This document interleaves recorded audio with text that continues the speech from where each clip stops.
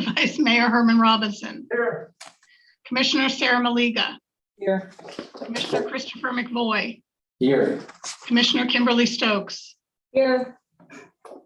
Thank you, and we are going to have the invocation led by Commissioner McVoy tonight.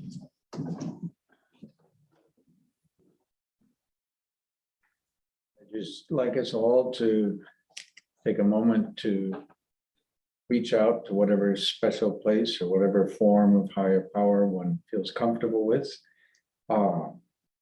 and give us up here all guidance and our staff all guidance to make wise decisions that are the best for all in the community, and to give folks strength to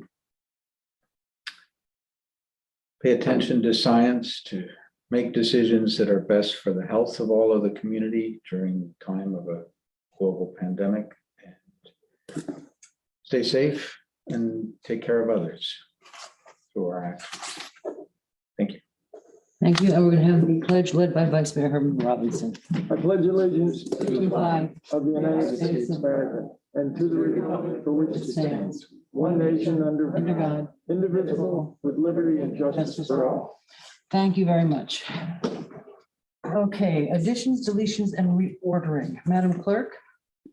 All right, Yes, I have a couple of things. Public hearing B, ordinances 2021-13 and 2021-14 regarding a flume and zoning amendment were deleted from the agenda. They will be heard at the October 19th regular meeting. And Run that one by me again. Where is that? I'm sorry. Hearing B. public hearing B, as in boy, should still be on the agenda, but also should be on the additions, deletions page. Okay. And So it will be, they will be heard on October 19th. And then new business D, the resolution 71, the intent to abandon, will be moved to be heard just before the public hearing. Hearing, now there's only one, public hearing A, and that's all I have. okay. I'm a little confused. All right, the new business A, is that I'm looking at the script that you gave me, so I'm a little confused. Does the script reflect the changes? It reflects that B, public hearing B was deleted. It reflects the change in ordering for new business D, moving before public hearing A, and anything else needs to be added now. Okay, and we've deleted the discussion on the, we're gonna get the, I'm sorry, we just came out of a meeting, folks, so we're just a little confused. We are gonna have the presentation regarding COVID and from our labor attorney, but we are deleting the discussion. And what item number is that? That's new business I will be deleted as well. Okay, this, can I get an explanation of why new business D was in that place and not in the reordering that is? which one is that? Well, we just need Yeah, I have to, an explanation of why it was under new business and not where it, I think, should be, where it is now. before the public hearing ordinance. okay, do we have, Respected Vice Mayor, it's still under new business. It is now new business D being heard before public hearing A. As we have frequently in previous meetings moved items, this is just another instance of that. They're paired together. right, Yeah, because without this bee flying. one is relying on the other. Right. Okay, now, Madam Clerk, I'm gonna look for some guidance from you, because I'm completely flummoxed by the additions and deletions, so I'm gonna look for your guidance. So, we are gonna first have a presentation. Oh, I'm Oh, we sorry. need a vote Oh, we have a vote to on approve the the, agenda. and I see the city attorney's got his hand up. I think what the clerk's trying to tell you is that the letter D dealing with the abandonment Yeah, right after the public hearing, because you have a quasi-judicial hearing first. I wondered. Depending on what you do in quasi-judicial, then you'll consider the abandonment. so we're doing D after, After A, after public You have hearing the A. public hearing A. But one relies on the I other. see it. One relies on the other though, so if we don't agree So to we do D abandonment, first. there's no reason to have the quasi judicial.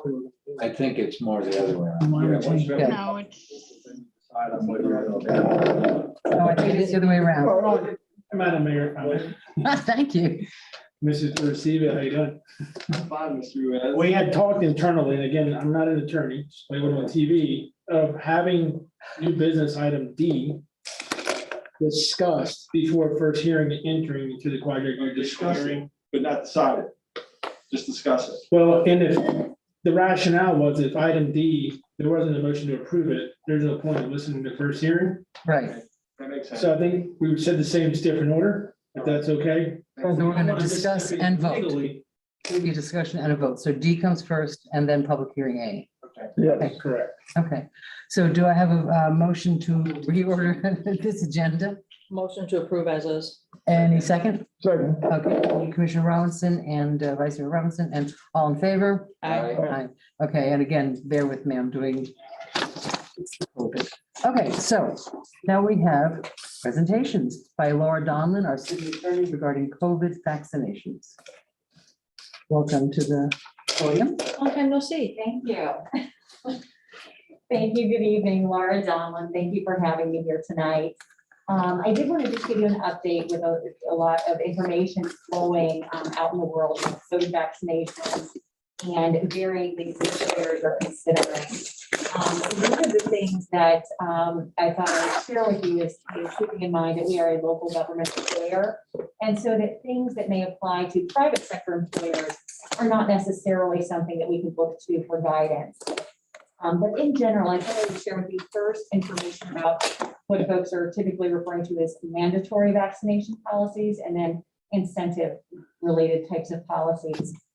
With respect to mandatory vaccination policies, there are some challenges in Florida for local government employers specifically in considering something like that. There is a Florida statute that was passed July 1 of 2021 that limits governmental entities in terms of requiring proof from persons regarding COVID-19 vaccinations, where that would limit their access to or entry upon or gaining services from the government.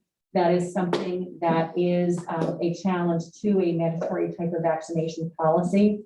Separately, there are some constitutional issues that have started working their way through the court system. And we recently just late September saw a decision coming out of a city in North Florida, really relying on a constitutional analysis with respect to strict scrutiny regarding mandatory vaccination policy by a local government employer, and it was held to be not enforceable.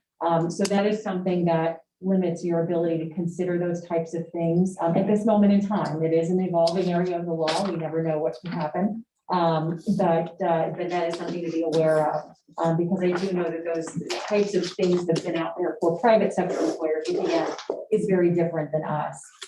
And certainly with respect to any policy, the city would always consider the overarching EEO laws, the Equal Employment Opportunity laws, and compliance with the Americans with Disabilities Act, and considering folks that might have religious exemptions and things of that nature. With that said, certainly varying local government employers are considering different types of vaccination incentives as well. With respect to local governments in the state of Florida, we do have to maneuver around and comply with certain statutes. We look at any time that the city is reviewing any type of policy. So with respect to those, certainly there are direct incentive types of programs, where employees show a vaccination card and then they have some type of reward for that. Those are things that varying local governments are considering. Additionally, there are considerations of policies and things of that nature. And so with that, I know that your staff is reviewing these types of things on your behalf.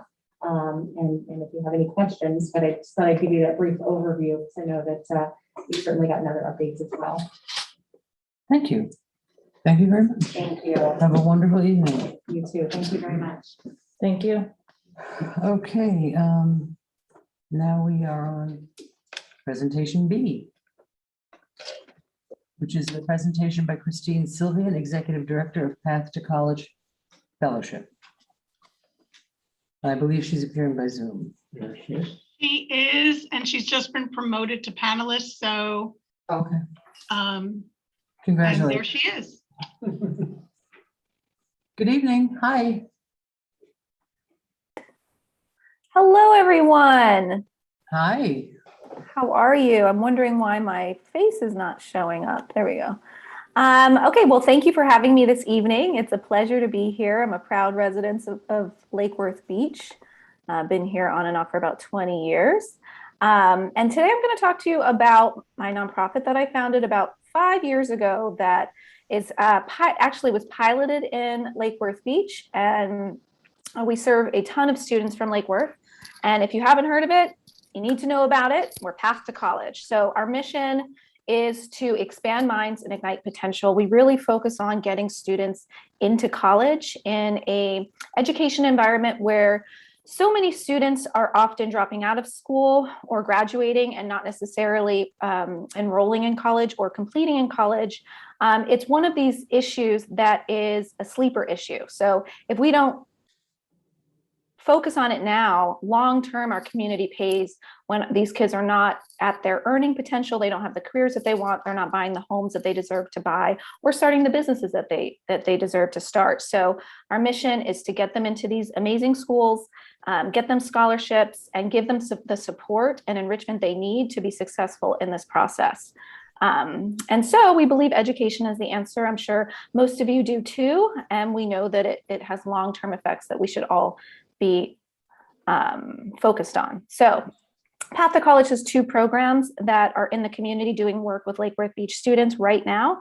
We have an academic fellowship program. It's our signature flagship program. It's a 3-year program. It's comprehensive. Every student gets a one-on-one mentor. We do SAT prep with them. We do college tours, one-on-one application and scholarship guidance and assistance. And then a really fun, robust leadership and career development program, which I'll tell you about in a little bit. But we also have outreach workshops where we do in the community 4-week workshops of college prep that is really hands-on. It starts with career aptitude, moves through the application, through the entrance exam, techniques and tips, and then through to paying for college. Right now, we're doing it in partnership with Palm Beach County Library System. And we also offer SAT prep in partnership with Mandel Library right now.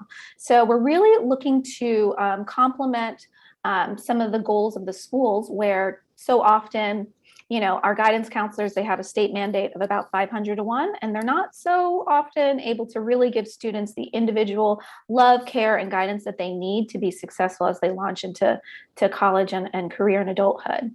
So I'm going to focus on our fellowship program today because it's really our signature program. And we work with students, many of them, they come from low-income backgrounds. First and foremost, we do not have a GPA guideline. However, we always say we want to work with students who want to do good and go far. Many of our students are English language learners. Their parents are often working multiple jobs and are not necessarily home at night. And we seek to augment their families' resources and provide support and join their village, so to speak. So I'm going to take a moment and just ask you to get to know our students. Can you still see this? Yeah. Okay, great. So I love, hear it from the horse's mouth. These are the Path to College students. It's so fulfilling for me to watch the whole process unfold. I meet the students often, they're unsure of how amazing that they are and unsure that they will be successful one day. And we just open doors. We challenge them and we remove their barriers and we see them succeed over and over and over again. We watch them succeed. We watch them open up. We watch their confidence bloom. It's an honor. Thank you, Path to College, for being my biggest supporter through high school. I meant to Missy Wilson make sure that I'm supported and acknowledged in everything that I do to make sure that I'm seen and I'm heard. College is the family that we never asked for, but the one that we got, the one that we're so grateful for. They provided us support and allowed us to get that little extra push that allowed us to get to where we are today. They all push me to work hard and stay motivated. That way we can go to college, become successful, and break out from the cycle of poverty. So thank you for that. I'm going to strive, work hard, and push hard for what I want to be in life. 70% of our students have been accepted into top-tier universities with full ride scholarships. We are so proud of their determination and hard work, and it is our honor to make sure that their dreams and ambitions are realized. I recognize that while I have no control over many circumstances in life, My potential, my work ethic, and my commitment to help others, if executed properly, guarantee my ability to leave this world a better place. I'm intelligent, courageous, resilient, and capable. From this moment, I vow to put my heart, soul, and intellect into every endeavor I attempt. With a grateful and grounded heart, I will leave an incredible mark on my community and lead an honorable life of meaning and significance.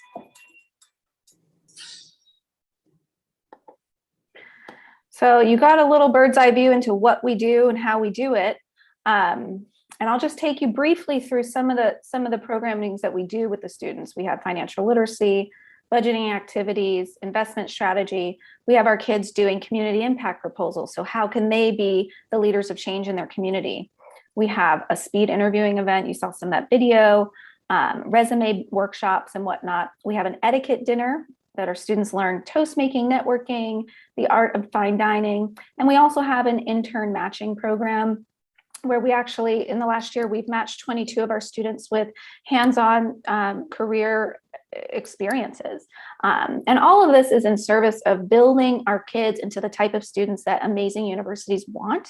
And so at the end of the year, we actually round out with our Education Fest, where we do a persuasive speech contest for our students. And we award the winner right there on the spot with a $500 scholarship. I'll skip this video because I know we're short on time and I want to be respectful of that. But I do encourage you all to kind of search Path to College on YouTube. We have a lot of videos that show what we do. And most importantly, our impact. Since starting 5 years ago, 75% of our graduates have been accepted into top tier universities. 70% of those students have gotten full ride scholarships. The remaining 30% of those students often have between 75 to 99% scholarships. Our fellows are applying at 200% the national rate. We have some really great improvements in confidence, the ability to communicate with adults, and managing time and responsibility. And so that's just a brief overview of our fellowship. We're still growing. And, I wanted to take the time to come down and introduce ourselves to this new city commission and our new mayor and just say, hey, that we're here. This is what we're doing. Our kids are doing service in the community. Many of you know me and have seen what we do in small ways, but definitely wanted to take the time. And so I appreciate you all giving me some time and space today. And I hope to work with you all soon. Thank you very much. Is this going on at Lake Worth High School? Yes, we're actually community-based, but many of our students come from Lake Worth High School. Okay, great. Thank you very much. Sounds like a great program. I would like to see something like this for trade schools as well. But that's a whole different program. But thank you very much for doing what you do and helping our kids, because we've got some great kids out there. I agree, and it's an honor. Thank you so much. I just wanted to say that she's been nominated for the community award for the Kiwanis Club of Lake Worth, and I love it. wish her good luck. And Wow, thank you. to thank you for realizing people's expectation of success, Yeah. and working on their becoming better adults. Your program is inspiring. It should be inspiring everybody. Thank you. Thank you, Commissioner Robinson. I think it's really important to note that students from low-income backgrounds are half as likely to even send in an application to college. And, as far as earning potential and social mobility, a 4-year degree is still the way to go to increase your earning potential by the largest amount. So it's a very important mission, and I really appreciate your support. Thank you, Christine. You got it. Thank you so much. Thank you. Thank you. Have a great evening. Thank you. Well done. Look, Christine. Okey doke. Now we have commission liaison reports and comments. Let's this week start with Commissioner Malega. Okay, lots going on. This Saturday, I attended the first NAPC meeting since being elected. They're now meeting live. There is no more Zoom option. So the NAPC is going to go forward with the Thanksgiving event that they normally do, which provides food donations to the local elementary schools.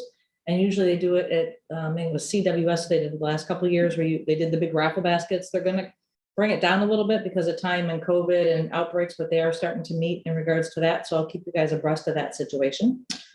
Lois Frankel and Felicia Goldstein, who is her liaison, have graciously been amazing to reach out to the Library of Congress and filled both needs for Barton Books and Lakewood High School.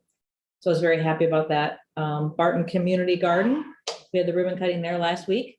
Thanks to Home Depot, PBSO turned an overgrown shrubbery area into a beautiful community garden with the kids. So they'll be able to learn what planting their own food is. They also did a tree dedication to one of their teachers who was slain, unfortunately, during COVID. So they weren't able to mourn. They took that opportunity to do that. So it was PBSO, Home Depot, the school board, and Healthier Lakewood Beach that put it together. And the garden is beautiful. If you guys have time, please go by and take a tour. The mayor and I were both at Meet Your Neighbor at the Hatch building last week. That was a pretty good turnout. Shot some hoops. And past Friday, we had the ribbon cutting for the Royal Poinciana Neighborhood Association Park, which has been years in the making. And I just want to say a big thank you to Public Works, Leisure Services. They put a great event together. Thank you to Herman Robinson for coming and attending, and the mayor was there as well. Our Savior Lutheran Church, we want to thank them for selling the property to us. PBSO donated 25 soccer balls. Healthier Lakewood Beach gave over $25,000 in grants. And of course, Royal Poinciana Neighborhood Association was very busy. So it was a huge success. There was Great. county officials there. I mean, it was great. It was So big. I was very happy about that. Yep, thank you. And we're going to go now to Commissioner Robinson, Vice Mayor Robinson. We're going to jump around tonight. Yeah, okay, Caught him off guard. Thought I did. Poinciana Park was really a great example of teamwork and cooperation among different agencies. I thought it was a great example of what we can do when we work together. Bryant Park is still having their music on Sundays. Hispanic Heritage Month is this month, and recognizing their contributions to our country. Homecoming for the Trojans is coming up, the 22nd, the end of the month. The band competition is still competing and winning awards. I want to thank the Lake Worth Herald for printing an article from 100 years ago that seems to be today's news, minus Chamber of Commerce, but everything else is new again. It's old again, new again. And just to say that, we are still losing people. People are dying from this COVID. And if you haven't gotten a vaccination, please do so. Consider others when you're doing it. Thank you. Thank you, Commissioner McBoy. I'm just taking everybody off guard today. Jump around like that. All right, we will go. As Commissioner Robinson mentioned, there still is music at Bryant Park. Karim and I attended on Sunday and enjoyed it. The article that was 100 years old that Commissioner Robinson referred to as being the same as now, I was not present in that article. I just want to clarify that none of us up here were at that point. Hispanic Heritage Month, Karim and I have attended a number of events. There was one for elected officials in Palm Beach County, just to get people together and draw support to the contributions that the Hispanic community has and is making in our county and in our country. Gracias a ellos. There was also the Florida, in relation to that, the Florida American Hispanic Chamber of Commerce had an educational awards ceremony. last week sometime, we attended that. A number of students and a teacher from St. Lucia's, I believe, were recognized and awarded. That was very positive. There was also an event that has happened for a number of years. They said it was the 10th year, but I think it's been more years, but I'm not remembering. The Guatemalan Maya Annual Festival at Bryant Park is always one that I enjoy a lot. We were able to attend a portion of that. On this past Saturday, a number of organizations came together in the parking lot of the Glades by the church, no, Church by the Glades church, and provided services for the homeless, generally houseless. There's Tim and Kate have a mobile shower program. They also have a mobile laundry program, so they bring a trailer along, make that available for people. Really great contribution. Colleague of mine and friend of his were doing pizzas for all. There was some clothing exchanges. There were foods supplied by Restoration Bridge, I think it's called. Several other organizations, and it was Commissioner Stokes and I both manned a table there just as a way to be there as a presence from the city and learn also from both the providers and people in that situation of a bit more of their needs. So that I found that very helpful. I also have an ongoing involvement with the Tiger Territory Garden across from North Grade High School, and want to thank, they're not here right now, but I wanted to thank both Brian Shields with the water utility and Ed Liberty, who are helping out with making water and electricity available to that. So thank you for that support. And I think that's enough. All right, thank you. And just picking up the Church by the Glades. I'm Commissioner Stokes. Go ahead. I'm so excited. Yeah, well, the only thing I really wanted to talk about was the experience that we had at the Church by the Glades. So I appreciate our staff setting up a tent for us to man. We were there from 10 to 2, so for 4 hours. And once you know, one couple or one person who's unhoused comes and talks to the city and knows that we're listening, they just kept coming through, and it was actually a very emotionally draining experience for me. Like, I didn't do much else that weekend. Hearing those stories, and I'm sorry, like begging for Tent City back. Like Tent City was their paradise because they knew they could take a shower every week. They knew they were going to get one meal every day, and they knew they could sleep through the night without getting woken up and having to worry about their things. So it was very draining, but I did walk away with some things from various organizers and from the people themselves as ways that not necessarily the city can help, but things we can advocate for them. Transportation is a huge issue for them. Trying to get around, trying to get to the labor pool, which the jobs don't pay enough. And they asked if they could just have 2 nights of relief in a motel, just a break. They just wanted a break from that life. I mean, nobody out there that I talked to is particularly happy with their situation, wanting to stay there. So it was hard work, even though I didn't do anything, but it was necessary work.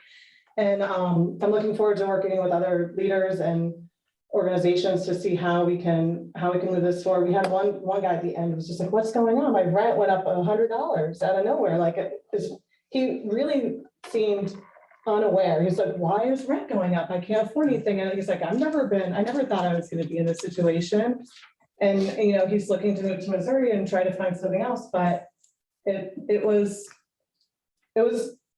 a good experience, but it was rough. So I appreciate all the people that are stepping in to help the unhoused and provide what little support and relief that they can.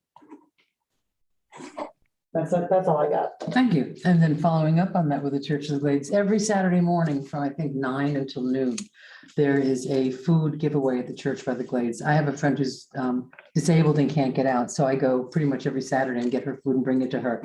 And I have to say, it's a wonderful experience. It is non-judgmental, and I believe they do the showers once a week. I mean, that's something, I mean, I live right across the street, so I see that stuff going on every week.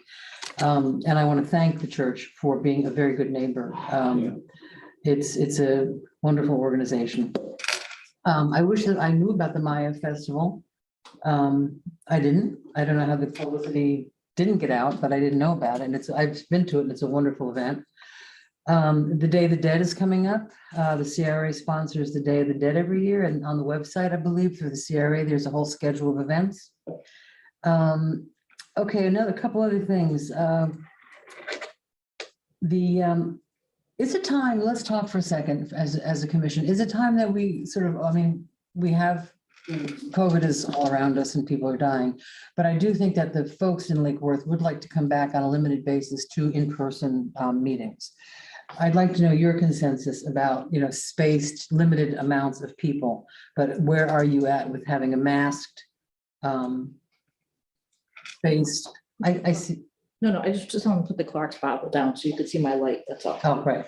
Open it up a little bit to the public. I mean, there are some people that really do like to come in. So are we, what's our feelings about that? You have your light on, but I don't know if it's about something else. I think that as long as they're mask wearing and we socially distance, I loved when we had the public here. I think that not everybody has Zoom or knows how to use YouTube or log on. I originally put my light on because I just forgot to mention that October 16th from 10 to 2 at John Prince Park, the Guatemala Consulate, or the Guatemalan Maya Center, Healthcare District, Commissioner Maria Sachs and Congresswoman Lois Franco are having a consular ID event at John Prince Park, October 16th, for IDs for the what's that? For Guatemala and El Salvador, Yeah. those two countries. So I just wanted people to hear that, to know that's happening. But I'm in favor of bringing it limited back. And I met with the Guatemalan consulate recently about the ID, about a number of issues in the ID. Hopefully that will allow people to get, one of the purposes that I think the ID is important is that they can open up a bank account. Yeah. Because it's well known that in our community, they cash their checks on Friday and they're like walking ATMs and they And if can't they really get hurt. report it to what? And if they get hurt, nobody knows who they are. Exactly. You know, And it's- so they can't report to the police because they're undocumented. So I think that's a big help. And there's also, in that regard, the county passed the community ID program through legal aid. So that will be another avenue, Great. both for that community and for homeless and for seniors, folks that all can benefit from an ID that may have difficulty getting it otherwise. Okay, I'm going to reclaim my time, but no.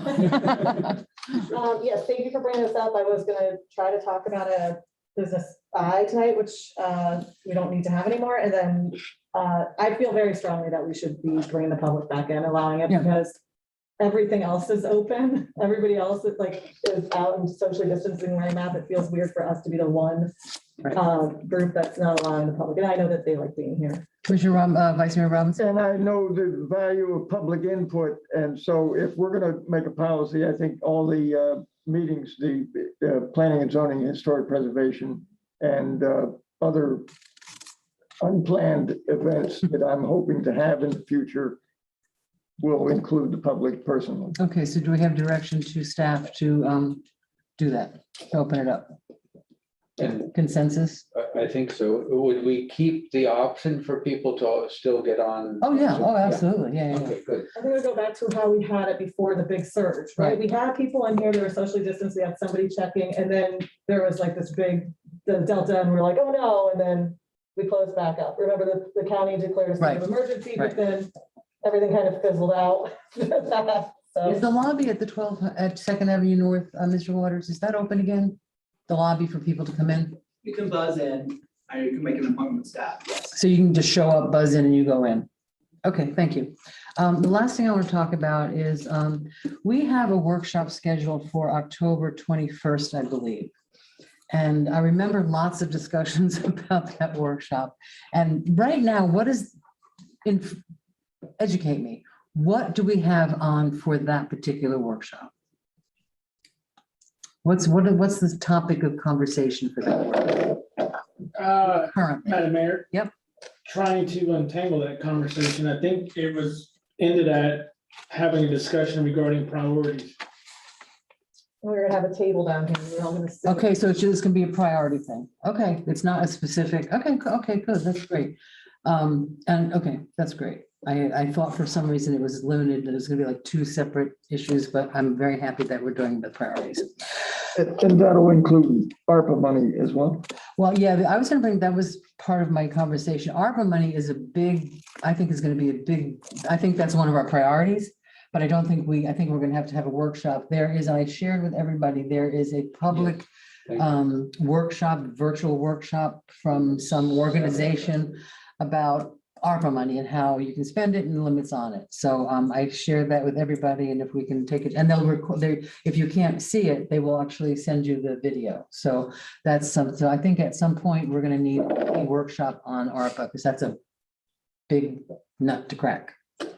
So anything else?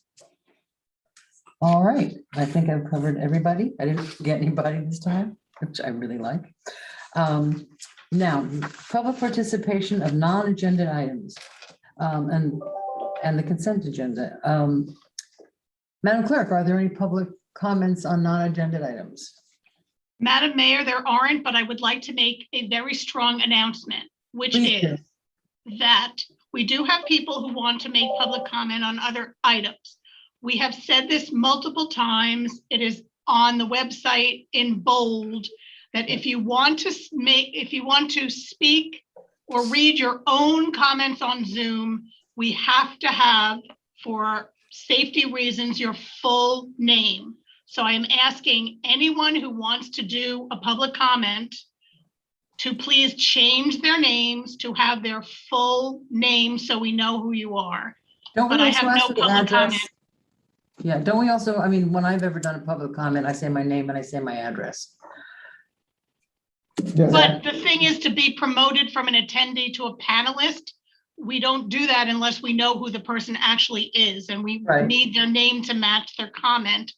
And let me just say that anyone who submitted a comment saying they wanted to read their own comment, I took the time to email every single person back and tell them that their full name had to be on Zoom and had to match their public comment so we knew who they were. So I went out of my way to email everybody. It's on the website. I'm now making an announcement. So please, you can change your name. You can rename yourself to have your full name so we know who you are. And so we're saying we want your real name. First and last. The Yeah, name first. that is submitted that they want to, that they request to read their comment, Yeah, that name has to match the name on Zoom so we know who they are. right. And I think my point is that we're asking for like their real name, Yeah, not some not other name. some other made up name. But I think I want to be clear. I think what you're talking about in part, City Clerk, is when people show up on Zoom, their name comes up. But for instance, I have no idea how to do that on my computer or my phone. I've never tried to change it. I have no idea what comes up. I assume it's me, but it might not be. I don't know. And I don't know Well, how to see it. Yeah, the way I could do it is in the top right corner of the box where I see myself. I can mute myself, and then which shows up in blue. And then next to that are 3 dots in blue. And if you click on that, it says rename.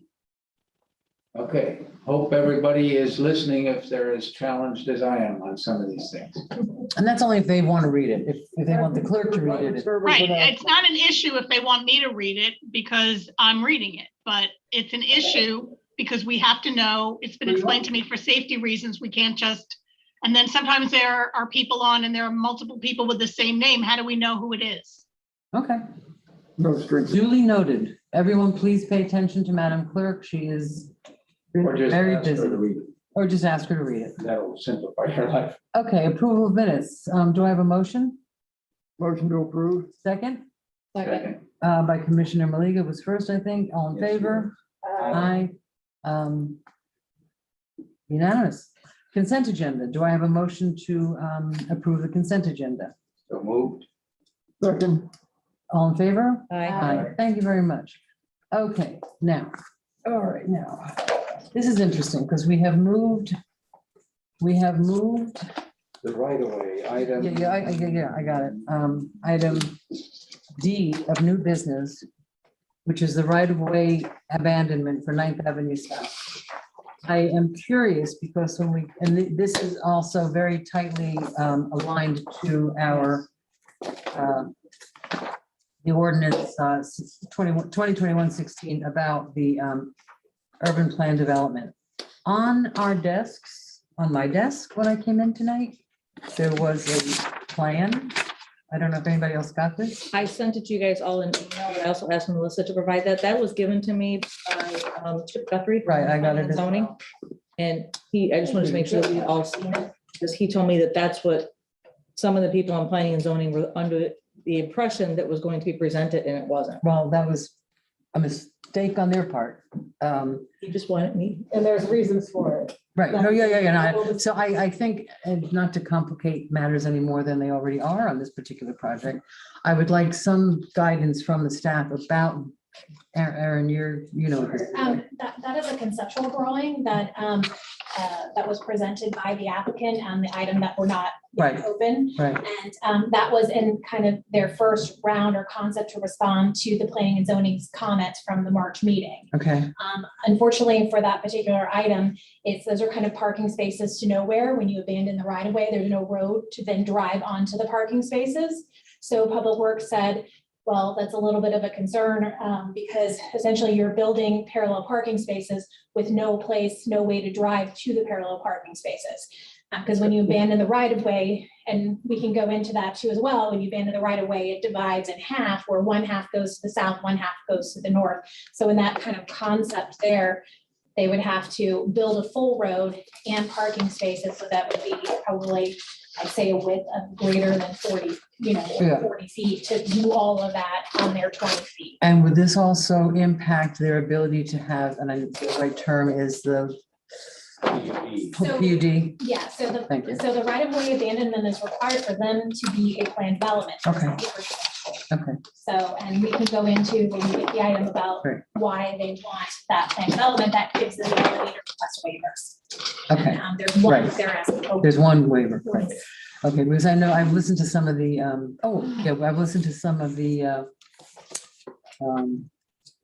planning and zoning meetings, and there's some talk about the people and the developer on the other side. He improved the alley, but he had to so that folks could get into their Yeah, garages. that's the drive access aisle Right, to the, and right. to So the. it's not really a fair comparison. Okay, so, and I see your light on, I'll just be there. So what this is, and I'm just gonna read it, well, you're gonna read it, you're the staff, what am I doing here? Thank you, Madam Mayor. For the record, Aaron Sita with Community Sustainability. So the item before you, it's called an intent to abandon. This is approximately a 40-foot right-of-way section. It's between just south of, it's called 9th Avenue South, and it's between the alley on the east side of South End Street and Federal Highway. And if you can pull up that location map, this is just kind of a rough map.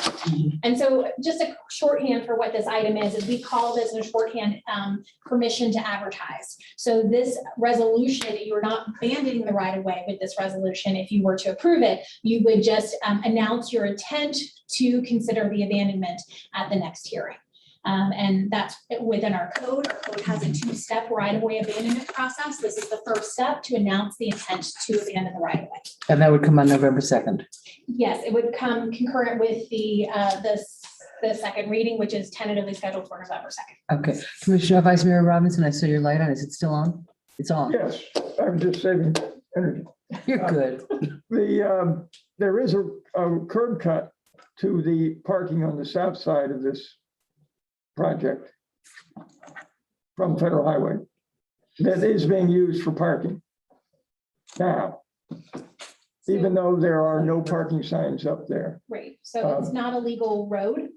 So if people are using it, it's not an improved right-of-way. Correct, but as the latest proposal, and I don't want to use the word bait and switch, but when we talked about abandoning it before, there was usage for parking there, and now there's not. So I feel that we went down the road of some public benefit to give the right of way, and now we don't have any public benefit for the abandonment of the right of way. And you're saying half of the right of way is being used for the project? What good is the other half? And, you know, and I just, goes to the- and we wouldn't and the other thing is we're being offered a project that requires us to give away a right of way. And we don't know what the future is going to be. And we don't know if, I honestly don't know whether this project is going to move forward, whether another type of development would go there that would utilize that right of way as well. So the right of way abandonment is really a concern for me. It's public property, and I feel that the worthiness of the program has gotten ahead of the developer. And if this was a normal development, I think we would be looking at this application entirely differently than we are now. You know, we're allowing something to be proposed that really wasn't at the top of the neighborhood or even the city's desires for development. This is going to be the first development on South Federal Highway, and it's probably the least, and I in no way want to denigrate the program, but the least attractive project that could be considered there. I'm disappointed at the struggles that we've had on the site plan and the architecture to get to this point, and it still leaves a lot to be desired. So those are my comments for now. Thank you. I have a question. How long does the city, has the city ever expressed any intent to do anything with that branch of, because from Federal Highway to the alley is what we're talking about. But my understanding is from the alley to the next end street is also just undeveloped and used sort of casually. To treating grass. Absolutely. So certainly that's within your scope this evening. If you felt like you wanted to amend the resolution, and include the other segment to abandon as well. No, my question is just the reality of how long has this been, like, you know, this people are using it to park, and I understand that, and they're not going to be happy if they lose that. But the city has no intent, I don't think, to improve the alley or to use it for any parking. Can I have some? There is no intent. Not now. Not now. Okay, well, it's been empty. Or it's never been done. It's no planned intent to improve this Right. alley. This particular right of way doesn't go all the way through to Dixie Right. Highway. And so this is one of the segments that has been identified that could potentially be abandoned. And the other 20 feet would go to the new Sungate Motel? Yes, Okay. right of way is held in trust to the public. So when you abandon a right of way, it's held in trust by the adjacent property owners. It automatically goes back to the original property. Okay, and I'm gonna just ask a couple more questions before I call on you guys. The city has abandoned right of ways before. Yes. I mean, this is something. Revocable. What? Revocable. No, abandonment is not a revocable permit. That's different. And for a fact, we have actually abandoned right of ways, Yeah. a revocable permit. Director William Waters, Community Sustainability Director. The very first project I was tasked to do when Susan Stanton was here in 2010, which was approved in 2011, was the abandonment of an alley for TD Bank. Mhm. We have abandoned alleys for Hammond Park. We abandoned alley for the Starbucks project. You approved the abandonment of an alley for Lakewood Apartments just a few months ago on 10th Avenue North. I'm driving around the city. We did one. And these are abandonments, not revocable We permits. abandoned a right of way on North Lakeside Drive that was an extension to the golf course that has sort of been viewed upon as being half of each property owner to either side. That was not done through a revocable permit. So I think that one was 20 feet to each property owner. There was no development associated with that at the time. And I believe that lot is still vacant. It has gotten approval for a new home. Sorry. Well, you've done quite a list. So the answer is yes. The answer is yes. My next question was along those lines are, how long has this lot been open in, and I've lived here a long time, and as far as I can, I don't remember what was there before it became an empty lot. I don't recall either that there's anything ever been developed on that. Yeah. Thank you. Commissioner Maliga. So I drove the property again today, and while I love the project that's attached to this, and some of the key points to it, I personally feel that if we're going to give away and abandon something, that I'm gonna go with Commissioner Robinson, we need parking. And to me, it didn't make sense when I walked it today, why we wouldn't request this potential person to pave the entire 9th Avenue to N Street. So now we have a better flow of traffic in and out of that alley, because everybody to the north of this property uses that alleyway to get in and out of their buildings. To the south of it, it's just overgrown grass. And then if you look to the west towards N Street, there's a tree and some grass. Yeah. So it doesn't make sense to me why we would abandon an alleyway, give up parking, and have them only, put down concrete on 3/4 of it. Why wouldn't we just have them run the entire length to N Street? I don't think, if you look at I could be wrong. Let me just look at the plans. I don't think they're gonna pave it. I think they're gonna have grass up until that. Mr. Waters or Aaron. To the quasi-judicial portion of the request, which is a discussion of the site plan that's proposed. Okay. So let me rephrase that. We might need some advice from our city attorney. Let me rephrase it. I would be in favor of only abandoning right away if we have a pavement done from one side to the other for the flow of traffic and for parking that should be accommodating. When it is abandoned, it becomes private property. The requirement that there be buffering between adjacent property and another if there's either parking or a driveway. Can't fit the required 5-foot drive aisles and parking. My understanding is that the project will be landscaped. I mean, that half of their 20 feet will not be paved and concrete. It would be, it's landscape. Yeah, we're getting into site plan. Right, it's a little tied in. I mean, it's hard It's to, very tied in. it is. Because to me, we're still leaving something, we're giving away this much and we're leaving 40% behind that. Well, we're giving it to the new Sungate Motel. But what about the other half of it that's between two houses that has a tree and grass growing towards? No, we're only, this only anticipates going from the federal highway to the alley, not all the way through. Right, that's what I'm saying. So what do we do with that other part that just goes to N Street? But now we just have a parcel that's just left out there with. From end to the alley? Mhm. I mean, that's been that way for, I think people just sort of use it as their sort of big yards. It's never, again, there's never been an anticipation to improve it at all.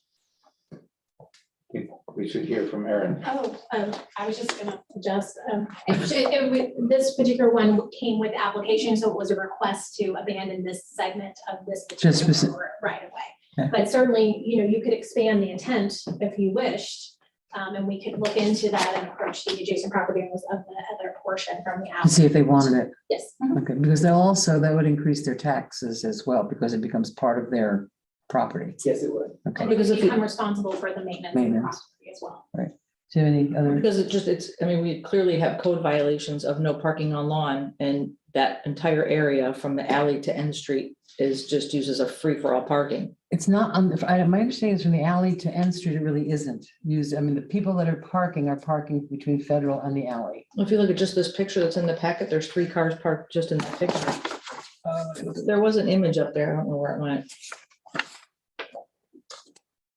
Oh, that's not it. Yeah, it's just It's the general. green spot, but- Yeah, no, in the packet, there's a picture with cars parked. Oh, on the other side from Commissioner McVoy? I think we've all alluded to that the abandonment of the 9th Street is very tied to the Lord's Space project in the empty lot. And I was approached by Juan Conton from PNC, who said, look, I think there are ways to resolve this between the Lord's Place and at least the concerns that he had heard at PNC, or I don't know the exact details, but he seemed to think that it was possible to sort this out in a way that would allow the Lord's project to move forward and keep at least a fair amount of the community's concerns addressed.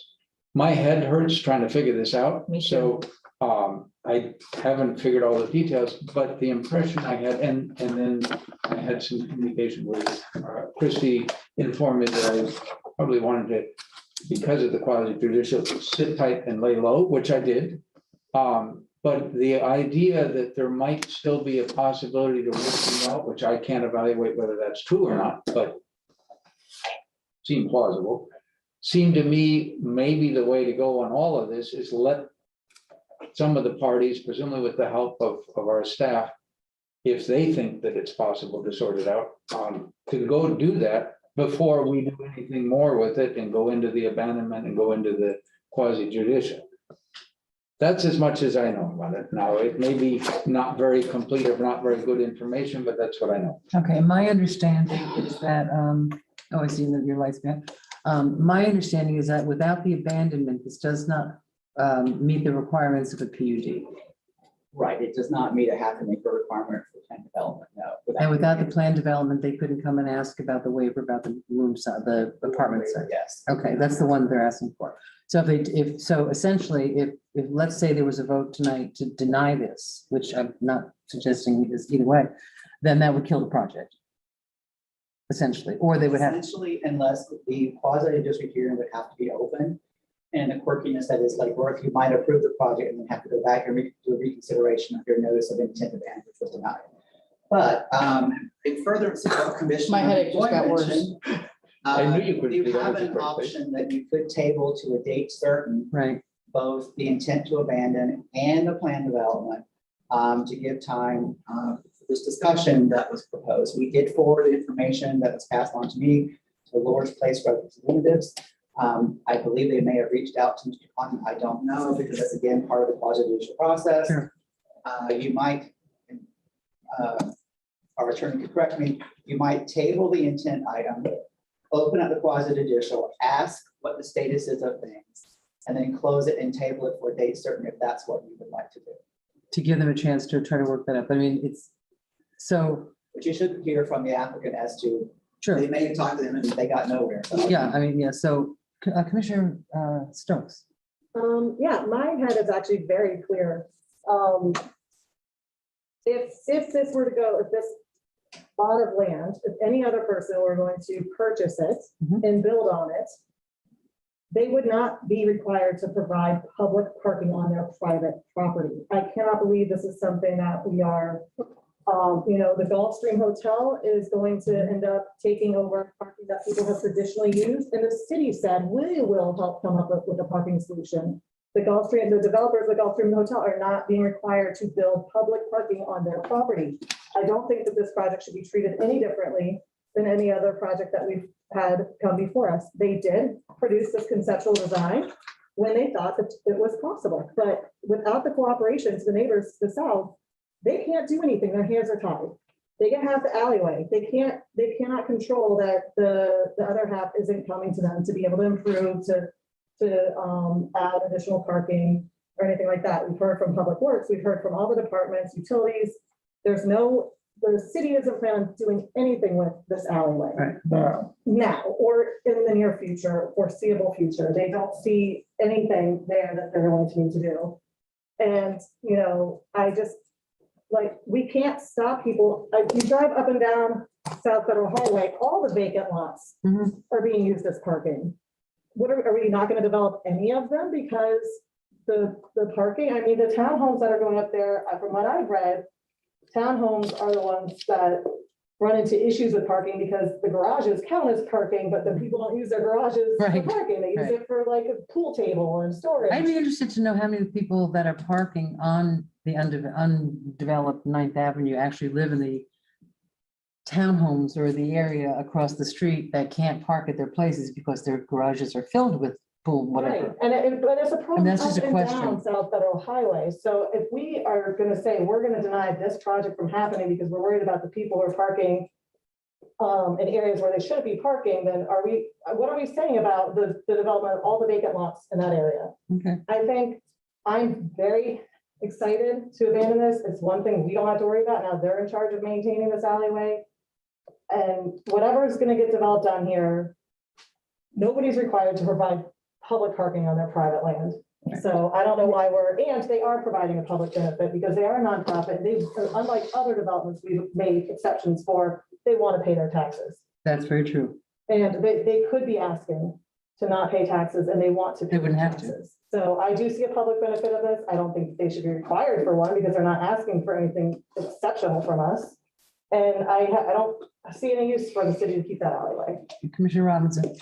The reason we're talking about private property is because they're asking us to give it to them.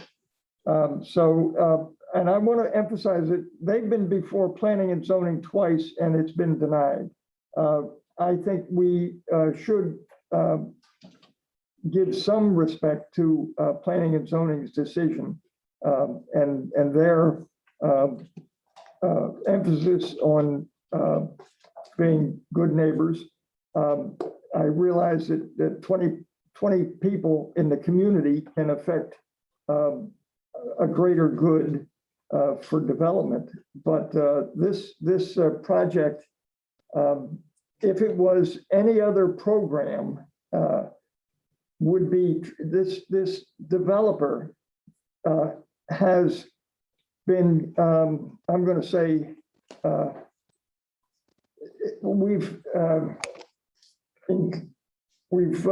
don't want to say kicking and screaming, but we've worked, I think, very hard to make this a better project than it was originally.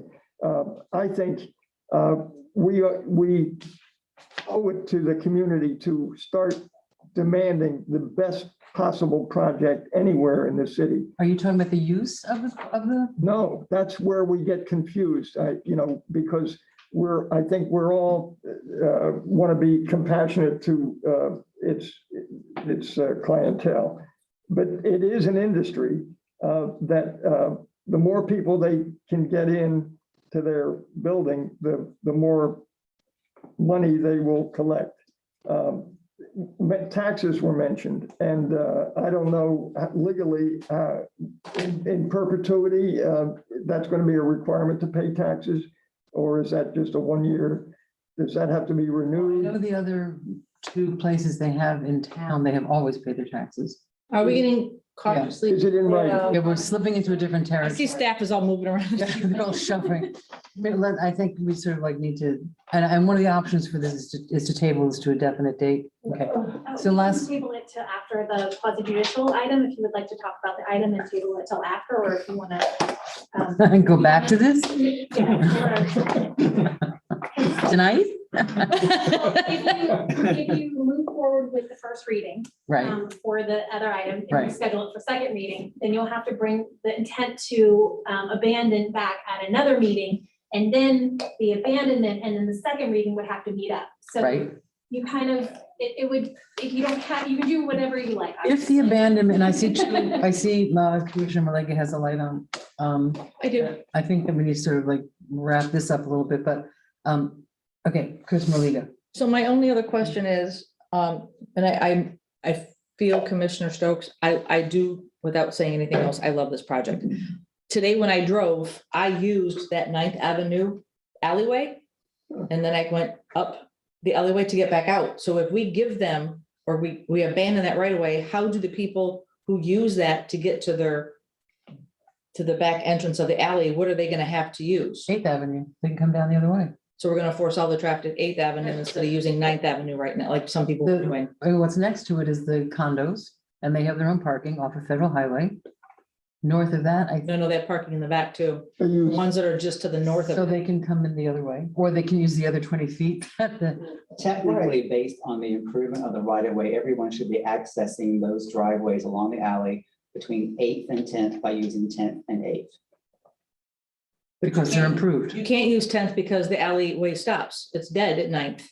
There's literally, there's a wall and there's grass and trees. You cannot go down that alleyway going southbound. So technically, they can't use that. I mean, unless they have an off-road truck like Juan has, then you might be able to get through. Off-roading.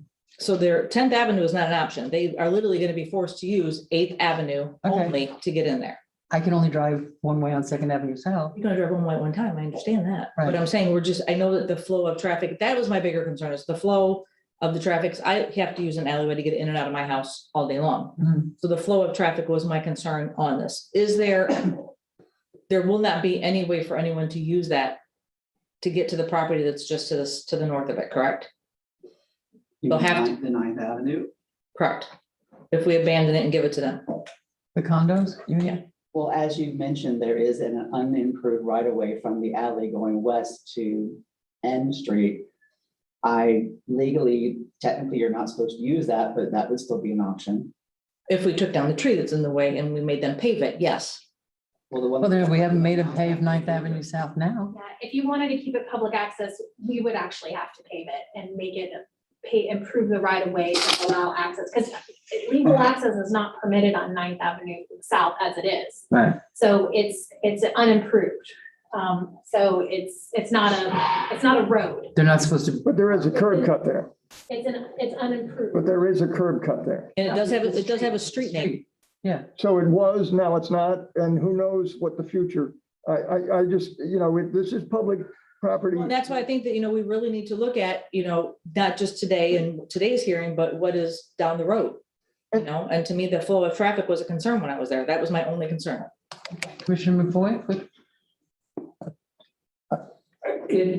One of the items that strikes me is, it sounds like there are some things that maybe the city ought to do to help address the overall. It might be paving from the alleyway to N.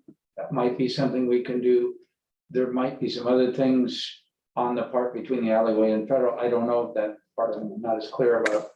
I know that when we put in, I want to call them greenways on some of the alleys in the past, there were issues because those alleys were used as access to people's garages and things. And I have no idea whether they're strictly totally legal or not, but the city wound up making some creative solutions. I see Joan nodding on that.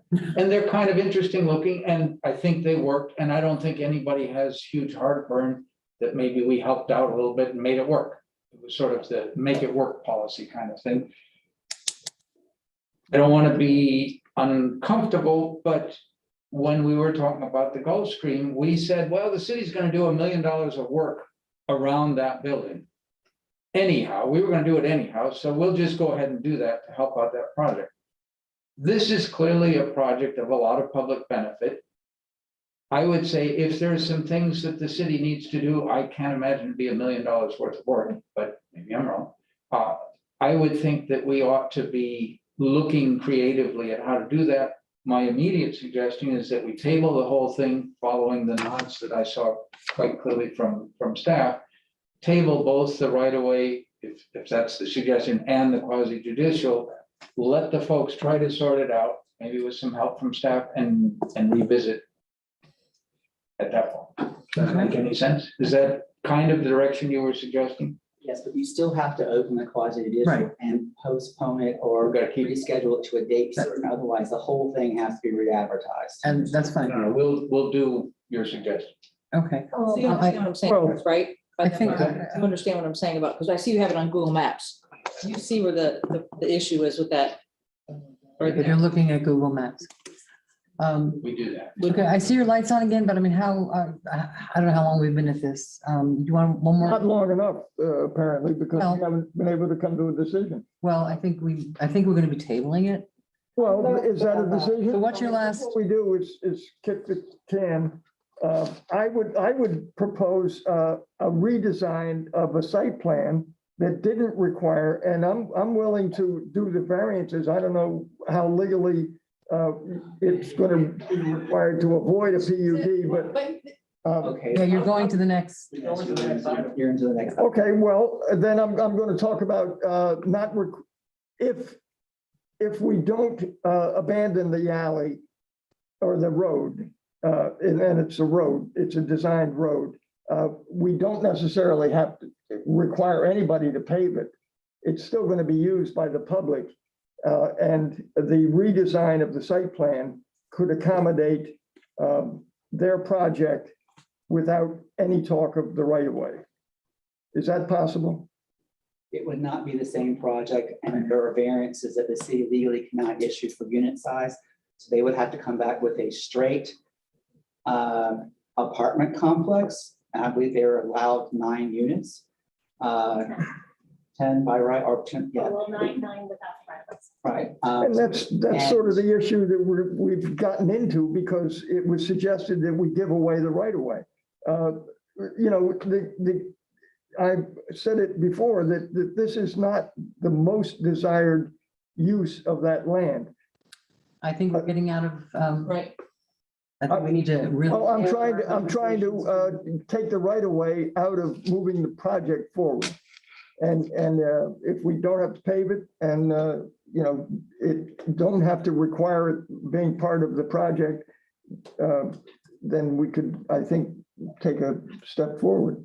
I would like for us to consider tabling this discussion for now about the right of way, but, you know, I did watch the planning and zoning meeting where they heard this, and I have been following this project, and they have done several iterations, and I think that they deserve to have their chance today to talk to us about the work where they started, what they've done, how they They will. went up here, We'll get that. rather than just tabling the whole thing and telling them to just come back later. I Well, think. we have to open it up anyway, so So when that's, we open it up, we're not just gonna open it up and then not hear all the public comments that are here and then close it right away? I think we should, there's a lot of, I'm sure there's a lot of, The public hearing open Yes, for the okay. quasi-judicial. You have gone all over the board with issues that are related to that. So I make a motion to table this conversation. Right. okay, to a specific table to have to. Well, you can just table it for the moment. And I'm making a motion to table this conversation. Okay, New business D, second from Commissioner McBoy. new business D, sorry. Till the Did I hear day, you second it? Until Yes, I after did. the other conversation, What? or we're tabling it till after we open up the. We're gonna figure that one out. Yeah, so- To the- You would, if you just table it, you would have to then make a motion to reopen it after the conclusion of the next agenda. Okay. So I'm Or making we a could motion table it to- to a different date. If You you, could at that point. Okay, So right now you're just tabling. we're just tabling it for A now. little bit of time. Okay, all in favor? Aye. Okay. Okay, now, we're on the quasi. Sorry. That's okay, no. We're on the quasi judicial part of this now, and I'm gonna go back in our agenda. And this is ordinance number 21-16, an ordinance regarding 825 and 827 South Federal Highway. Do we have, now it's quasi judicial, so I have to go through each person. Commissioner Malega, I'm going to ask you, this is a quasi judicial hearing, and the hearing must be fair in 3 respects: form, substance, and appearance. So Commissioner, I'm going to ask you 4 questions. Do you have a demonstrated bias or prejudice for or against any party in the hearing? I'm sorry, can you do that again? Sure, and everyone listens, so I don't have to do this each time. Do you have a demonstrated bias or prejudice for or against any party in the hearing? No, Do you have a direct or indirect monetary interest in the outcome of the hearing? no, Have you had any campaign contributions from these folks? no, Do you have a prejudgment of the issues prior to hearing the facts on the record? no, Have you had any ex parte communications, personal investigations, or campaign contributions to disclose? no campaign contributions. I did visit the site again today with Chip Guthrie from Planning and Zoning. And I did have a Zoom with the lady from Lord's Place, Burkle Place, cannot remember her name right now. Val? Something? Something, it's on my calendar. But we- Her name was. Okay, Commissioner McVoy, do you have a demonstrated bias or prejudice for or against any party in the hearing? No, Do you have a direct or indirect monetary interest, including campaign contributions? no, Do you have a prejudgment of the issues prior to hearing the facts on the record? no, Do you have any ex parte communications, personal investigations, or campaign contributions to disclose? no campaign contributions. I have communicated with the Lord's Place people probably about 2-3 months ago. So in a previous installment, I couldn't tell you the exact date. Okay, have you gone to the property and looked at it? No, Okay, look at it on Google. okay, well, that's a personal investigation. Okay, Commissioner Stokes. Do you have a demonstrated bias or prejudice for or against any party in the hearing? No, Do you have a direct or indirect monetary interest in the outcome of the hearing, including any campaign contributions? no, Do you have a prejudgment of the issues prior to hearing the facts on the record? no, Do you have any ex parte communications, personal investigations, or campaign contributions to disclose? no campaign contributions. I have talked to 2 or 3 different people from the Lord's Place once a while back today for 30 minutes. Anybody else? Okay. Commissioner, Vice Mayor Robbins. Can I answer no to the first 4? And yes, I have had ex parte communication with the Lord's Place several times. And anybody else? Have you spoken with neighbors and friends? Planning and zoning members and the community You have, at large. you have. Yes. Okay. Okay, for myself, do I have a demonstrated bias or prejudice for or against any party in the hearing? No. Do I have a direct or indirect monetary interest or campaign contributions? No. Do I have a prejudgment of the issues prior to hearing the facts on the record? No. Have I had any ex parte communications, personal investigations, or campaign contributions to disclose? Ex parte communications, I did write a letter to the Planning and Zoning Board, I think it was the beginning of August, in support of the project. Didn't have anything to do with the site plan, it was just the project itself. I have spoken with Chip Guthrie. I have listened to the couple of planning and zoning meetings. I have driven by there 100 million times. Ex parte, and I once visited months and months ago. I visited Burkle Place 1, which is on South J Street, and met with the people that run it and also some of the residents there as well. So although I have been in favor of the project in terms of the specifics of the site plan and everything else, I am the jury, we are the trier of fact. So, and no campaign contributions. Excuse me, Madam Mayor, it was Carrie Diaz that I had a Zoom with. Okay, I don't even remember the name of the lady that I met with. And I want to say that I have visited the original Lord's Place. The Burkle Place? Yeah, okay. Commissioner Stokes? I have a question for our attorney, just because these questions, we've never had to answer these kinds of questions before, and We've done it more casually. We've all said that we think that the Lord's Place does good work. Right. You know, we've all said that. So I don't want anyone later to come back and say, oh, there's a difference between thinking this place does good work or I have this like unmovable bias. So it's You're correct. You don't have, you can say it does good work, but still not be biased. right, This is a development issue, right. Okay. not a program. So we have fulfilled the obligations of a You've quasi-judicial. done an exceptional job of fulfilling obligations. It was the script I was given by Madam Clerk, and I very much appreciate. Madam Mayor, Yes, ma'am. you do have one more question to ask. It's not on the list you gave me. It What's should the- be, because I'm reading it right now. If a commissioner answers Based on yes your to, response, okay, all right. And I guess it's to me, because, okay. Based on your response, if you answered yes to anything, and we all sort of answered yes to the ex parte, based on your response, thank you, Madam Clerk, keep me in line. Based on your response, are you still able to serve as an impartial hearing officer and make your decision based upon the facts on the record? Yes. Yes. Yes, yes, from everybody. Okay, thank you very much, Madam Clerk. So all those giving testimony, please rise up, raise your right hand, and prepare to be sworn in. And is there Madam Clerk? somebody, yes, so all those giving testimony, do you swear or affirm that in this proceeding, you will tell the truth, the whole truth, and nothing but the truth? If so, please say yes. Yes. Is anyone from the project? Is anyone from the project here? Yes, I believe there are. And But they're Zoom only? yes, they're all on Zoom. So as you testify, please state your name and address for the record. And if you are representing a party, please also state who you represent. Thank you. And we need the ordinance read by our august city attorney. I was almost born in that small town. August, really? Ordinance number 2021-16 is an ordinance of the City Commission of the City of Lake Worth, Florida, amending the official zoning map by improving the creation of a residential urban plan development district located at 825 and 827 South Federal Highway. 0.53 acres. More particularly, it's FH zoning district with a future land use designation of mixed use east and west, subject to specific development standards set forth in Exhibit B, and conditions of approval set forth in Exhibit C. Approving a conditional use permit and approving a major site plan for the construction of a 7-unit residential urban plan development. There are several conflicts and an effective date. Thank you. Well done. So the other, the project is only appearing by Zoom? Yes.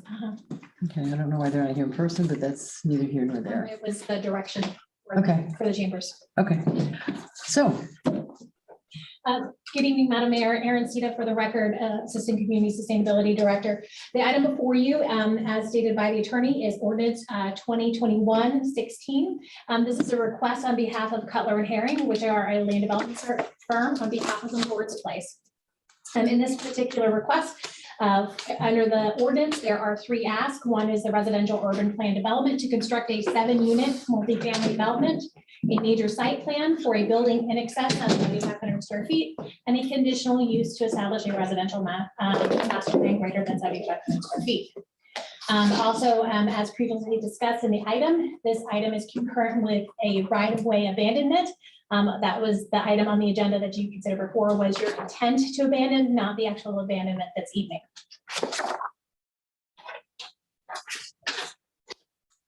So here is the general location. It is generally located on the west side of Federal Highway, just north of 9th Avenue South. There are existing conditions. If you go ahead and go to the next slide, please. You can see that it's a vacant lot. So. Can I ask a question about the previous slide? Mhm. It indicates, or it appears that that red line doesn't represent the giveaway of the right of way. Oh, I'm sorry. That was, I should have adjusted the line down. The overlay was on. So that would, you are correct. It should have included the northern portion, northern 20 this is the parcel map, so it shows the existing zoning district. So the right of way doesn't have a zoning, so that's why it wasn't selectable in the GIS layer. So in fact, your red line should be down the middle of that. Yes, Commissioner, that's correct. but it is on your location map. It is on the location map, and like I said, that's a quirk of our geographic information systems layer. We don't, it's not a parcel, so it's not selectable for, and this is a zoning map. So it's a selection of the zoning map layer. So that's why it didn't show up, but we'll make sure if this ever happens again, we'll make sure that we draw it in with our GIS folks. Well, I don't want the perception that that's the plan. You're correct. So the existing conditions are that it is vacant. If you can go ahead into the next slide, and then of course we have a bird's eye view of the property.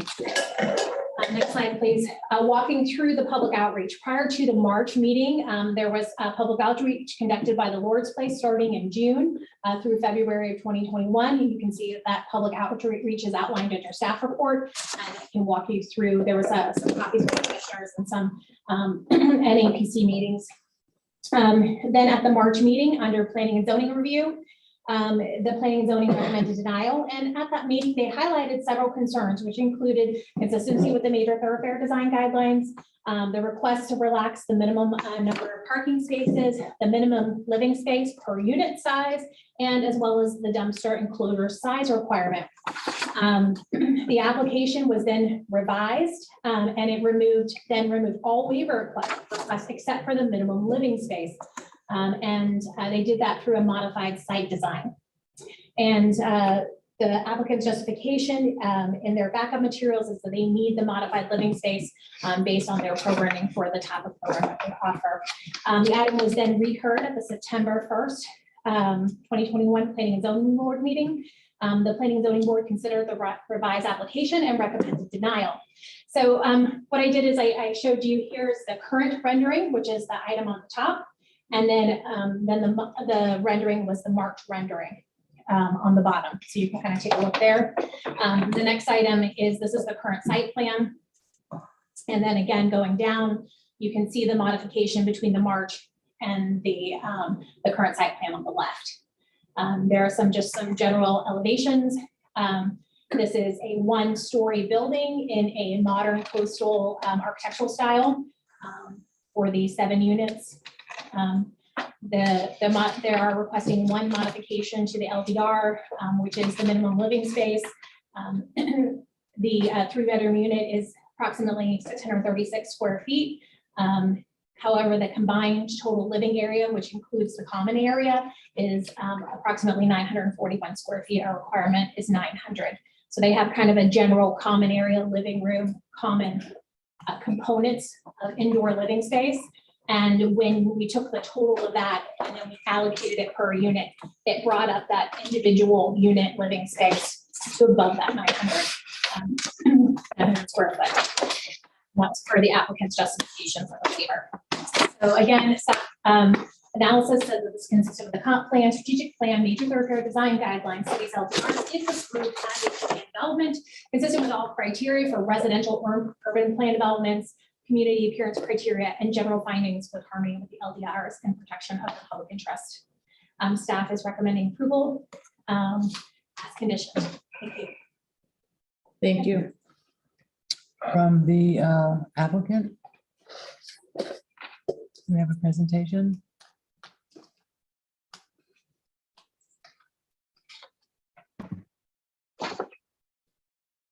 Hello? Hi, good evening. Let me just pop this up for you guys and I'll be ready. So good evening, David Millage of Kotler and Hearing here on behalf of the Lord's Place. Tonight, the applicant is seeking the abandonment of the 9th Avenue South as previously discussed and the approval of a UPD conditional use major site plan approval for a vacant property on Federal Highway a few blocks south of 6th Avenue. This is our project team. Representatives of each discipline are here on the call should you have any specific questions. And Diana Stanley, the CEO of the Lord's Place, is here to provide a brief introduction of the applicant. Diana? Thank you, David. Good evening, Mayor, City Commissioners. We are so proud to be here this evening. We wish we were there in the chamber, but we were honoring the request to not be in the chamber. So we are all Zooming with you this evening. On behalf of our board of directors, our dedicated staff, and our over 1,700 clients. We can't hear you anymore. Right after honoring it, cut out or shortly thereafter. Can you hear me now? Yes, we can. Okay, let's try that again. I apologize. So on behalf of our board of directors, our dedicated staff, and our 1,700 clients that we serve every year, we are really honored to be able to present to you all Burkle Place 3 this evening, our newest residence for women. You know, I know the presentation tonight is going to be primarily about the construction and the layout and the zoning of the facility, but I would be remiss if I didn't take a moment and talk about the spirit of this project. My friends, this is more than just a building. This is a home where women will be embraced, empowered, and enabled to live their best life possible. Since 2013, when we opened up our first Burkle Place at the Lake Worth Beach, we felt the love and acceptance of Lake Worth Beach and its community. You are our partners in serving what we believe is one of the most underserved population, and that is women who are living out on the streets. And we are so passionate and so grateful for your compassionate hearts in helping us do that work. So tonight, as the discussion will ensue and there'll be ups and downs and should we do right-of-ways and should we do buildings second floors, I just don't want us to forget that this building is more than a building. This is a purposeful residence where lives will be changed. So with that, I'm going to go first to slide number 3. I know many of you already know about the work of the Lord's Place, but a quick snapshot just to talk about the fact that we have been a well-established social impact agency for over 40 years. Last year, we were able to serve, as I said, over 1,700 clients. We got to house 438 individuals. Many of those are people that nobody else really wanted to serve. These are the most chronic homeless. We love on them, we bring them in, and we take care of them. Our student engagement touched the lives of 590 individuals. And most importantly, we are big believers that once somebody leaves the street and we love them, we give them the tools to become better citizens and better community leaders. And last year, 377 of our clients were able to go and get jobs. This is just a snapshot of the work that we do every single day. As I mentioned, in 2013, we got to come to Lake Worth Beach and we said, let's meet together and let's start serving the unserved women of the community. And so we opened up Burkle Place 1, which is at 711 J Street. This is actually Burkle Place 2. There's Burkle Place 1. Many of you may have remembered this. This was just an old boarding house, I think, that was there. And thanks to the generosity of Ed Burkle and to his family, we were able to go in and make that into an amazing facility for women. Since its inception, we have served 150 women have walked through those doors. 85% of those women plus have gone on to stabilized housing. We're very proud of that. A couple years after that, Ed came to us again, Ed Burke, and said, let's do it again. Let's do graduate housing. And we went and raised money, and we were able to build this beautiful facility at 704 South Dixie Highway, which is called graduate housing, which allows our women to have a couple more years just to get their feet grounded so that they can then continue to fly. So those are the locations that we have as it relates to Burkle Place in Lake Worth. I just wanted to highlight a few things about the Burkle Place 3 project. First of all, it's a 21-bed multi-generational program for women on the road to self-sufficiency.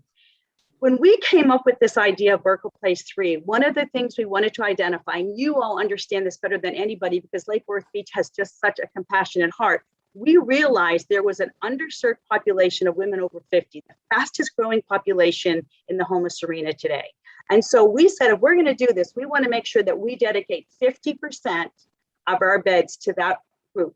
And then we also want to bring in the younger generation so that we can honor all generations so that women can learn how to live together and learn from one another. So half of those beds will be 21 beds at the age of over 30. Let me also explain, there's been some unfounded truths going around, and I'd like to just take this time to put all those myths to bed. First and foremost, this is not a sober house. This is a comprehensive program that will have wraparound services, including case management, job training, life skills. It'll be staffed by professional staff with peer supports. We'll have financial coaching, big into recovery, very big into family reunification. Why? Because when a mother heals, the entire family heals. So we are constantly working on family reunification, and of course, gender responsiveness. Curriculum on trauma and resiliency is an important piece of our program. The length of the stay at Burkle Place 3 will be about 24 months. And as I said, anywhere from 85-90% of our women go on to live in stabilized housing. Another really important myth, and with all due respect, I want people to understand we are not a developer. We never claim to be a developer. We are a social impact agency, a nonprofit dedicated to serving those that need to be served in our community. And so we have no interest in selling this property. This property will be part of our soul for years to come. We're going to continue to use it to serve those that are underserved. This project meets all ADA requirements. And as we just discussed, the abandoned row, we'll see where that lands, but that was going to be used for privacy buffer, but we're open for discussion on that.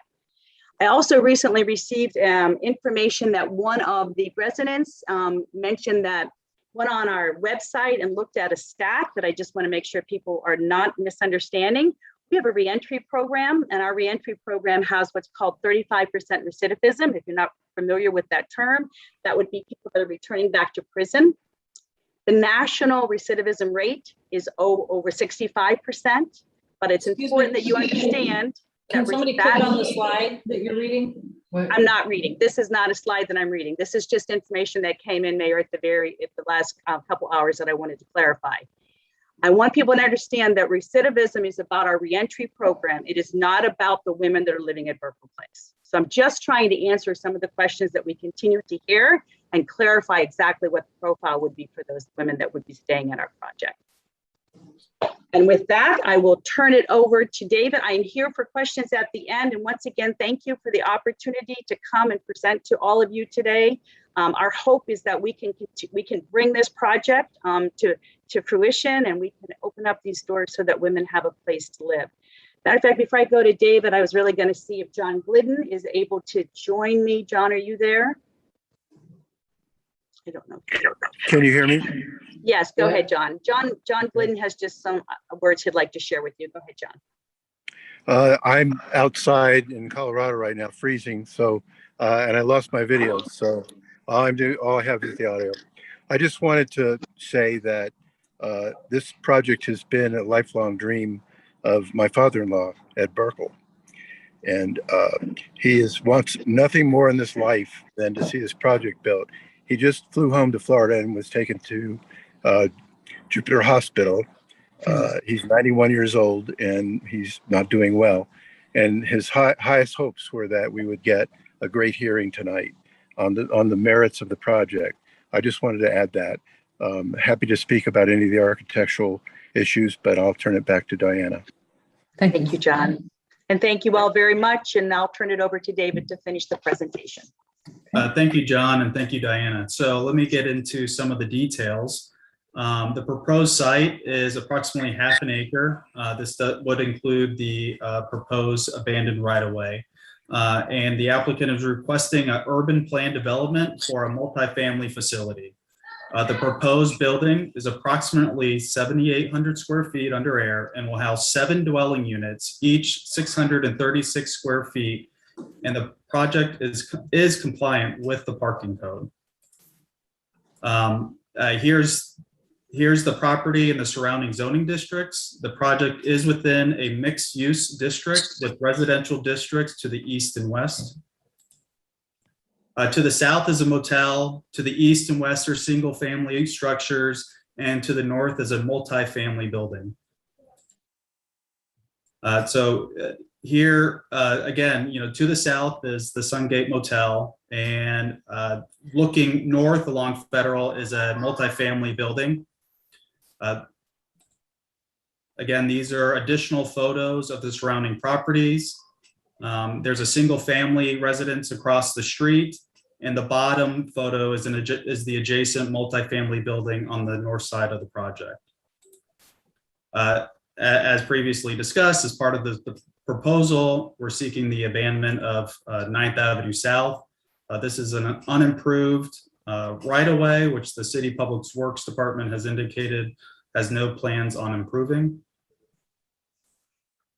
So here's the site plan. You can see the parking is side loaded, which is consistent with the major thoroughfare guidelines. This building was redesigned from the original planning and zoning meeting, and it was pushed forward against Federal Highway to really engage the street, which is also consistent with the major thoroughfare guidelines. With this plan, we have a lot of landscaping around the building, which greatly beautify the area, as well as providing substantial buffering to the neighbors. This slide shows more what's kind of happening. The majority of the traffic would come through South Federal Highway. It would enter and exit the same roadway. There are you outlined in green, you see all of the landscaping that's being provided. It's a substantial landscaping along the north property line, which is the right side of the image, is white ginger trees and silver buttonwoods on the south side. There's a lot of landscaping being provided, so it's really helping to beautify the area. The next image is the rendering of the project. With this rendering, the building style is a coastal modern style. The purpose of this rendering isn't necessarily to show you the property overall. It's really intended to express the design intent. Mr. John Glennon is here if there's any specific architectural questions that you might have. So in order for you to really see the architecture, we did not include all the proposed landscaping, which is reflected on our landscape plan. So there will be additional screening once the landscape is installed, which will further soften the building and also create even more engagement with the street. I'm sorry, Madam Mayor, that's the 10 minutes. If you want to give him a couple of minutes more, that's up to you. Do we want to give them a couple minutes more? I think we owe them. Yes, I would say consensus to continue. Yes. Thank you very much. Only a couple more slides.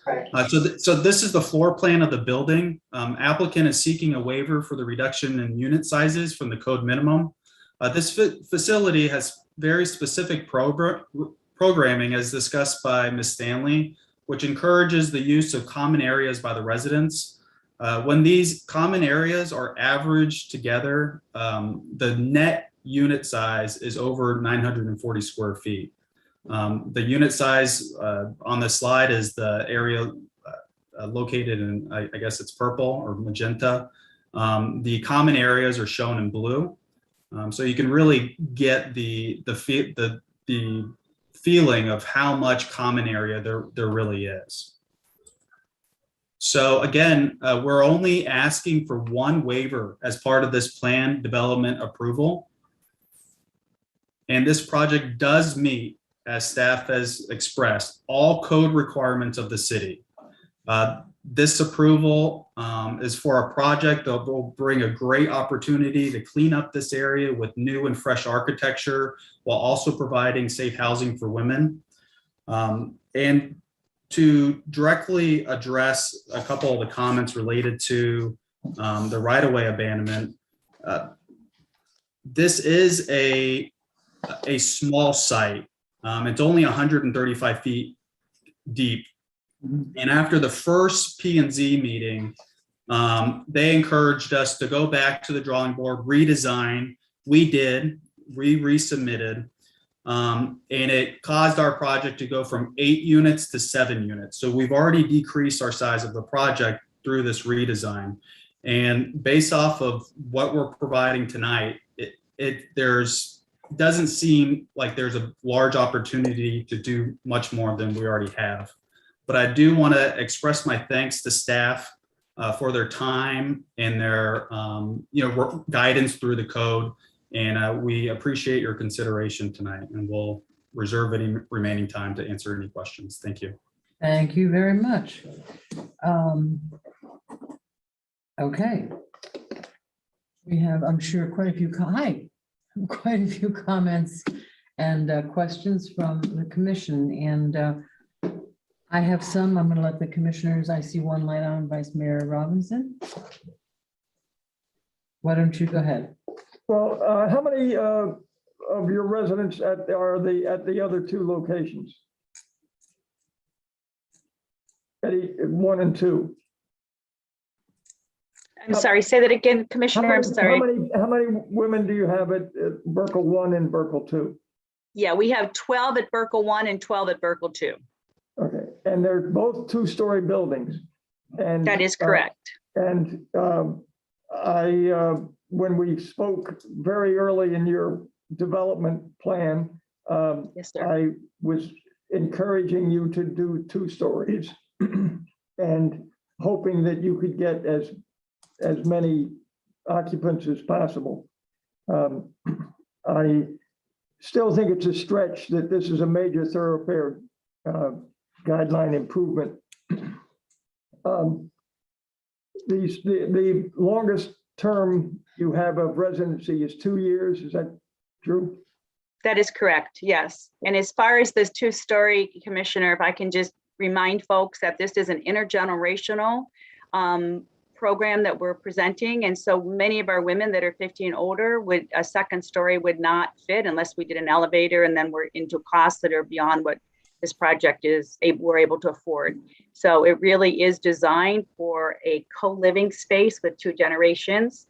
And that's why, if you notice, and John can even respond, we actually get a little bit of height for the 2nd rendering to try to give you that feel of a 2nd floor. I mean, I think we continue to listen to the community and do the best that we can as good partners to meet the needs of what you all want us to meet, but not to lose the integrity of the program that we're trying to provide. Again, I'm going to say that we're talking about a development here, and I'm disappointed that this development has progressed the way it has in its design. That's what I've said it from the beginning, that I credit your program and it's worthy beyond, but it isn't worthy of giving up good site plans and giving up right-of-ways and giving up guidelines that we had hoped would be an asset to the community. I'm wondering whether there's any other property in Lake Worth Beach that the CRA could help you in financing and improvements that would, encourage the residents to stay in Lake Worth Beach. The major thoroughfare is what we hoped would be permanent housing, whether it be apartments or condos, but this is clearly the least in that location, what the neighborhood wants. So I hope that your program continues, but I hope that this project, and we are dealing with developers, and you have a developer, and we have struggled with this process in spite of your excellent program. Thank you. Commissioner McCoy. I would just point out, having had over many years involvement in various flavors of cooperative housing, I don't think it would be, this is not the Lord's place, it's the professionals in this, but just as a person involved in those, I don't know that you would want to go to 2 stories and increase the number of people in it, particularly when the focus is having people use the common area and interact, especially intergeneration. At some point, it gets too big and it doesn't start working. So I have no problem with the size of the project. I have no problem with the visual aspect on Federal Highway. I think it'll definitely be an improvement. And I would note that the staff has indicated that it's consistent with everything. The only waiver that I see being asked is simply for the size of the units, and that is a very specific ask that is totally tied to the program. That the encouragement is to encourage the residents to be in the common area. The sleeping area is basically that, sleeping and keeping your things. The encouragement is to be interacting with staff and with other residents and other generations. So to me, the waiver is a very justified waiver. I have no problem. Thank you. Commissioner Stokes? I agree. I feel like what we're being asked to do is really talk about the waiver. I also don't have any issues with that. I did have a question for staff. We've given waivers like this before, right? Didn't the Bohemian get a waiver to reduce its size of the units in the complex? There have been a number of projects that have requested and received minor adjustments to the unit size. One thing that's not brought out in the staff report, because it really wasn't requested, is that the comp plan does allow a 15% decrease in the unit size for affordable housing. I would think housing for the people who have been on the street would qualify as that. So that would reduce the minimum housing unit size for a 3-bedroom down to 765 feet. So the actual waiver is significantly less, but we have had unit size waivers in the Bohemian, I believe also Beckley. Okay. Bexley, sorry. Okay. Yes. So we've done this before. This is for the public good. There's a very intentional purpose behind reducing it. It's not to rent more units and things like that. So I have no problem granting that waiver. Thank you. I'm sitting here thinking, I recently was the fire, I have a couple questions. First of all, when I look at the units, it appears as though there's a stove in each of the units. Yes, you count as a unit. There's a full cooking facility and a full bathroom in each bedroom. So those actually quantified under our code meet the requirements to be a 3-bedroom independent dwelling unit, like an apartment. So would there be, what would the effect, if any, or could they take out? Because on the one hand, the intent is to have them have the ladies come into the common areas and mingle and cook and help each other. But I'm just curious if there is a full kitchen really in each of the apartments, does that not sort of encourage them not to use I mean, they can go out and get their own food and never leave their apartment. That will get to the programming of how operation. So do they have to have stove in the apartment? To me apartment, they must have a cooking facility. And we have to have and these have to be apartments. Okay, that answers that question. Because I know that at the fire station, you know, each fireman has their own little teeny weeny little room. My brother lived there for many years, and they have a common area, but that's not apartments, it's a little different. Okay, but it's a very small, still very small. I just don't know. I mean, have there been, and we don't have a Captain Bear here, anybody, I mean, does anyone have heard any, like, a lot of police calls at Burkle 1 and Burkle 2? Has that come up with planning and zoning board meeting, and maybe Ms. Stanley can refresh my memory, but I do not recall there had been any calls of service at other facilities since they opened. Okay, thank you. I also look, I mean, I'm well over the over 55 set, and here's my cane to prove it. So I also thought about the second story, and elevators, you know, would take it out of your price range. And I think also, as Commissioner McVoy was talking, it would also, if there's a couple of rooms upstairs, it's a little less communal. It's a whole different thing. I know, and the concerns that I, you know, heard at the planning and zoning board is the position of the dumpster, that it's under a somebody's apartment, and I mean, it's landscaped, it's shielded and all that, but is there any way that it could be, because I'm looking at the site plan that Guthrie handed us, where the dumpster is up front. Now, I believe when we look at the overall, the photograph of overall, that would actually necessarily, I mean, and Chip was in favor of this, you know, looking to have this be the plan.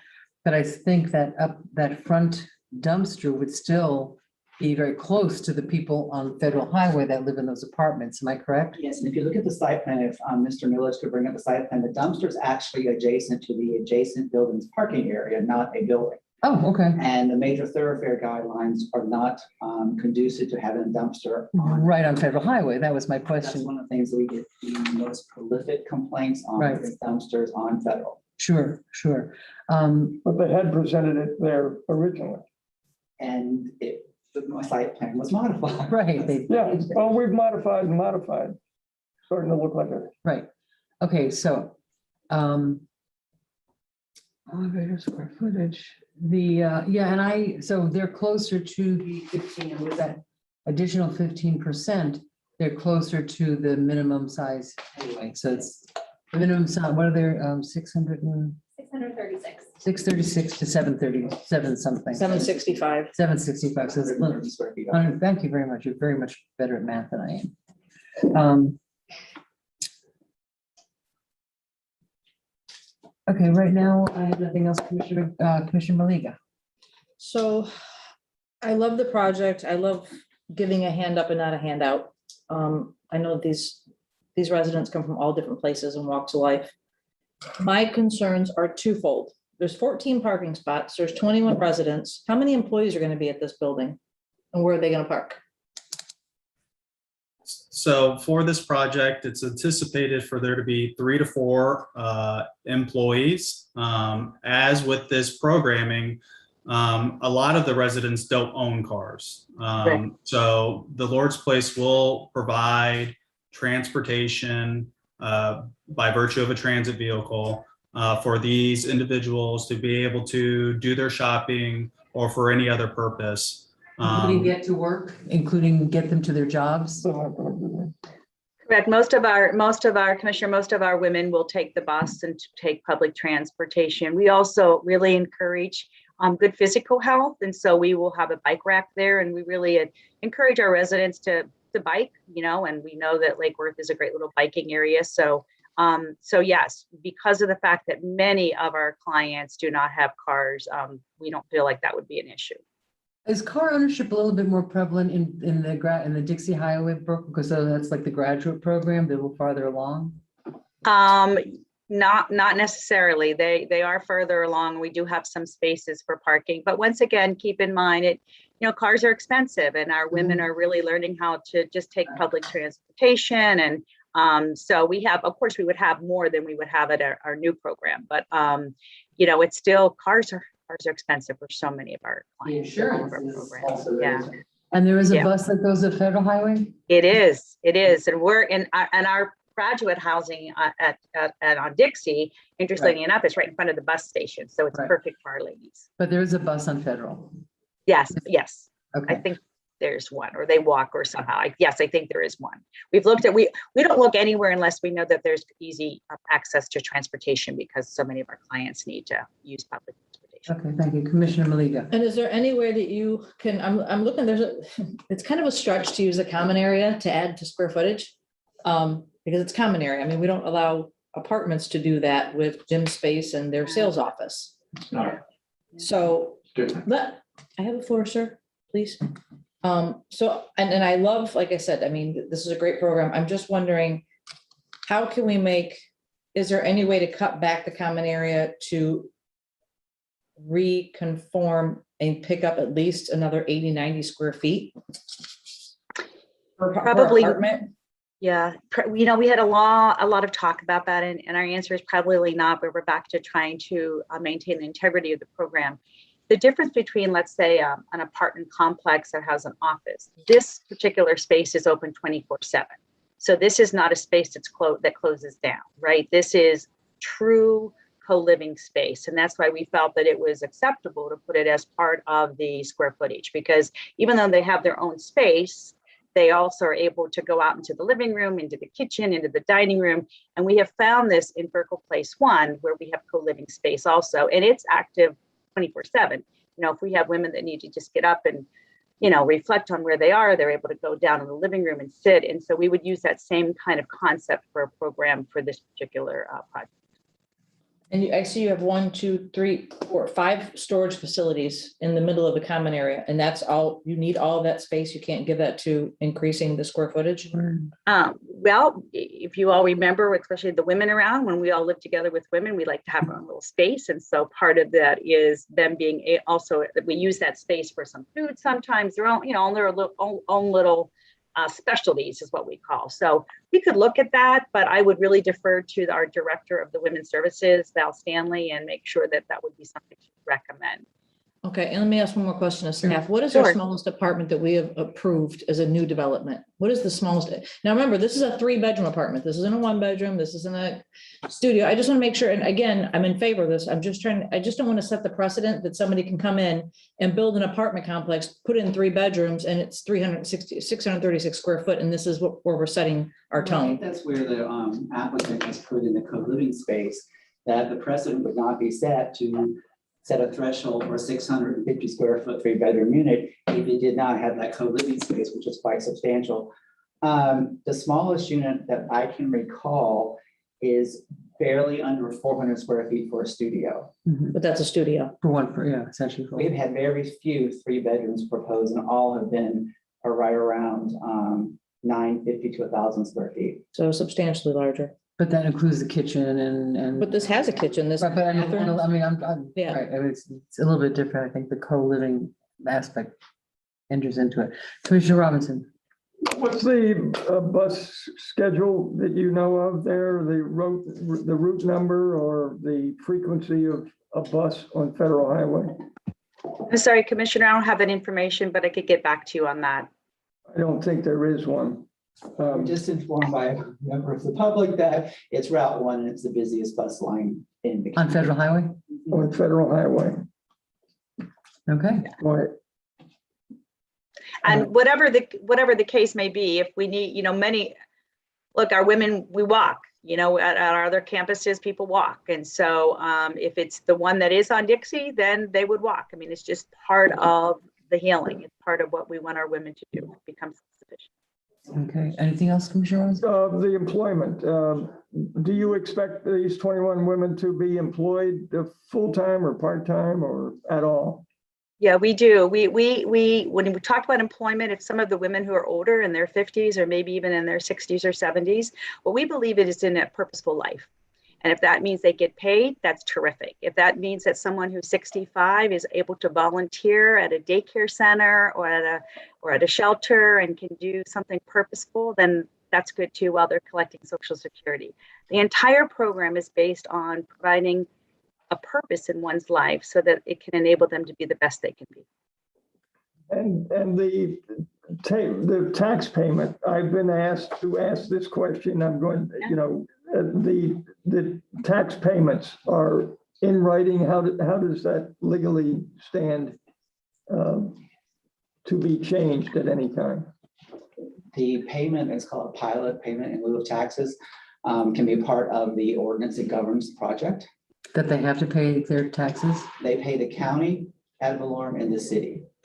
They don't pay the other portions like the school board. Some of them, they pay the county and the city's ad valorem taxes. And that's what they do in Burkle 1 and 2? Yes. And that's going They pay our debt service? We have two. That I couldn't answer when it comes to the debt assessment. Okay.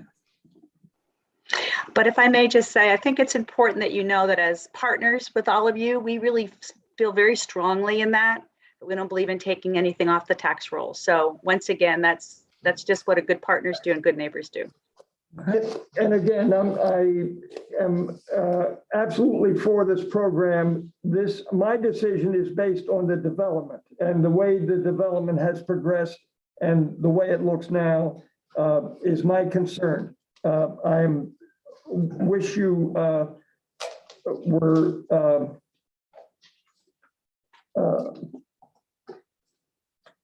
success. Thank you. You wish them, is that I wish them success in their program. I'm voting, I have to say that I'm going to vote against this as a development. And that's the way I'm looking at it, because if the program was anywhere, I would be in favor of the program. And I would look at the development the same way. The right of way, given being, we are enabling them to do the exceptions with the right of way giveaway. And then the major thoroughfare guidelines. It meets them. I'm sorry? It does meet the major thoroughfare guidelines. Yes, staff has said that it meets them. And I'm voting my conscience. And so it sounds like you're saying if this was in some other neighborhood, it would be okay. If it, or even if it was in this neighborhood without given the right of way and with a lot of improvements in the appearance and site plan, I wouldn't have the problem that I have. I think the appearance is great. I think it's a good look. Yeah, I like it personally. And to say that it's better than nothing is probably the worst sort of. No one said I that. didn't say that. Well, it's been alluded to that it's been vacant for some time. I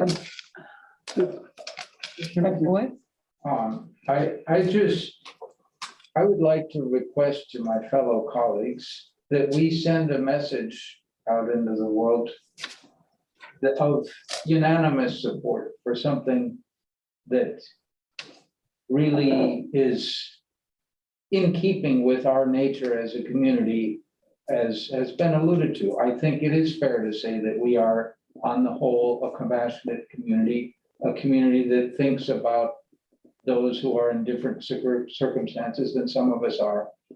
And I think it would be a good thing to vote unanimously for it. I think there's pretty good support here. I think it is striking that we are asking all sorts of very detailed questions about a very low impact project compared to, we didn't ask questions about this for a project that was 6 or 7 stories. And we did say that it's much better than a vacant lot. And I won't go down that path, but I think it's not a accurate statement to say, well, we're just going to look at it as a development, because many of the things of the architectural design relate to the program. They are intentionally set up this way to make that program work well. And knowing the clientele, I don't think there's any concern that we're setting a precedent on small apartment sizes, because the market, nobody's going to let you do a market development with that size bedroom. This is not a development. This is not a market rate thing that will, that you're going to go out on the street and say, hey, move in tomorrow with big sign. It's a very intentional thing and is already gone through quite a bit of modifications to deal with some of the community concerns. I propose that we pass on to a motion, and I would make a motion to approve.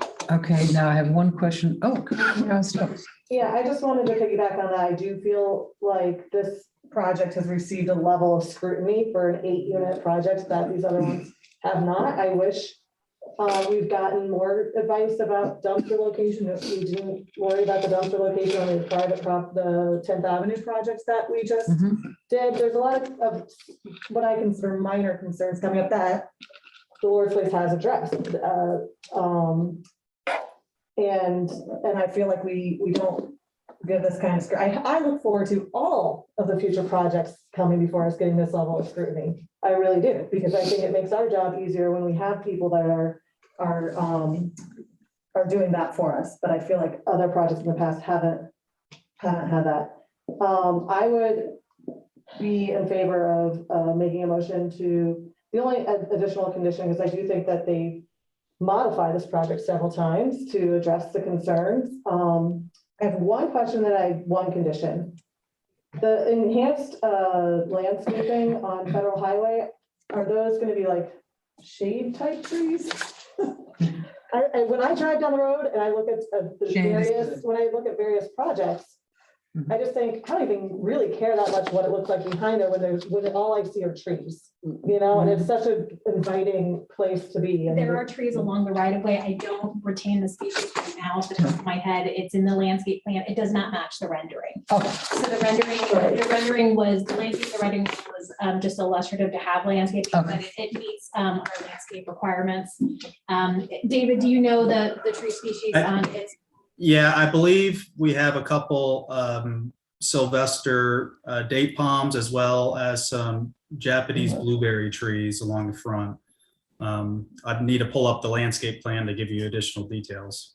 Yeah, I also would like to see more shade trees actually in front of the building, just for this, when you drive down the street and the trees are there. agree. just look here. Who's agreeing? I said voice, a disembodied voice. Diana, I agree, Mayor. Yeah, I totally agree. Everything's hot in Florida, so we'll make sure, we'll have David look at that and really make certain that we've got some really great shade trees on there. Absolutely. Okay, now. And then the other one would be, if we could, between now and the second read, depending on the outcome of this, try to work with staff and evaluate the traffic flow. It's interesting to me that one of the properties that might be affected by it, the Sungate, is in favor of abandoning right away and doesn't want it improved. Doesn't want to improve. And they don't want to use it to provide additional parking to have it improved. So I'd love to hear, if they're going to be so affected by it, but they're on board with this plan. So I think I would, like McFoy, I wouldn't want us to hold up this project while we figure it out. But if, like Commissioner McFoy mentioned, we've been able to figure things out before. We have received a notice of acceptance, a notice of acknowledgement or acceptance of the right of way. So that is from the Sungate Motel. Oh. So as part of the conditions of approval, staff, public works staff asked the applicant to the Lord's Place to prepare a sketch and legal for half of the right of way abandonment, and to also coordinate the letter acknowledging that they would like to receive the right of way if it is abandoned. So we've received that from both property owners. And theoretically, a question, if Burkle Place, uses it for landscaping and for their lot size to become eligible, and the new Sungate does not, couldn't the people that are parking on the north side now park on the south side of undeveloped 9th Avenue South? I mean, traffic flow wise?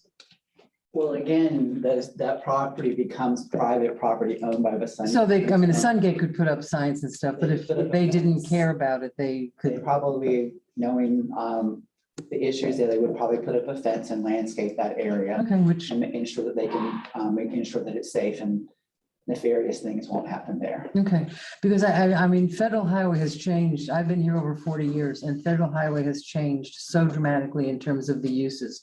I remember when around this time of year, people in sandals and socks started showing up and we knew the Finns were coming. And we love them, but they're not coming as much anymore. And a lot of those motels have been not used the way they had been used 30 or 40 years ago. So I think if we're looking at this, which is a program, which is monitored, which is accountable, people are accountable for it. I see that as an improvement over what we see in some of the places on federal highway. So Commissioner Maliga has one more comment. So I know that you answered that you have somebody who's on property all the time. What kind of security cameras do you guys have on the property itself?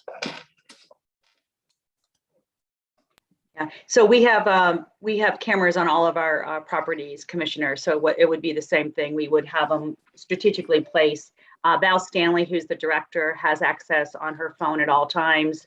We have it in the office where people can watch it. So that's one of the reasons I have to say that safety has not been an issue at our other places, is because we've got really top-notch cameras to protect both the women. So you'll have and the neighborhood. outside alleyway covered Yes. as well? Yes, ma'am. Yes, ma'am. Lights, the whole thing. Absolutely. My only concern, Madam Mayor, is you just brought up things that can happen once that abandonment right away is done. And that alleyway does kind of just disappear into oblivion. But it does now. No, but I'm saying, if we abandon the right of way of Ninth, Right. the alleyway that's adjacent behind that motel is extremely overgrown and dead ends about 4 buildings in to where you can't even pass through. South of there. Yes, I would like the city to think forward about if that could be a contentious place for criminal activity. We might need to think about what we should do as a city to clear it up, get rid of it, board it up, put a wall up, something. Make some lighting back there. Yes, something, because it's scary back there. Okay. So a question for staff, or just a question to the universe. If we vote to approve this, is it a given then that we are essentially having to vote to abandon the alley as well? Procedurally, if you vote to approve this project and move it to second reading, you do need to go ahead and vote for the intent to abandon the project and schedule that hearing at the same meeting. Okay, thank you. Thank you. So I know we have a lot of public comment. Do we want to hear public? Now it's 8:10, and I don't know if anybody wants a break. I know that some of us do want a break. I don't know when that's going to come. I believe we probably, just speculation on my point, have quite a few letters and public comments going up. It's just saying. Madam Clerk? What, Madam? There are Clerk? about 16, not an overwhelming amount. Depends Well, on it's your not point. 103. Yeah. Gulfstream. Well, I just gonna use the Yeah, go ahead. restroom. I want to Okay, see let's, all after right, this we're what gonna, people are once we saying. get to, listening to all the letters, it's gonna take a while, so this might be a good time, considering the fact that we should end at 10 o'clock, to take a 10-minute break. Anybody feel? All right, so we're gonna adjourn the meeting for, well, what time is it? I have my glasses on. Are we allowed to? 12 after. It's 12 after. I was wondering like if that looks, Do we all have to swear in and we out? all leave and then come back. Oh, Does that okay, look bad? that's fine, we can just stay here. If you want to be legal, you just have to come back in and state your cues. I didn't talk to I didn't talk to anybody. anybody. I mean, really, we could do that. I wasn't fed any extra information nobody else got. I didn't take a phone call. Leave your phones here. Okay. Okay, so we're gonna take a 10-minute break. We'll be back at about 25 after.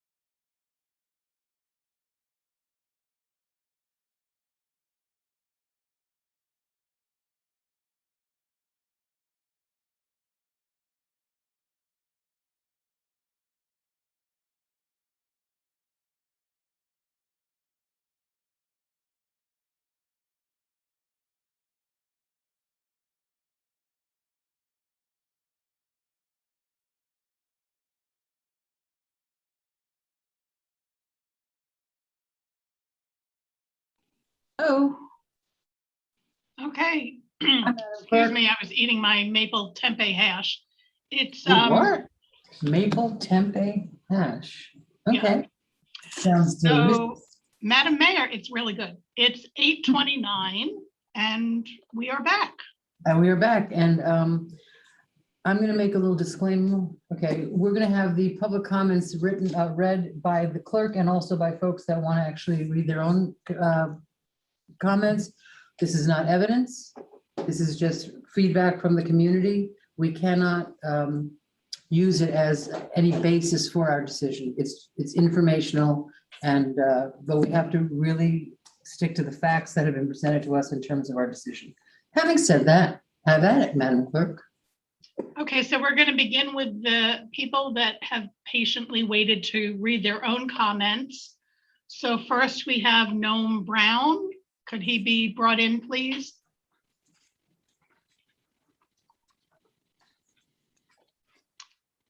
He's on, Madam Clerk.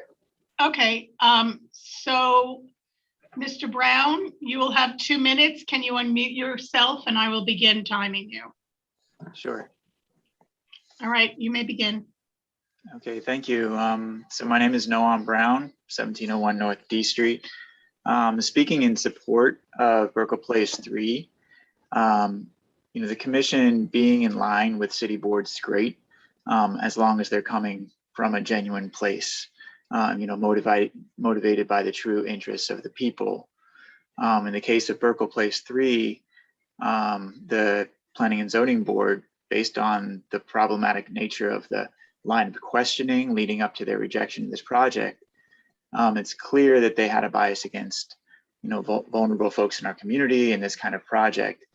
And the Burkle Place program, which I have volunteered with, does an absolute stellar job at not only serving the women in the program, but also serving the broader community.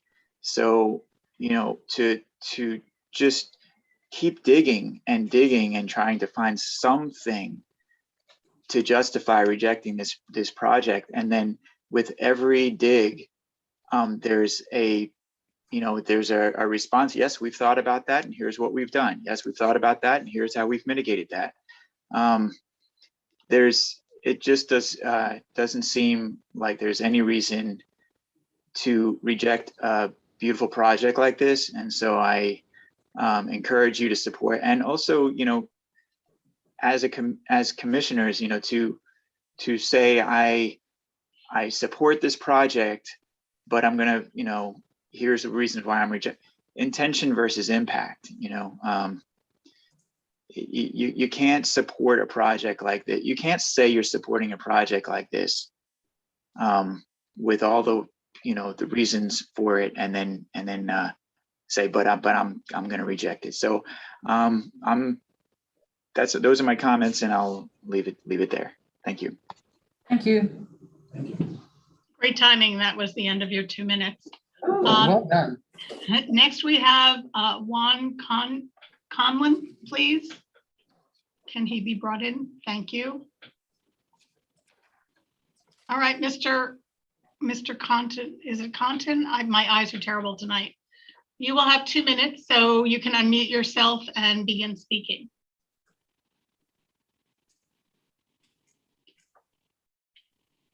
Are you able to unmute yourself, Mr. Conton? Hello, can you hear me? We can hear you. Could we see you? Could we see you, Mr. Okay. Compton? Yes.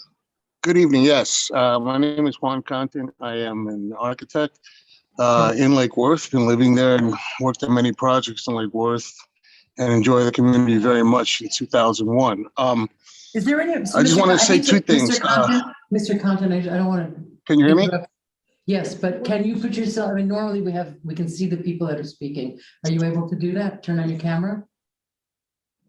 Yeah, hold on a second. Sure, thank you. I think it's only fair to everybody. Okay, can you see Yes, me? we can. Yep. And what's his address? Can you hear me? And what is your address, Mr. Compton? Here's 826 South Federal Highway. Okay, thank you. Okay. My name is Juan Conton. an architect and I live in Lake Worth on Federal Highway for 20 years now. Love Lake Worth, we do a lot of work for the community, do a lot of pro bono work for small projects, and I'm on the Planning and Zoning Board. Two things, the lot that the Burkle Place is going to go on, there was a hotel there, and it had a parking lot exactly like the one that they're about to put into. And there is no bus on Federal Highway. That is on Dixie Highway. That's the #1 bus, which could be walked to, I guess. Everyone believes in the work of the Lloyd's Place and what they do. I have friends on their board. I've donated things I bought from their shop. Great people, and we love what they do. We welcome the community, and they should be part of our community, and also should be welcome at Federal Highway. The issue with the Lord's Place was completely set in the design and the planning of the project. The right-of-way is also crucial, historical parking in the area for the community, and the way in and out for the future residents. The parking is every day, and there are neighbors that count on it. There's people like Rosa Gomez, who's a single mom and has her car there because there's no lighting close to her house behind that spot, and she counts on it. There's another gentleman named Alexander who's in a wheelchair and gets dropped off there every day, and knowing and thinking that that would be actually fixed and his bus would drop him off there, he would be even happier, okay? The access to the street and the parking on 9th Avenue is really the responsibility of the Lord's Place. If you look across the street, the gentleman did make a parking area. Well, 9th Avenue is the one that the Lord's Place had, and the sidewalk. If the Lord's Place did this. I'm sorry, Mr. Compton, that's your time. Okay, all right, thank you. Thank you, sir. Thank you. Next, we have Kevin Dorian. Can he be brought in, please? He's in, Madam Clerk. Thank you. Mr. Dorian, can you, oh, I see you unmuted yourself. Can you share your video if you, there you are. All right, you have 2 minutes, so you may begin. Thank you. I'm the owner of 824 South Federal Highway. I live directly across from the project, the Burkle Place 3. I'm concerned with the development of this project as I am an affected person and a longtime resident of Lake Worth. The project is running into issues and it's making me curious as to why. And after reviewing the plans, I can see some of the issues. One is with the easement or whatever you're trying to give over there for the 9th Avenue South. That's, you know, kind of been a historical parking spot for the local people there throughout the years. And also with all the heavy rains and flooding, you know, a lot of people have to park up that way. And if they don't have that access when Federal Highway floods, that will be an issue. Also, I'm concerned with the garbage being directly in front of my house. We can't hear you, sir.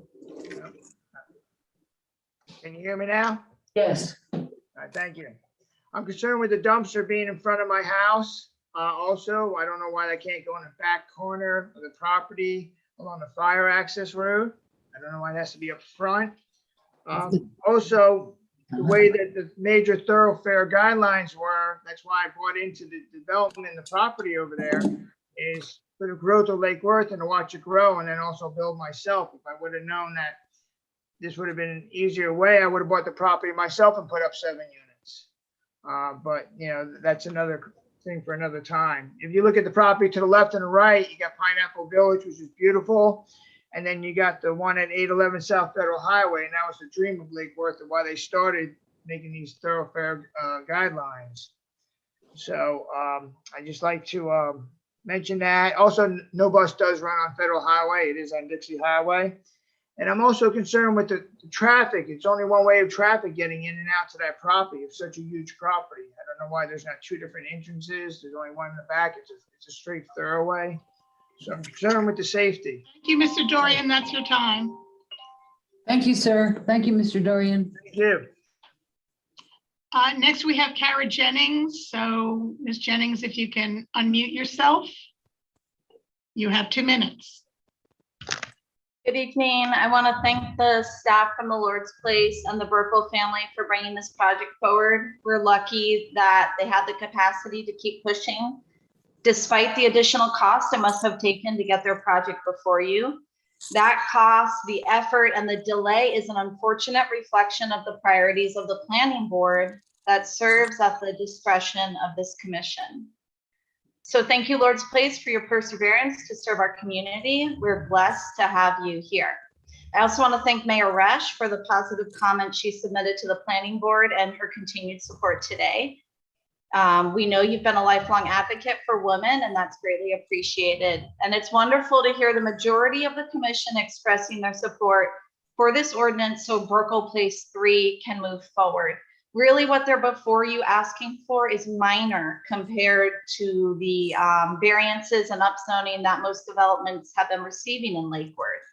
Commissioner Robinson commented that if the project was with a different developer, it would have been handled much different. And I agree. If this was a for-profit developer, the commission might have given them a density increase, additional floors, and a 10-year tax abatement. The limited parking would have been commended as going green, and the request for the alley quickly approved. This project brings with it an opportunity for the city to reflect on how it supports nonprofits looking to improve our city and its residents. I hope moving forward, the commission can direct staff to create pathways and policies that help supportive and affordable housing, make the highest use of their limited funds and parcels so that another agency does not have to endure the unneeded biased challenges that Burkle Place has had to go through. Again, Commission, thank you for your support tonight. I think the majority of the public will welcome this great project. Thank you, Ms. Jennings. And I just have to comment that my support of women's issues whatever I decide tonight is based on the facts that are given to us on this particular project. Thank you. Up next. Up next, we have Penny Darling. So Ms. Darling, if you can unmute yourself. Hi, good evening, Mayor and Commissioners. I'm Penny Darling at 1701 North D Street. I'm speaking in support of Burkle Place 3. It goes without saying, we all know the Lord's Place is a fantastic agency, nationally recognized. They've been providing outstanding services for decades. We see you. We see your table, but we don't see you. Oh my goodness. Okay, well, pause my time if you want me to turn it around. Hold on. I did pause your time. Thank you so much. This has been happening on my Zoom. I apologize.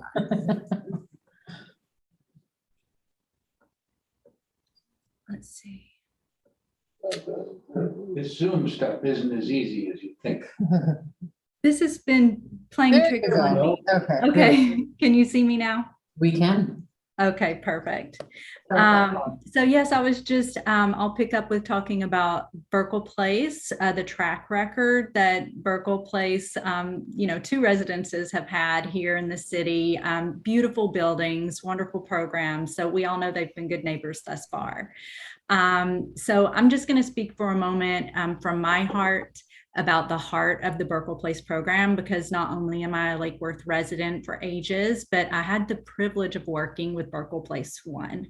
I worked there for 2.5 years as a resident advocate, and I was so privileged to witness the growth and transformation of the women who got to participate in that program while I was there.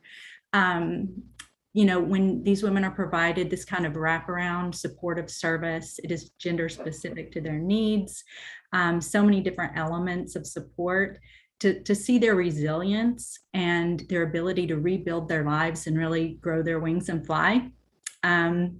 It's humbling. And it was truly an honor.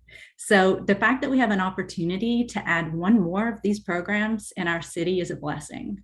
And we need to welcome it with open arms and address any of these minor challenges and questions with the creativity, as Christopher McBoy suggested. There is no doubt that we can make this happen, and our community deserves it. The women in our community deserve it. And we deserve affordable housing in this community. And I think we can all agree on that. So I want to thank you, Lord's Place and all the Burkle Place folks. You're doing amazing work. And thank you, commissioners, for really considering supporting this incredible project. We need it. Thank you very much. You're Up welcome. next. Our last speaker is Bernard Guthrie. And I see you, Mr. Guthrie. Are you ready to begin? I am. All right, go ahead.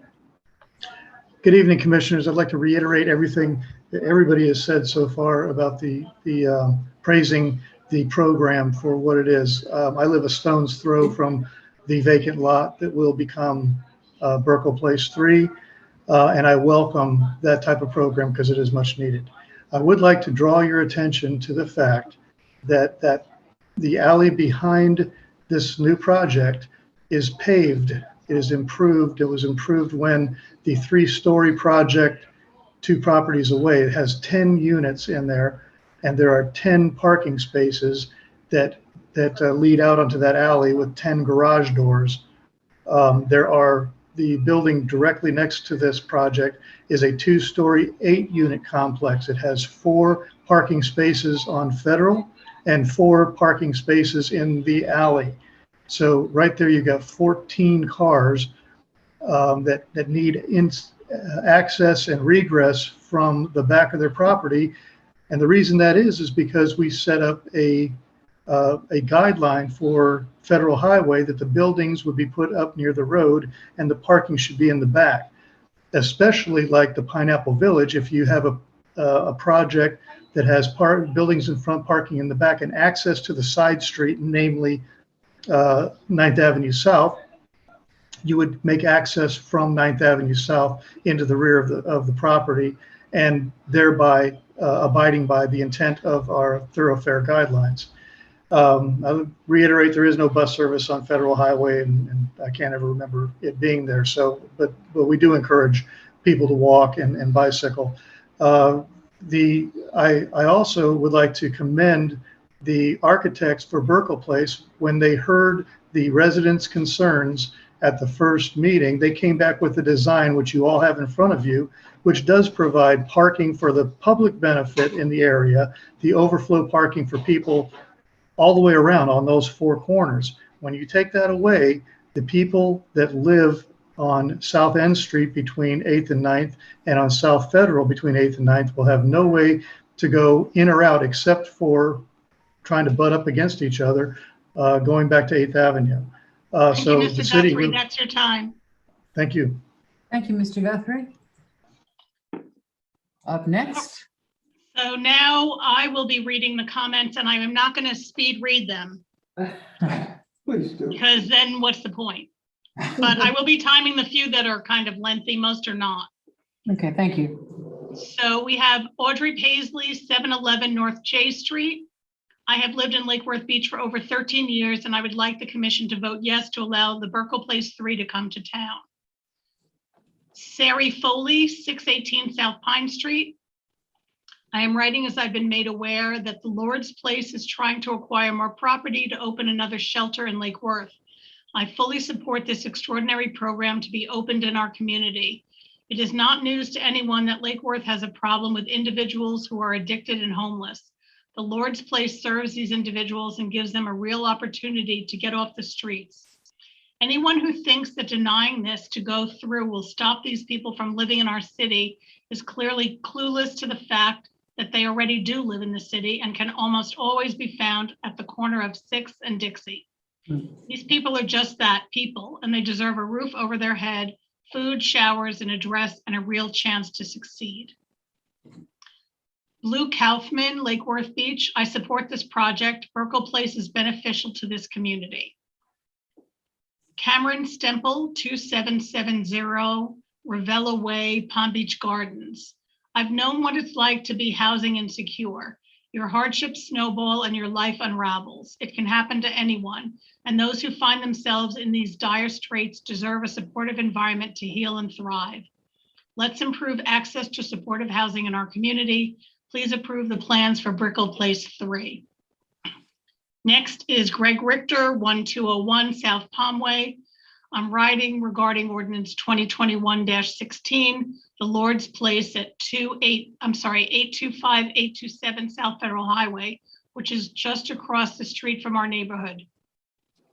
As a neighbor over the past 3 years, we have worked tirelessly with many of the property owners, our city commissioner, PBSO, and others to clean up and make this area more attractive to future development beyond the current scope that we have today.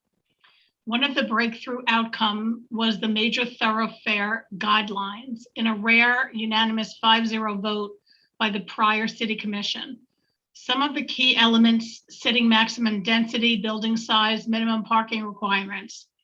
Here is the first project to come along South Federal Highway, and they're asking a number of variances to the new major thoroughfare guidelines, gutting the program. While they have made a number of improvements from a year ago when this was first proposed, excuse me, there are still outstanding issues that need to be corrected before moving forward. While the overall building exceeds the maximum allowed square footage, what I strongly object to is the individual 3-bedroom apartments that are only 2/3 the minimum square footage. This just so limits this facility for future use. We need to avoid that here. The other objection is the city giving away public right-of-way on South 9th, denying the neighbors the right to park on the public property. This is just not fair. I do want to make it perfectly clear I have no objection with what the Lord's Place is doing here. I'm just asking that they follow the guidelines like all others. Please follow the lead of the PZB so we can get this project done right and be a first step for a better life for these women, as well as the future of South Federal Highway. Thank you for your time and consideration on this matter and your public service. Next is Ken Effinger. I don't have his address. It is my understanding that there is a request, ordinance number 2021-16, pertaining to 825 and 827 South Federal Highway, being presented to Planning and Zoning on your October 5th, 2021 meeting.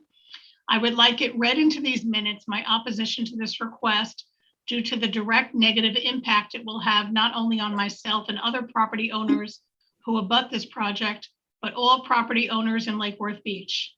It is my understanding that aside from other variances this developer is requesting, they are also petitioning overdevelopment from the current size restrictions, as well as absorbing the property on the south side of their project through the abandonment of 9th Avenue South right-of-way.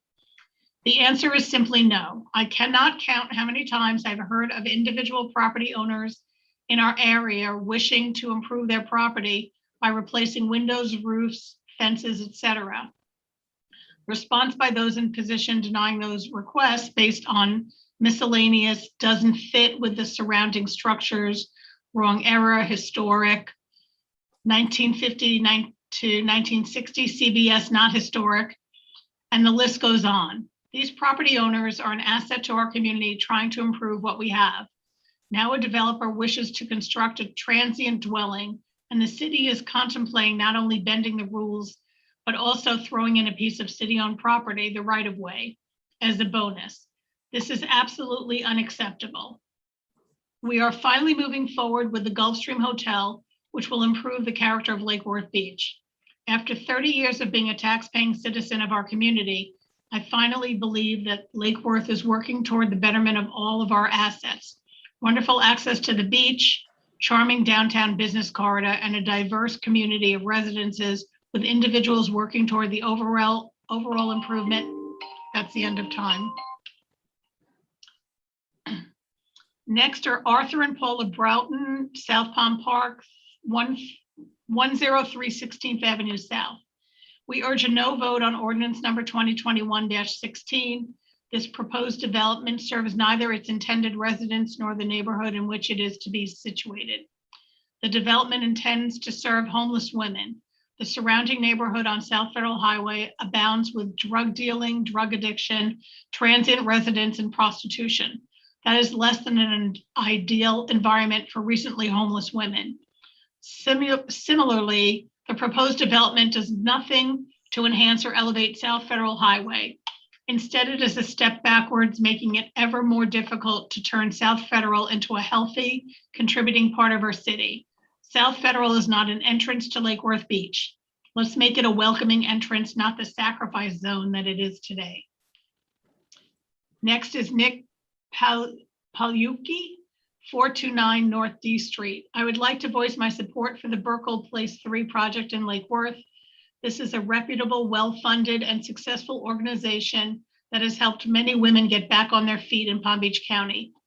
I believe that the objections of the Planning and Zoning Board represent a small but vocal minority who unfortunately are unwilling to see that transitional programs like this work actively to prevent the homelessness, addiction, and crime they don't want to see in their neighborhood. Some of the technical objections raised at Planning and Zoning are obvious attempts to provide cover for a not in my backyard mentality that is counterproductive in dealing with the larger issues of homelessness, addiction, and cycles of poverty. The fact that this site will be for women who have already graduated from other Lord's Place programs and are at the final step before independence should put those concerned at ease. This is not a homeless shelter, as it has been described. It is transitional housing where formerly homeless women who have already graduated from other Lord's Place programs can live affordably while working and saving money to become independent. This is exactly the kind of hand up, not a handout program that some advocate. Let's practice what we preach and approve Burkle Place coming to Lake Worth. Next is Cliff Kohlmeyer, 503 First Avenue South. I support the interlocal agreement and the engagement. Oh, I'm sorry, that's the wrong thing. Sorry about that. Next is, I was like, what is that doing there? Esplin, 131 South F Street. I'm writing to voice my enthusiastic support of the Burkle Place project. On the often long road to recovery, various stages of transient housing are critical steps toward more independent living. Those of us living in Lake Worth Beach have a rarefied glimpse into the lives of addiction, into the effects of addiction and subsequent mental health challenges. We have an especially unique opportunity to foster the already successful trajectory that these residents have been on. Their inclusion in this step-in transitional housing indicates as much. I encourage the Planning and Zoning Board to approach this project with a long view, focusing on the potential of the Burkle Place project. And last is J. Marcus, 1224 16th Avenue North. I would like to voice my support for Burkle Place 3. That's all the public comments, Madam Mayor. Thank you very much, Madam Clerk. Do I have a motion? So moved. What's your motion? So moved. Okay, you have to say that. Are we going to continue to discuss this? I just have two questions Oh, yeah. that came out of that just quickly, and it's for the Burkle Place people's the first one. Is this a graduate housing? Because I didn't hear that in the presentation. That was a mistake. Hello? Diane? There were a lot of mistakes. Yeah, that was a mistake. From multiple parties. Right.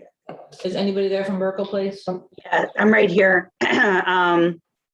No, this is not graduate housing. So that was a mistake from the author. This is transitional housing for women that would be coming right off the streets. Correct. Okay. And my next question is for staff. I've heard that the parking is non-conforming because it's supposed to be in the rear of the building, according to the thoroughfare guidelines, but this parking is on the side, or is it in the rear? Well, if you look at this lot, parking goes all the way back to the back property line and access is from the front. The guidelines are requirements, but it does not stipulate that the entire parking has to be in the back line of the building. 2/3 of the lot is fronted by a building, and they revised the site plan to bring it close to the street, so it meets, I think it's 10-foot setback, and the parking is on the side, extending from the front to all the way to the back. The parking's on the side of the building, not in the rear. So it is kind of non-conforming in that regard. Does it meet, I guess the question is, does it meet the major thoroughfare guidelines? In your preference is to have all the parking in the back, but there's no way, if you look at a 50-foot lot, to build a building and have access to the back of the parking. Major thoroughfare guidelines are there and there are requirements, but there are different ways to look at it. And they were encouraged to move the parking as far north as they could and have as much building fronting the street as possible. Okay, thank you for clarifying. Commissioner Vice Mayor Robinson? Again, I'm sorry that the CRA isn't involved in this development. And I think the money would be well spent, better spent in a, to incentivize this type of program. The program is excellent. I hate to repeat that I'm going to vote against it based on the development. We've heard, and I hate to get information from staff that isn't accurate. That concerns me. And so, and I trust, and I should verify, but what I know to be true, and then am told something else is upsetting. Apparently this program is going to go forward, which is great. The development I'm voting against for a lot of reasons, and the subjectivity of this meeting, all the guidelines of major thoroughfare guidelines from staff. It's already been denied by planning and zoning twice. We're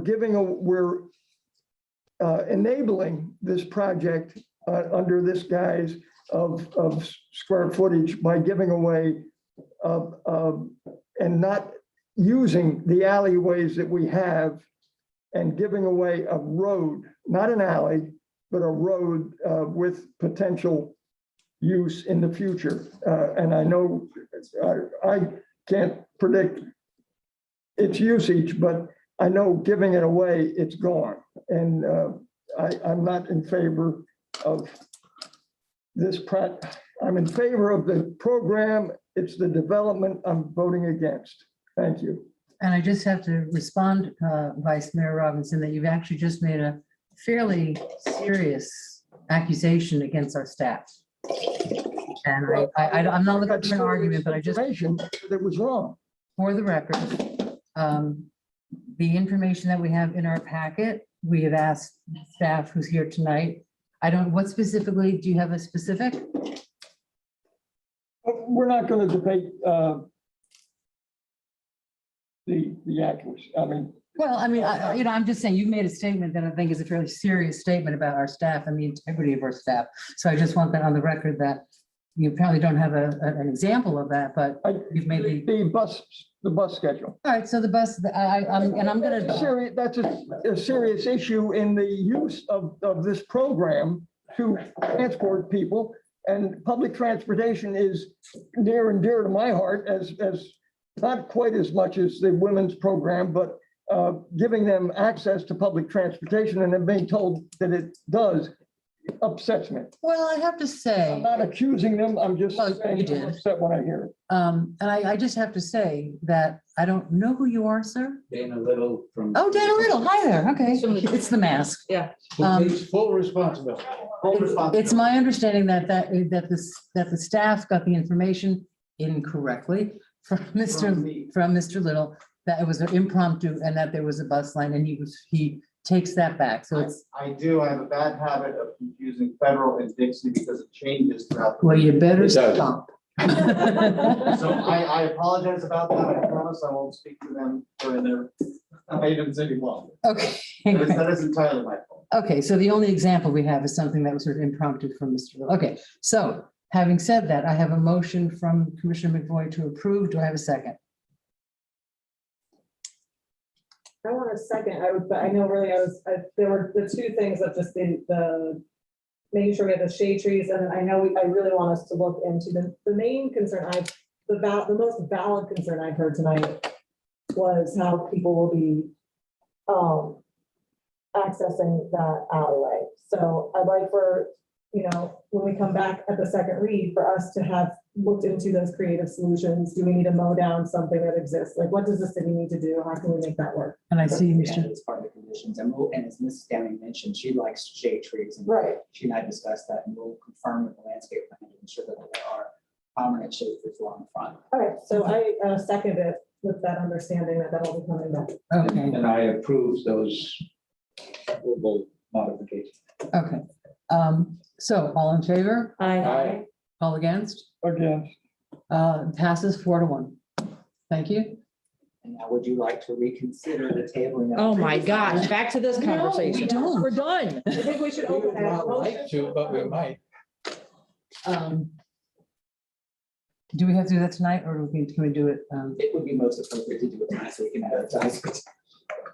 Oh, right. But it will come back to us again. This is the not intent. abandonment. This is just to let it be put out there to the world that we intend to consider abandonment of this right of way at a specific date or public hearing. Okay, Yes. and I think we all have concerns about the traffic and the alley. I really think like Kim, like Commissioner Stocher said, if we can look at N Street to the alleyway being paved, accessible, something to get into the alleyway from N Street. Or just cut the tree down. Or I really feel the traffic flow is going to be the issue of all those people trying. I can only see 2 cars at one time trying to go towards each other. There's not enough room in that alleyway to get around. So having stated the concerns that I think we all have about the traffic flow, do we have a motion Motion to approve. from Commissioner I'm Stowe sorry, Madam Mayor, I do have 2 comments on this item.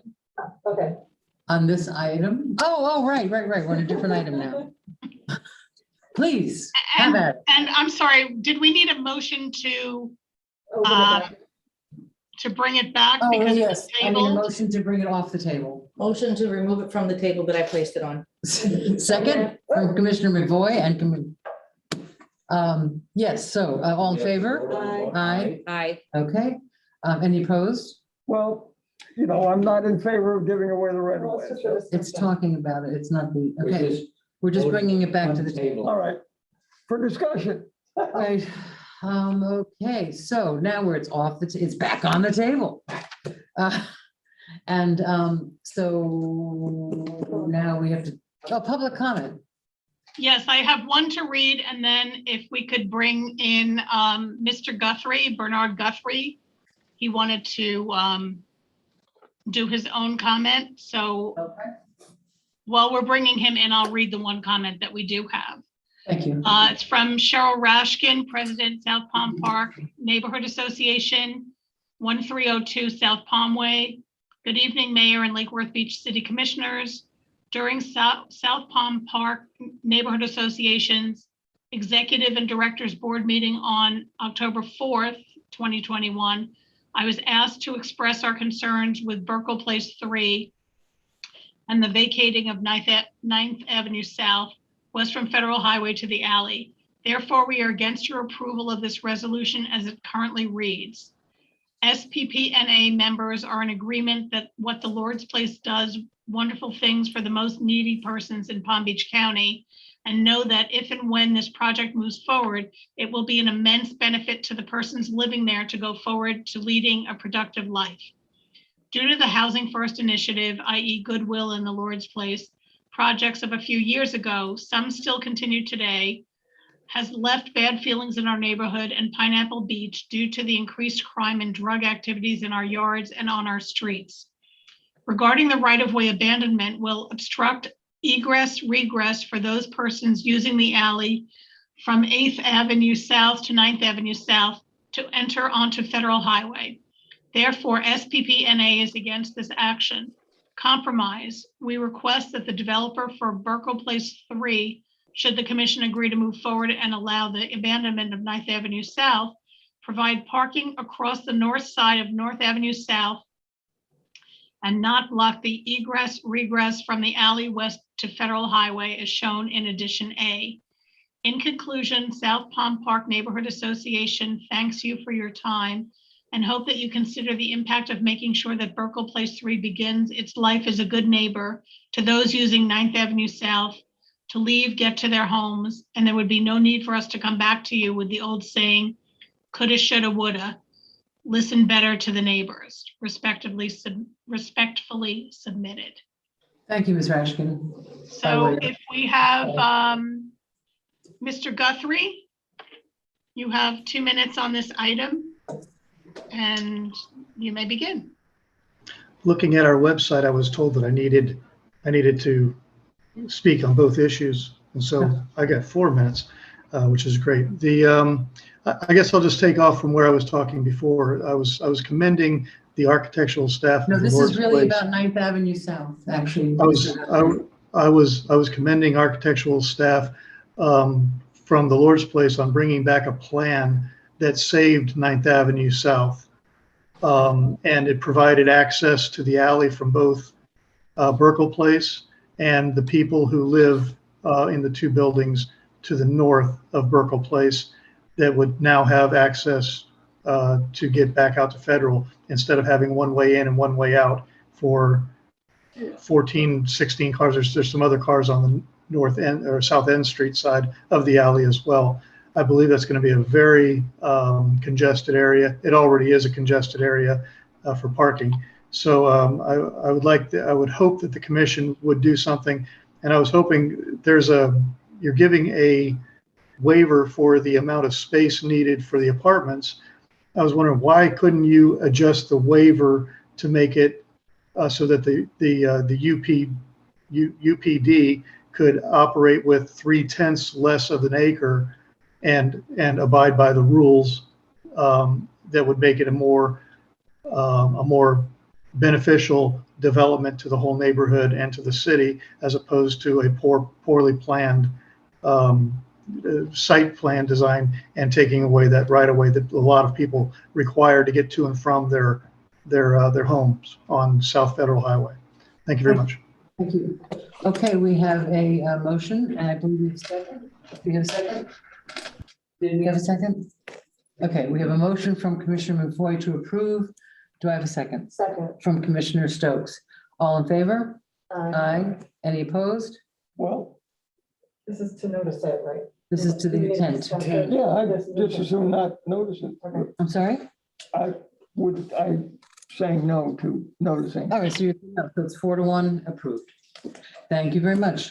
Just for your edification, in reference to Mr. Guthrie's comment about reducing the required size for a urban land development. It's specifically expressed in our comprehensive plan, LDR, that we cannot provide a waiver under any circumstances to lower the threshold for the area for planned development. Thank you. All right, now I'm looking for my script. Where are we? Item A. New business A. New business A. Thank you. Thank you, guys. Thank you, staff. for your- Thank you very much, everybody. Appreciate it. Thank you, Commission, for your time. Yep. Okey doke. Well, my script is gone. And the clerk works so hard. Authorized water meter. Okay, now we are on. I can print you out another one if you want. Oh, no, that's fine. I'm just very confused tonight. Okay, now we're on new business A. And thank you, Mr. Shields. Would you like to us? Explanation. Good evening, Madam Mayor and Commissioners. Brian Shields, Water Utility Director. For this item and the item B, new issue, the business item B, the companion item. This is our annual purchase of water meters to replenish our stock and inventory. We do meter change outs during the course of the year and any new installations, so we have to add inventory. These are sole source meters that only work with our AMI, advanced metering installation. And the second item B, is also related to this. Those are the actual transmitters, transmit the reading data back to the base station.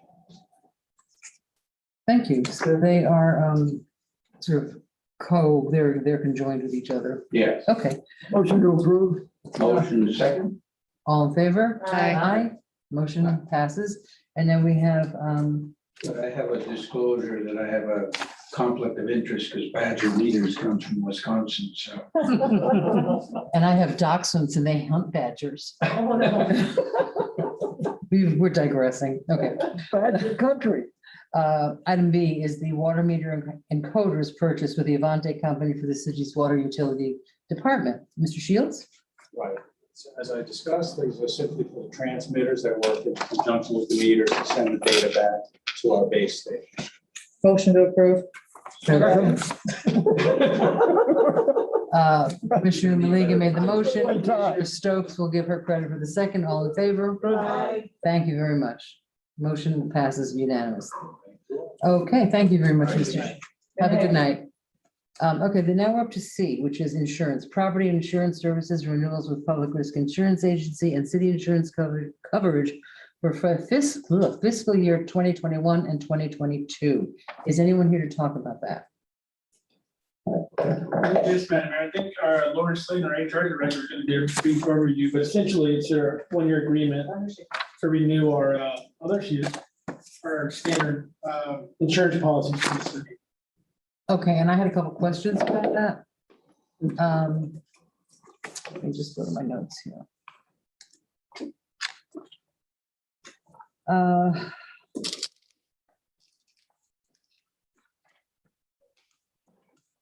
Just a second.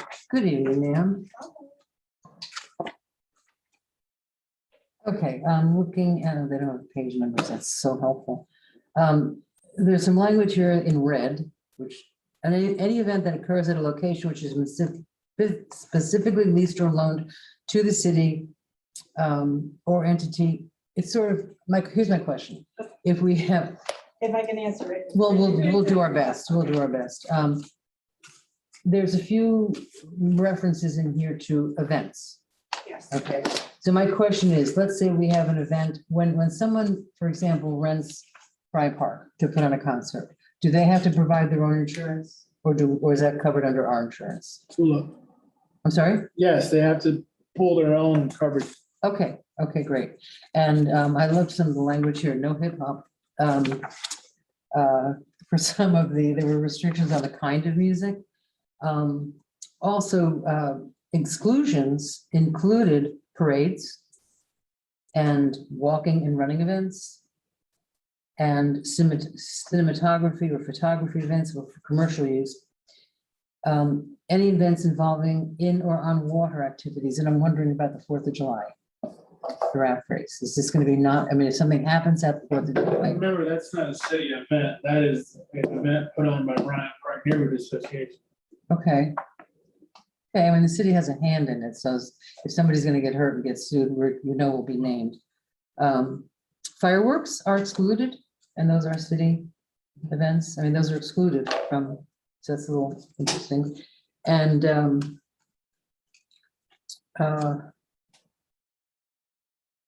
performance, if somebody dies while they're performing. Amusement devices, like inflatable devices, bungee, that sort of thing. But we can have bounce houses and slides and things like that. So that was my question, just, about some of the very specific questions about like health fairs are excluded and parades are excluded, which makes me a little nervous. So that was my question about, we do have a few parades during the year, and I was just a little concerned that they would not be covered if they wasn't backstage. And that's something that could happen when we have a lot of people. Absolutely. I'm glad to follow up with our insurance agent tomorrow morning. Would you do that? Yeah, it's, there's a whole couple pages of notable exclusions. Okay. And I would appreciate that. And I see some lights on Commissioner Maliga first. My only concern is the increase over last year. Cyber liability, and none of our numbers increased. Our premiums, our limits, our deductibles. So our limits didn't increase, the deductible didn't, it increased, our deductible went up, but yet cyber, we're paying 19,000, almost double what we paid last year for cybersecurity. I would assume that the rates are written by underwriters. I'd assume the increase to any kind of cyber policy is the fact that it's such a hot topic and there is so much risk right now. It's ever increasing. Okay, so non-utility property went up $39,000. And overall, the policy saw $133,000 increase, and we even increased our deductibles. I just don't know. I mean, have we really? I mean, that's just seems like a huge jump. We even went through all of our vehicle fleet. We did inventory to try and clean that up because it hasn't been up in years. We went over the properties, all the different properties to see, like, is this really worth the deductible? We did everything we could to bring it down. It just is what it is. There's not that many companies that will even insure municipalities. There's only a couple of them because there's so much risk. Okay, did we incorporate this into the budget that we just improved, the $133,000 increase? Yeah, of course, I share this with finance for the budget. So that was in there for budget, even though we hadn't approved the contract yet? Yeah, they know it's the budget numbers. Okay. It's not something you can't really negotiate. Well, I'm just saying, if we were going off last year's premium, right, this is a huge increase. No, I had these numbers, I gave them to finance. Okay, so you had these prior to. Okay, that was my only question. Thank you. Commissioner McVoy? My question is very simple. It's for Glenn. Has Christie looked at this contract and particularly with the notes that the mayor has made on particulars? And if she hasn't, could we ask her to give it another look? I have very high confidence in her contract abilities. I know she's reviewed the contract. You're asking about the exceptions, though, so we can see about some of those exceptions and to make sure things like events are included. That might lead to an increase in premium because they quoted it without that. I don't know, Lauren, if that would lead to an increase. Yeah. If it does, we need to bring that back to you. Yeah, I'm not sure, but I'll absolutely, of course, Chrissy looked at every single contract. Valentina and Chrissy look at everything. I promise you, I promise you, I promise you. So I will absolutely have her look at it again, discuss it with her, and also discuss it with Ben Pugh and Associates, who's our risk managers, and see what the issues are. I'd be glad to get back to you. Okay, so Should we approve it? what's our time frame? We need to approve it. We need our Okay, insurance. okay, so if, And it's not really something that we can negotiate. So if it's something that we can add on after, I can come back to you. we can back with an addendum, Contract, but we really do need our property casualty insurance. because we don't want it to lapse. Exactly. I hate when that happens. This is very, very important. Okay, so do I have a motion?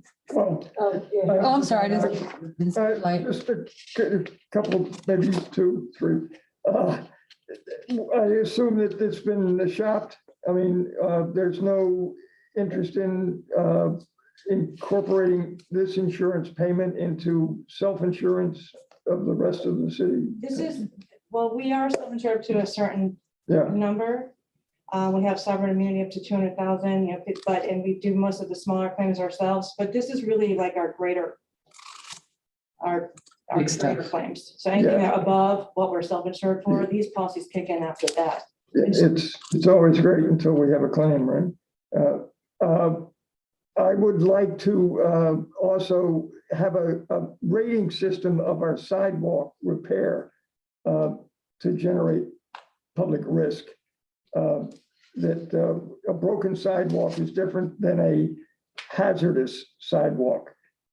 And so I just want to emphasize that getting sued on sidewalks is frequent enough. And I somehow want to incorporate the importance of hazardous sidewalks versus a cracked sidewalk. I mean, I don't know.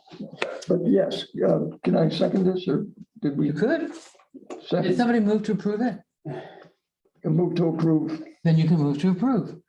I see, let's get a second. Do we have a second? Second. From Commissioner Maliga, and I see a light on from our city manager. Let me try to explain a little bit. I think what you're reading is under the TULIP general liability, and the TULIP thing stands for tenant user insurance. And basically what it is, it was an add-on for many years back, dating back when I was in leisure services, we would rent facilities like the Osborne Center, rent Bryant Park, Right.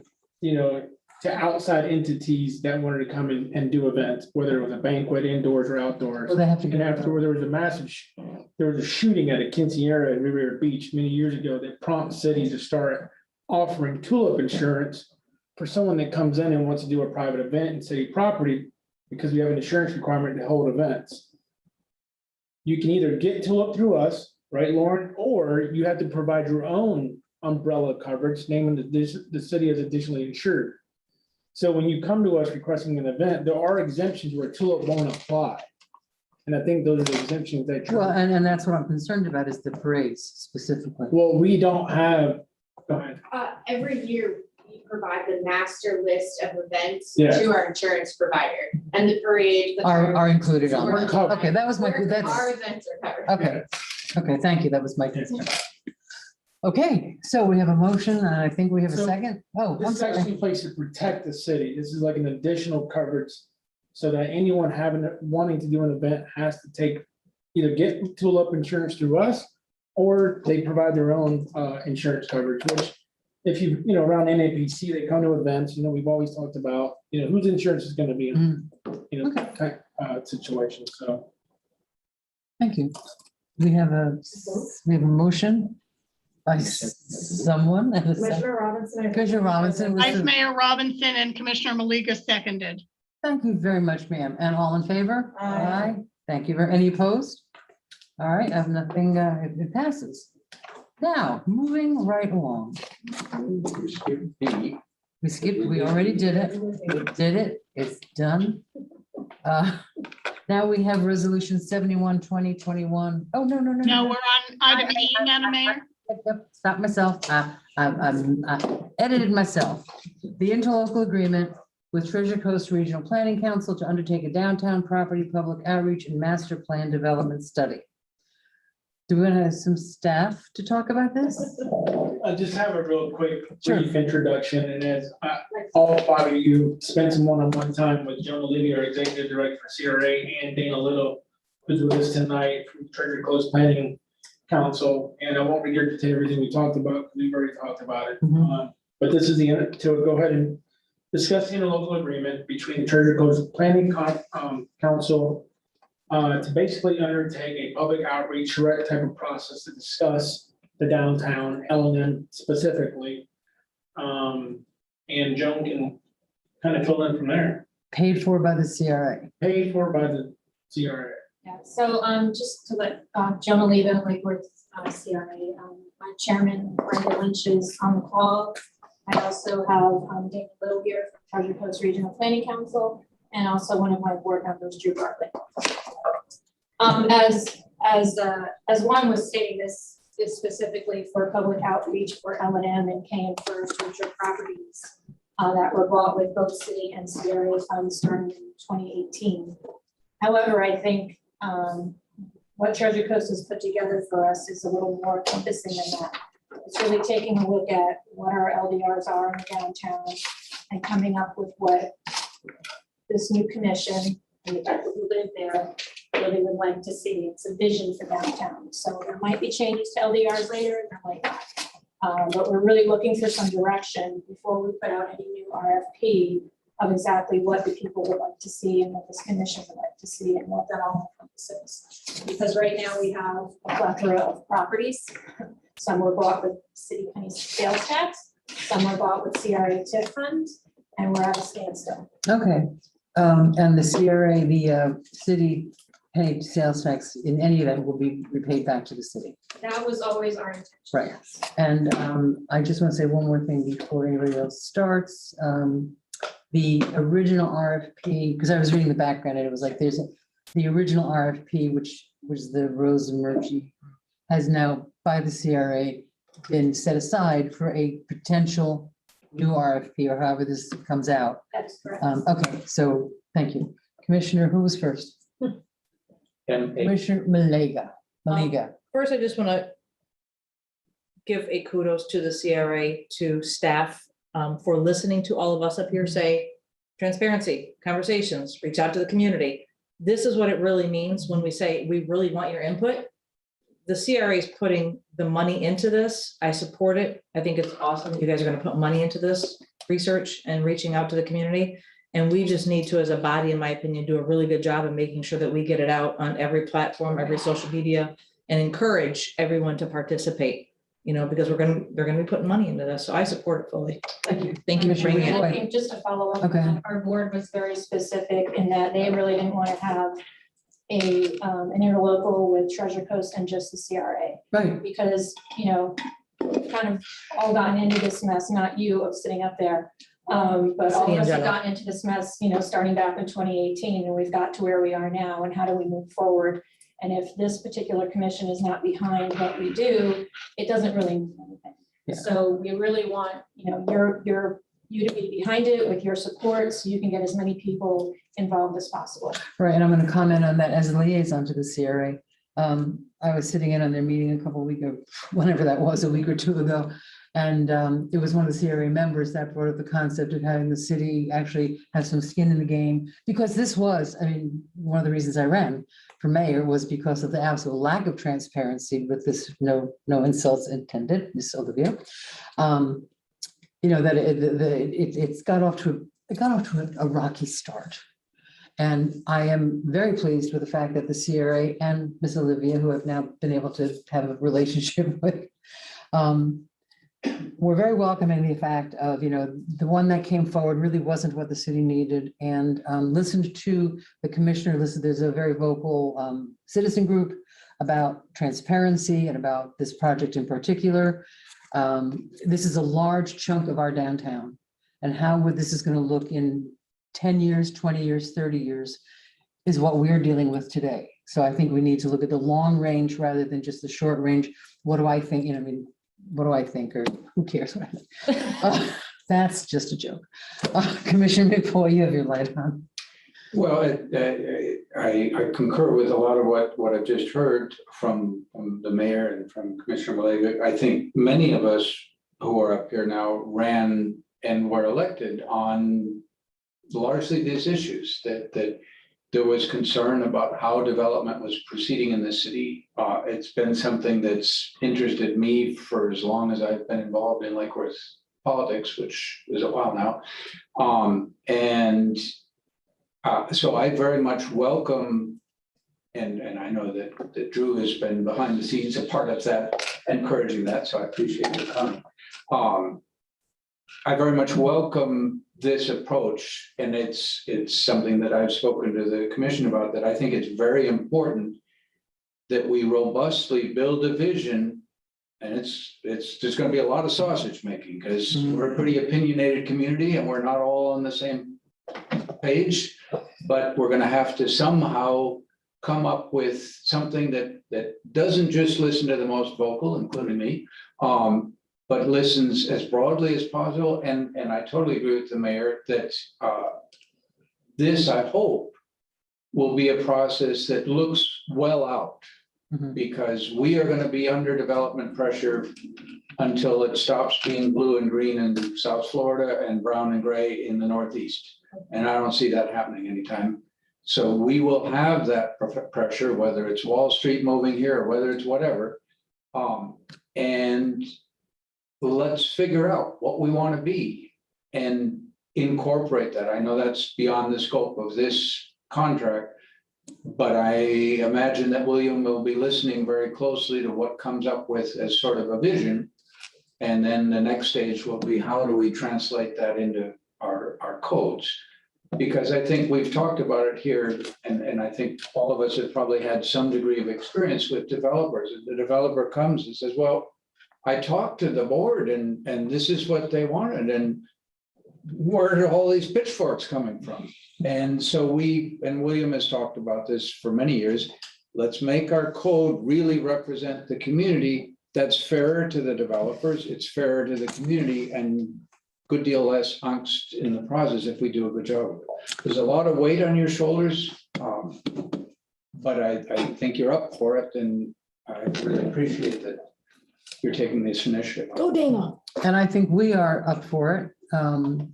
We have gumption.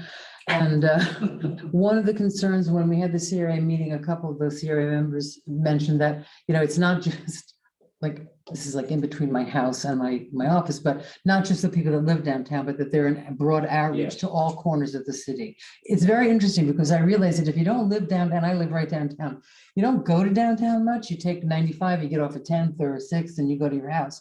But the downtown, this is just such everyone should have a voice in what happens downtown. Vice Mayor Robinson, I see your light on. Thank you. I support what the CRA does. In spite of, what you might think, I'm as conflicted with this as I was about the Lord's Place project. We're here because we don't require the developer to reach out and communicate with the city. I'm asking either staff or somebody to require that at least one greater community input to a developer. And that hasn't, it was a feeble attempt by this developer. This developer, I don't think has exhausted all the possibilities of compromise. This project is, I'm going to say, more impactful to the greater presence of Lake Worth Beach than the Gulfstream Hotel, because they're two different projects, and in this one, I think is going to be more impactful to its design and size and scope and scale. So I am disappointed that we're at this stage of progress after months of, this is what we've come up with, spending $109,000. I liken it to marriage counseling. You know, we have a relationship that we have not been able to work past. And now we have counseling to bring us together again. This is what government does, is when they can't make a decision, they spend money on consultants and conversation. I'm really opposed to this. I believe that a conversation, a meeting, at least one, like the Gulf Stream at the casino, would help. I know, and it hasn't happened. And the CRA has done wonderful things. And I hate to say it's been we're at this point because of what we haven't done. And I'm hopeful that we don't spend $109,000. We're not going to, the CRA is. Right, it's not your money, it's just tax dollars. But my house is in the CRA district, sure, right, it is my tax dollars. Yeah, seriously, it's government money that we're deciding how to spend, and I take it pretty seriously. I think we all do. And at the end of $109,000, you're going to have people for it and people against it. I don't think anybody is going to have their mind changed by what this expenditure is going to. But you've been the biggest one to say the CRA needs to start spending money and put their name out there. You're the one that talks about interruption. I'm confused. Let's have a conversation. What are you confused? I'll answer your. Because you've been saying, you've been screaming, get the CRA here, get them to put skin in the game, get them to do outreach, get them to talk to the community, and Yes. they are. And that's what this is. And you're like, no, I don't want them to spend the money to do that. I don't think they have to spend the money to do it, is my point. They've got board members, they've got a staff. We're ready to communicate with them. They haven't communicated that. I'm telling you, I asked for over a year, to have quarterly reports on what's happening with the CRA. And we got one so far this year. This is a breakdown in communication, and now we have to spend $109,000 to talk about it for another 3 months. And we're sitting on what is now becoming derelict property because of our combined failure to move forward with a developer, and what I feel is a developer's responsibility. This is something that I really am sorry again that we're forced to make a decision on. I'm not in favor of it. Okay, I mean, we all have different perspectives on what this means. And you're certainly, everyone's entitled to their own opinion about that. Commissioner Stokes. Yes, so I can feel your pain, Commissioner Robinson, and I agree. I would love, you have mentioned it several times. I don't know how we can possibly bring an item back to the commission to talk about what kind of requirements we could put on certain types of developments for developer outreach. I'd love to see that outreach drop back for us, hopefully soon, to secure. If this was just about public outreach, I would be in line with you. It's all about. The way I see it is, I don't want a project that's already been thought out and planned for our downtown that we don't have any input being presented to the public. Right. That's not what this is about. If that's what this is about, $100,000 would be a huge waste of time. The project that was put together and presented to the public is not in line of what I think, and the people I've talked to in my neighborhood, the way our downtown should be for walkability, for keeping our unique character, for making people want to come to Lake Worth beaches downtown. So the way I see this master plan development study is that we are now in the driver's seats. What do we want our downtown to look like? We can hear from people about more generic things. I want to make sure that there's more outdoor seating. I want to make sure it's cycle, whatever it is. We hear from that, and then we get the project. what you're describing is we have a project like the Gulfstream and now we're doing outreach. I'm not interested in that for our downtown. We need to be in the driver's seat. We need to have that partnership with the CRA and the city. And that's what I think this is doing. So I think it's a little bit deeper than. I was not in favor of the project presented, but it wasn't my decision. Right, so we're rolling back, we're resetting so that, I mean, this is huge, our downtown. It's huge. I think it's worth It's a small investment. It's, And I think this is an opportunity. One of the things that I realized as I decided to run and looked into the whole Michigas. Technical term. What is a technical term? I see this, and I said this to the CRA. I believe that this is a real opportunity for the city and the city and the CRA to work together as partners for a successful project. Do we have to spend $109,000? Yes, we do. Small investment. So there was very little public input on the other one. That developer is welcome to whatever we come out with an RFP, or if someone comes up with a proposal. The prior developer has, the one that came up with a giant white box has the opportunity to submit something different. I mean, the door, it really just opens up the opportunity for people to know. And one of the challenges that I've realized, having been up here now for a few months, is, and I ask our citizens out there, it is very difficult for us to communicate. It's not like we have a skywriter that everyone can see. We have a website that needs a little work. The CRA has a website. I'm on Facebook every day. But it's a challenge to get that out there. And one of the things that we're hoping to do and I think we will have a giant thing like we had with the Gulfstream, whether it's at the casino. We just have to this is a real opportunity for us to get from whatever corner of the city you live in. We've got to reach out to you. So I'm imploring our citizens, as you listen to this, come at us, let us know, keep your eyes out for this project, because this is exactly why we're doing it. So we don't end up with a project that has not taken into consideration who we are as a community. Commissioner McVoy. And thank you for that. I think mine is just a clarifying question.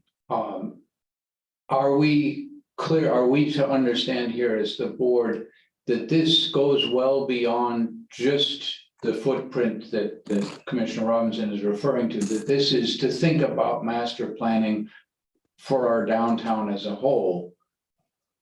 Yes, there's probably a bit more emphasis on those empty lots, but it's thinking about the whole context of the downtown. Is that, I'm looking at the scope and I'm a little unclear. It's more about, I think it's targeted towards the. Because I think the things that you've mentioned, Mayor, are very much of interest to many people in the community, but it goes beyond just that property. And I want to make sure that I have zero problem with the price, as long as I know what our scope is. And I do think it's important that the scope be thinking, and as we talked about in our individual meeting, that we be thinking, feeding into that process as much solid data as possible, so that as we think about what we want, we think about, well, what are the financial pros and cons, as well as more intangible pros and cons also, but that includes more of the economics of the city. But the focus here is probably on the downtown, but not just those lots. So Dana Little with Treasure Coast Regional Planning Council.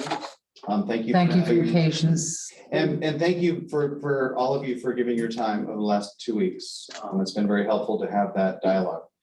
To be very clear, this goes beyond just a conversation or a therapy session. I appreciate what you're saying, because that's a lot of what I do in my job. But we do have very specific, and that's a good thing. But we do have very specific deliverables. We do have the very specific sites of L&M and K and First. For those particular sites, we will not only be getting public input and not just taking notes, but we've got a team of designers and architects, and we will be developing a few different, I call them scenarios or concepts or programs that will be illustrated, that will be tested to see what fits, to see what scale makes sense that the public can respond positively to. We also have a developer that will be working with us and doing financial pro formas for each of those different scenarios. So that if the consensus of the community is we only want this particular smaller scale thing to happen, the city and the CRA knows what the financial implications of that are. Because as we discussed, the smaller you go, the more it's going to be, the more it's going to cost. Thank you. And that's a very, very fair comment. That is really the focus of our scope. It's not to look at the entire downtown. However, knowing myself and the team, we won't be able to help ourselves. We have to look at other areas beyond just those sites. But I just want to be very clear, we will not be going in to the same level of detail and depth outside of those sites. We might make recommendations for this or for that, or maybe changing Federal Highway to Dixie Highway.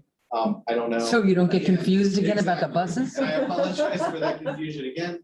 But honestly, I don't know what the limits of that scope would be. You know, we've done a master plan, a couple of master plans before. I would like to dig those up and see what ideas have been implemented and are there still good ideas that haven't been implemented? Bring those, revive those. But it's a long-winded way of saying we can look beyond those two sites, but I can't commit to what degree we're going to look beyond those two sites. And that's really the only developable at this point chunk of the downtown. That's. I mean, I've already talked to Joan. I mean, are there other CRA sites that, because we have to think about this strategically. We talked about this a little bit. It's not, we're triangulating between what the community wants, what the LDRs allow. I'm really glad that we're here this evening because it shows solidarity between the CRA, I think, and the city. And William and his shop are critical if there's going to be any recommendations about LDRs or comp plan. So we all have to be on the same team. But how you think about development strategically, are there other sites? We talked a little bit about, who knows, potentially a TDR program, I don't know. We want to explore as many creative ideas as there are to get a project or series of projects that the community can be behind and that the CRA and the city can live with financially. Thank you. I had a question Commissioner Stokes? about as well the scope.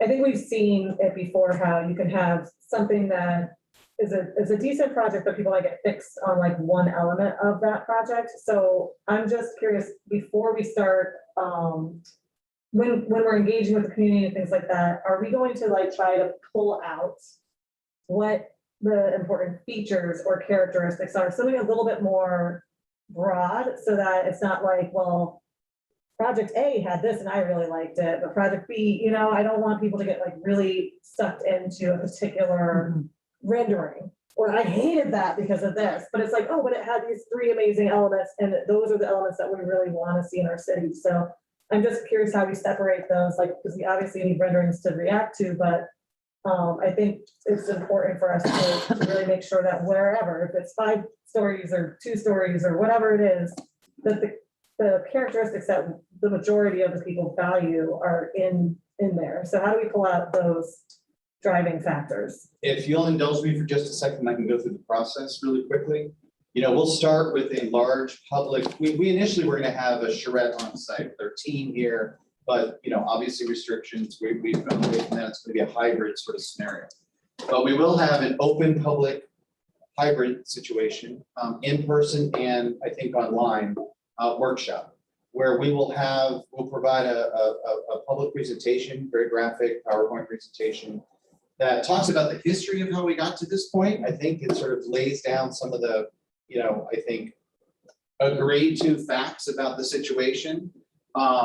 Talks about the context, what's happened, some of the other projects that are being built, and then try to start to get feedback. You know, I mean, we got a little bit of feedback during our interviews with you all. I mean, I've heard some good things about 5-story build. Well, let me back up. I've heard some good things about 3-story buildings, and I've heard some bad things about 3-story buildings. What is the essence of that? Is it that the architecture's cold? Is it that that sidewalks aren't deep enough? Is it that the glass is black? Is it because the massing and the scale and the density are one thing, but people often, the community often responds very much as well to the little nuanced pieces of things. Well, I don't like the trees. Well, that's because they were just planted and they haven't grown yet, you know? But that's okay. We try to make this an educational process as well, with lots of visuals. And, is this a direction that you want to go in, or is this? And then once we have that first initial workshop and we get some initial feedback, and we intend to keep that conduit open for comments throughout the process via the website and other social, I guess, or other means. We'll come back in a couple of months. This is what we heard. We heard that we like this, or we like that, and we like the other thing. Where are we here? We don't take we're not pollsters, we're not like ranking things. We're trying to coalesce the best possible project and then apply. And then at the end of that, understand what are the financial implications of that, and is that something the city and the CRA are willing to accept? And also, are there any code or comprehensive plan changes that need to be made? But we will go back and forth until we get to the point that I think we have And finally, we're going to have a public, transparent dialogue, which is something that has, in this particular instance, not happened. Commissioner, Vice Mayor Robinson, do you have another comment? Well, apparently we have the votes to move forward with this. I hoping that we have a timeline. Apparently a couple months goes by and then all of a sudden it's been next year. Glad you brought that up. Well, and the other thing is the outreach. You mentioned 20 interviews. Is that, I'm concerned about the politicization of who you talk to. And I want to make sure that it's a cross section of people. So yeah, May I address that? Different cities and villages like to do that. I'm sorry. And well, just one other, and then I seriously just want to vote on moving forward. Because this is a tremendous project that is impactful to the community. It's anyhow, the addressing the buildings that are on the property. And the longer that goes, the worse they get. And I don't know how we're going to do it, but I'm hoping you have a suggestion on how we address those abandoned buildings. I think that's part of it. Yeah. Well, good. Thank you. Done. Okay, we're at 9:51. Are we going to go past 10? Yes. Okay, so let's We vote. definitely will. And Madam Mayor, I do have some comments as well. Okay, well, I think we still have some comments up here. Madam Mayor, my chair's on the line in case, I don't know. Who is the chair? Brendan Lynch. Okay, have Mr. Lynch, let's just vote. I need a motion to go past 10. Motion to go past 10 o'clock, unfortunately. How about, excuse me, how about a motion to extend to 11? Motion to extend to 11. Okay. Or sooner. All in favor? Thank you. I'm sorry, who seconded that? I did. Commissioner McBoy. McBoy. Okay, thank you, sorry. That's quite all right. Okay, Mr. Lynch, hi, how are you? Mayor, commissioners, good evening.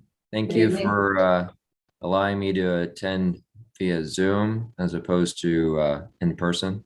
Thank you for taking the time to discuss this item. We spent at our meeting, we spent a considerable amount of time also discussing this. And while I agree that, spending $109,000, I think it is, to move this forward is a lot of money. I think it's really the only way we're going to try and get consensus.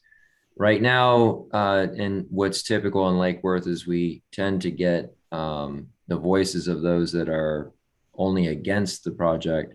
And what we really need to hear from the experts, the consultants, is what's financially viable, because the fact is that matters along with a host of other important factors, but we need to consider all of them. Not just focus on one thing or another. I appreciate, Mayor, the time that you spent coming to our meeting and staying for all that discussion. Sure. And I hope that they can reach out and speak to a broader voice in our community, as opposed to just those that didn't like the project, that came in through the RFP process. keep in mind that this was a well-advertised RFP and everything was followed as far as all the procurement rules and everything. So, we'll see what comes back, but I know that it was important to myself and the board, and I don't mean to represent the other voices on the board, but it came up several times that we could have just moved forward with signing this agreement and done this as a CRA only initiative, but it was critical to us that we have the full support and understanding of the commission. The tragedy here would be to spend this money and end up exactly where we are today. Which is a real possibility. Well, I don't think it is, but that's okay. And I appreciate that. A large part of the conversation when I was at, I will continue to come to your meetings, whether you like it or not. I hope you like it. A large part of the conversations that we had was about, and Carla Bloxon came in, it's not just the people downtown. Yes, I mean, one of the things about this is a cooperative effort between the CRA and the city, and an opportunity really to face the challenge of reaching out to as many people as we possibly can. Like I said earlier, that is really a challenge because most people go to work, come home, take a shower, have dinner and go to bed. They don't really know what's going on in the city, but this is such a vital thing that we really, I'm saying this to Dana, and to all of us, we really have to figure out how to get to people that normally don't have that much, we have a very vocal group in Lake Worth with great opinions, but let's try to reach out a little bit more to different areas of the city that will be affected because of a vibrant downtown will bring us all a better city.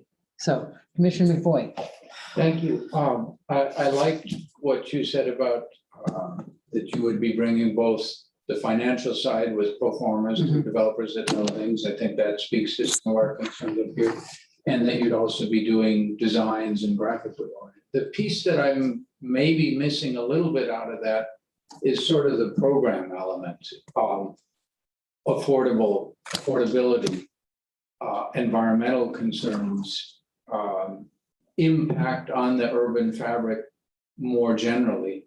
And so my encouragement, which I guess I don't need to give you too much because you said you may not be able to help yourself, but is to think broad. And I hope that within this scope of 100,000, that we really are taking very to heart this idea of part of what you're doing is helping us come to a vision of what do we want to be in 20 or 30 years? Do we want to be a little beach town? Are we okay with the finances that go with that? Do we want to be West Palm Beach at 30 stories high? Do we want to be Delray Beach with the various things going on there? That, the mayor, I think, had a very good description. Most people, they're not sitting at home watching this meeting. They've got lives. But at the same time, I would say from knocking on an awful lot of doors in this community, people do care. Whether they have an easy means to share their opinion, they very much care about the flavor of the city. People very consciously move here because of certain flavor. And that's what I think is very central to what I hope you'll be able to try and capture, as complicatedly as that will prove to be, I suspect. I mean, it is impossible for us at the CRA to put out an RFP and tell a developer to follow the LDRs and the land use and the design guidelines, and it come back looking the way that you want it to look. Because, I mean, if you talk to the developers that we work with, what they submitted follows those guidelines. Right. And we know that architecturally, no, Right. but as far as intensity and density, it did. And so what I'm hearing is that's not what the community wants. That's Well, we're not gonna the find whole out, community, right, but we're gonna find some out. people in the commission and the community would like to see something a little different. And so we need to understand what that is, or we're just gonna continue to spin our wheels Right. and come with projects that still have to go through the process of going through, site plan and public meetings and all that other stuff. And we're not gonna get anywhere. So this is crucial for us to be able to work together with. Great, thank you, Commissioner Maliga. Motion to approve. Do I have a second? Second. All in I'm favor? sorry, what about public comment, Madam Mayor? Public comment, you've done it to me now. It was your Sorry. fault. No, it's my fault. It was your fault. Yes, public comment. All right, we have one person, Kara Jennings wants to speak for herself. But she has not been promoted to a panelist yet, so I will do the comments. Oh, wait, maybe she has. Okay, Ms. Jennings, are you ready to speak? Yes, hi. Go ahead. So there's just some really problematic missing piece to this discussion, which is that the chair of the CRA board just called the people who submitted public comment on the project previously that was stopped naysayers. And I really hope this commission would take the time and go back and read the public comment. You keep saying, come give public comment, come, come participate. But there was a lot of people who did participate on this project already. And now instead of their comments being honored, they're called naysayers. I appreciate that Dana said he was going to dig up the prior charrettes and master plans. We've done this. It was about 10 years ago, but in the life of a city and development, 10 years is not very long. In the life of politicians, 10 years is very long. So we have a different commission now who wants to steer things differently, but is not looking at the prior studies that have been done, the public comment that has been given before you go out and say, oh, we have to redo this again. I appreciate that you want input. Spending $100,000 to have 20 conversations and do 3 months of work seems pretty excessive to me personally, especially since it doesn't appear that people have taken the time to go back and review the comments and the charrettes and the master plans that were done that do impact this area.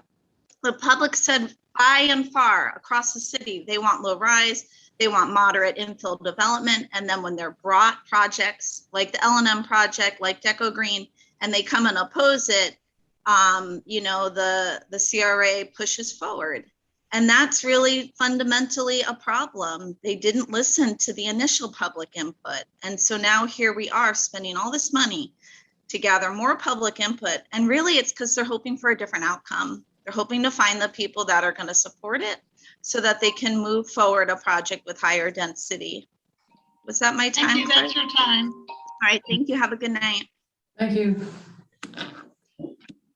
All right, now I will read, I think there are 5 public comments for me to read. First is Donna Kerner, 1012 North J Street. 1, I commend the CRA for wanting to solicit public input on the use of 2 CRA-owned assemblages in downtown Lake Worth Beach.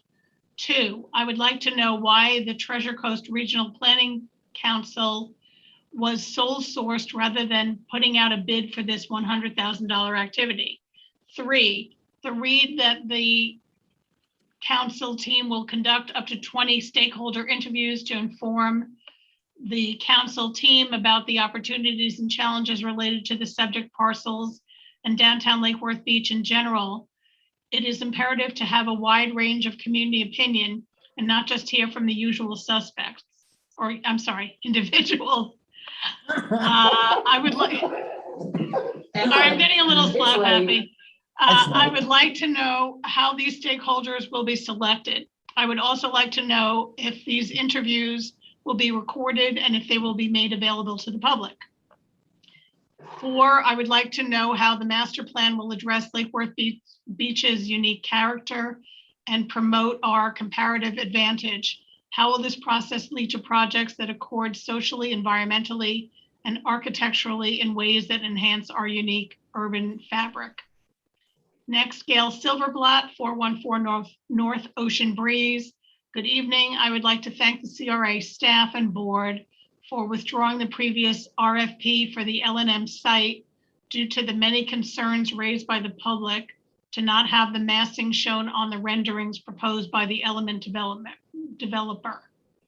The consensus of the 27 public comments was for smaller, less dense, and more variety of building shapes and heights of 45 feet or less on the site for a better fit within an established historic district. Will this agreement with the TCRPC include these previously stated preferences by the public And is the TCRPC the right fit for this process? Or should John Anderson, co-founder of the Congress for New Urbanism, be hired instead? Next is Thomas Conboy. Honorable Commissioners and Madam Mayor, I am property and business owner at 30 South M Street. Please include direction for the Treasure Coast Regional Planning Council to highlight the public ownership of these properties. These properties were bought with public funds and should be used for the best public purpose. Please include direction for the Treasure Coast Regional Planning Council to highlight the strengths of our walkable downtown. We are looking at ways for these properties to make our town stronger. Please include direction for the Treasure Coast Regional Planning Council to focus on options where these historic properties are preserved in place. Panagiotis Tsolkis, 822 North C Street. The CRA should have put out a bid for conducting this process. The TCRPC may be the best option, but bidding for the community engagement project will make for a stronger plan. In particular, I would like to know how the charrette planning process will address income ranges and the urgent need for truly affordable housing and avert the narrow-minded and short-sighted speculators and profiteers from taking advantage of our city. And the last comment is from Cliff Kohlmeyer, 503 First Avenue South. I support the interlocal agreement and the engagement of Treasure Coast Planning Council in the planning process. Town planning must never be outsourced to property speculators. Here are several guidelines that I believe would maximize property values as well as public support for the ultimate outcome if adopted. 1, adhere to and build upon existing historic preservation design guidelines. For example, massing should be proportional to the surrounding neighborhood. 2, preserve as much of the historical integrity of the Old Town Historic District as possible. For example, retain existing alleys, which are arteries that serve downtown businesses, preserve contributing historic properties on site. 3, create public space for the community to enjoy, i.e. in the spirit in which sustainability credits were originally conceived. For example, the city-owned lot at First and K has mature shade trees that could be the basis of a public park or other amenity. Adhering to simple criteria such as these would build on the city's existing strengths and increase values within our Old Town Historic District. This would gain the highest degree of public support. That is the end of public comment. Thank you. Did we vote? Motion to approve. Thank you. Do we have a second? I already seconded. We're voting. Oh, now, all in favor? Aye. Aye. Any opposed? I'm opposed. All, passes 4-1. Okay, moving right along, we have our last thing, which is regarding the Charter Review Committee. Not last, there's 2 more after this. 2 more after this? Discussion. Discussion. So Okay. can we promote Sam Goodstein, please, to panelist? Thank you. Wait, What discussion? there's discussion regarding ballot, then the next one is discussion regarding next steps for the beach, and then discussion for process on handling complaints about dangerous traffic conditions. Oh, it's not in our packet. No, there's nothing, they don't put discussion items in the packet, they just put it on the agenda. Mr. Goodstein is available. Okay. All right. Here. Hello, Commissioners and Mayor. Hello. I am, sorry? Good evening. Good evening. Yes, I'm here tonight to give you a very short presentation. Thank you. The Charter Review Commission has sent me to give you our current recommendations so that you can consider putting them on the ballot in March. And the reason for that is otherwise we have to wait till 2024. We worked on election issues first.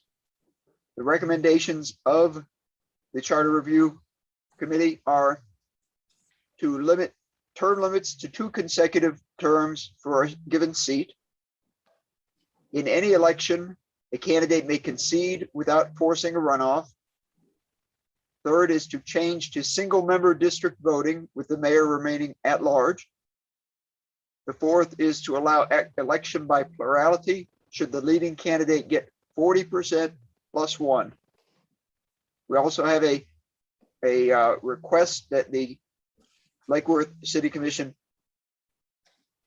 make a, what is it, what would you call it?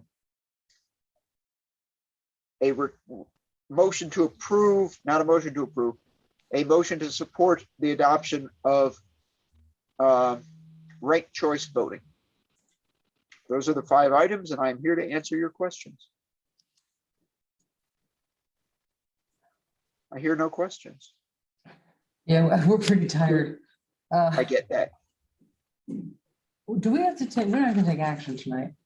No, no.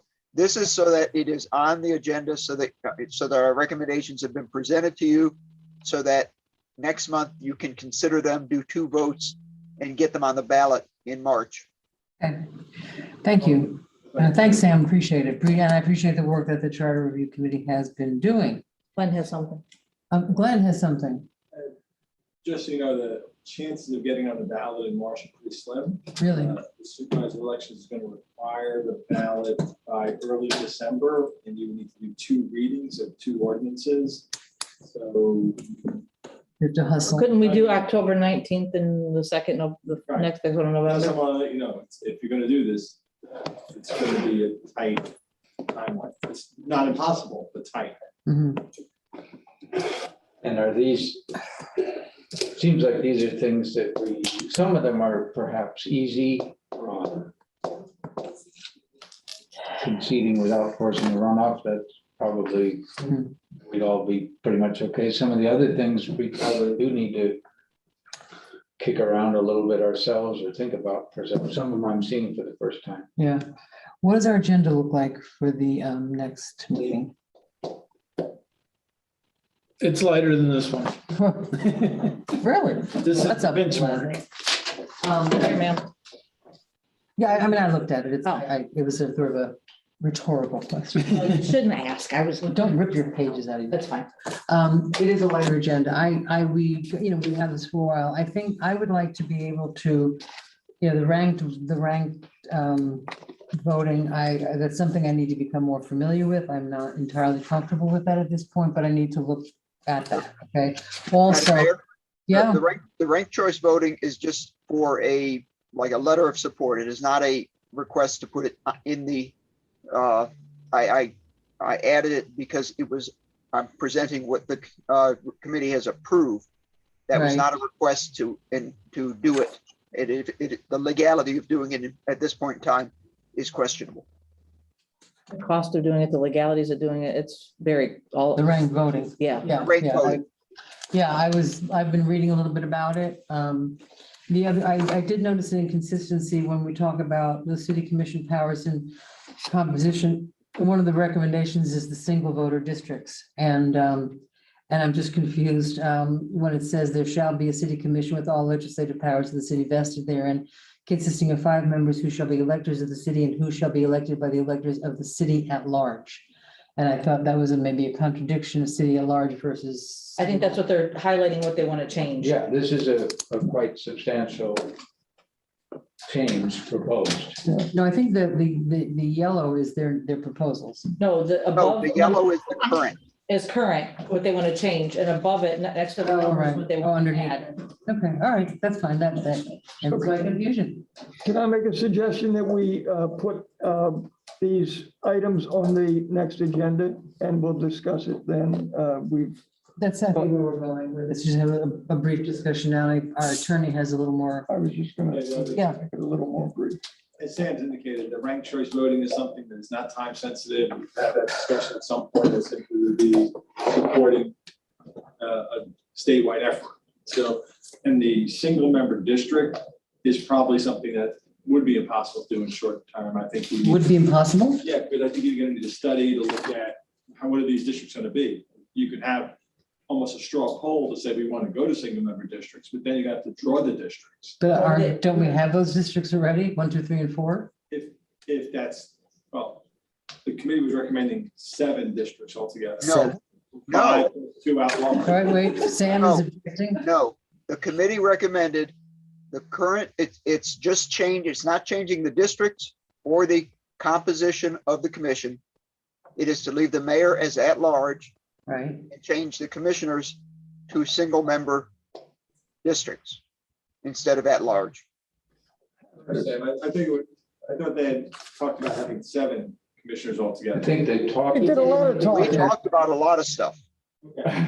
All right, so- Never mind. Is that all you have, Mr. Commissioner? Thank you, whoever, Mr. Lawyer. Okay. Commissioner McVoy. The only thought would be that if we're going to put it on the next agenda, which I'm not opposed to, some of these items, we might want to have some sort of report from somebody. I remember hearing at one point that on the issue of single member districts, organizations, and I want to say, but I could be wrong, like the National League of Cities or something like it, have apparently thought about this issue in the past, and they have strong feelings, or there are organizations who have experience and have thought about it. And it would be nice to hear some sort of backup and pro yays, nays, benefits, disadvantages. Has your committee, Sam, looked at other, what Commissioner McVoy is talking about? Any studies about how single member districts work, or successfully or not? Yes, we didn't get presentations from anybody, but we read some national standard material. And my suggestion, which is my personal suggestion, does not come from the committee, is you look at the ones that you all agree on and see if there are any of those. Yeah. Okay, we'll do that next time. So we'll have more of a conversation about this. That will be. Yes, thank you very much, and thank you. Thank you. So we'll talk about it next week. Next meeting. We will then have an ordinance, first meeting in November and second meeting in November. To get it on the ballot by December. I do have a question though. So if some of this stuff passes, don't you have to write language for the effective date of when it goes into effect? That's what we'll have to talk about. There'll be a lot of writing, but you gotta make the decision first.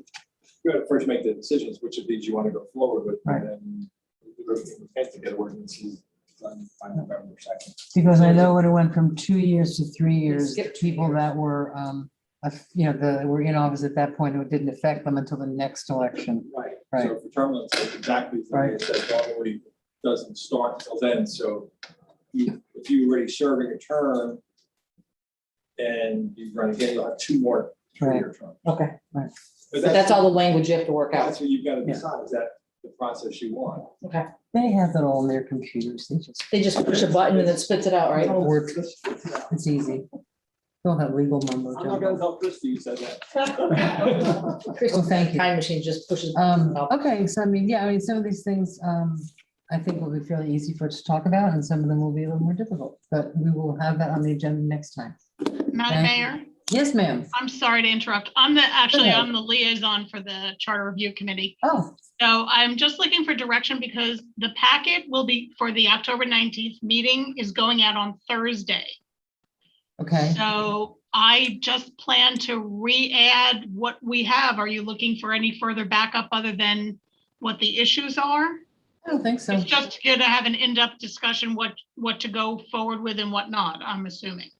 Or is it another discussion, or are we voting? No, we're going to discuss it and then vote on the Yeah. 19th, yeah. And when this gives us a little more time to think about things, talk to different people about it. But my understanding is we could pretty much go with this agenda item the way it is. Yeah. Okay, thank you. Thank you. All right, thank you very much. Thank you very much. Okay, now we go to G. G, which is discussion regarding the next steps for the beach complex. Commissioner Robinson, I think you had expressed some interest in this. I have, yes, great interest. We've explored the possibility of refurbishing the existing pool, and that I don't think went anywhere. Right. That was a 2-month exercise. And now we are hopefully going to move forward with a vote, or not a vote, a discussion on what we're going to do next. I think we should decide on the fact that we are going to have a new pool and how we go about dealing with the development of that. Okay. I think, I don't know anyone that is not in favor of doing that. I think timing is essential. I think, we have I think we'll be discussing this more at our workshop on the 21st. And, you were very adamant last week about nothing really happening until the new city manager comes in. So I don't know if you're still have that opinion. Wait, hopefully that'll work out. Well, the city manager will have an opinion, just like we all do, except that we set policy on what the city manager is going to do. Right, right. I agree, but we talked on this week at our budget meeting, about the staffing issues that became sort of a, let's wait until he is. Entirely different. I know, I'm being optimistic. They, They, right. no.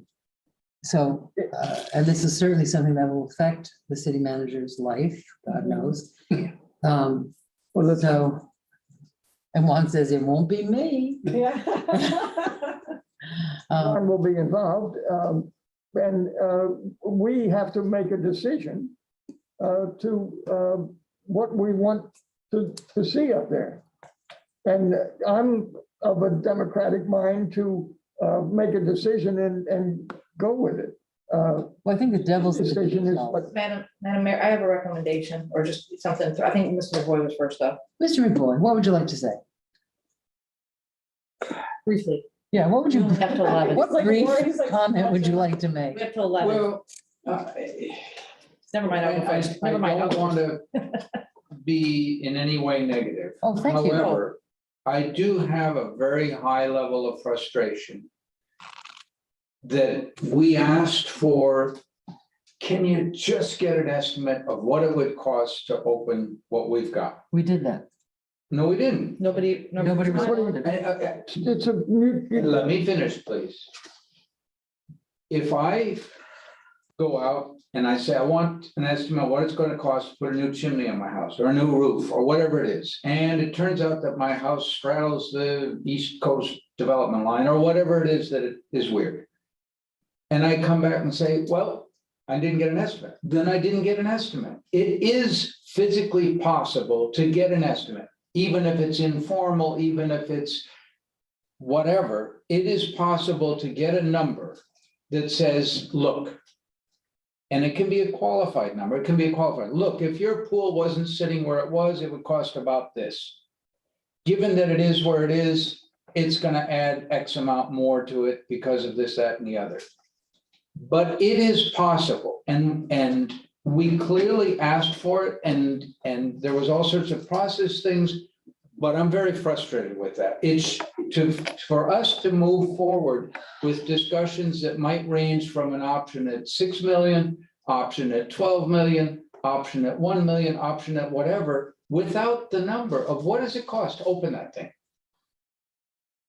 is not fair to the community. It's not fair to us to try to make informed decisions without the data.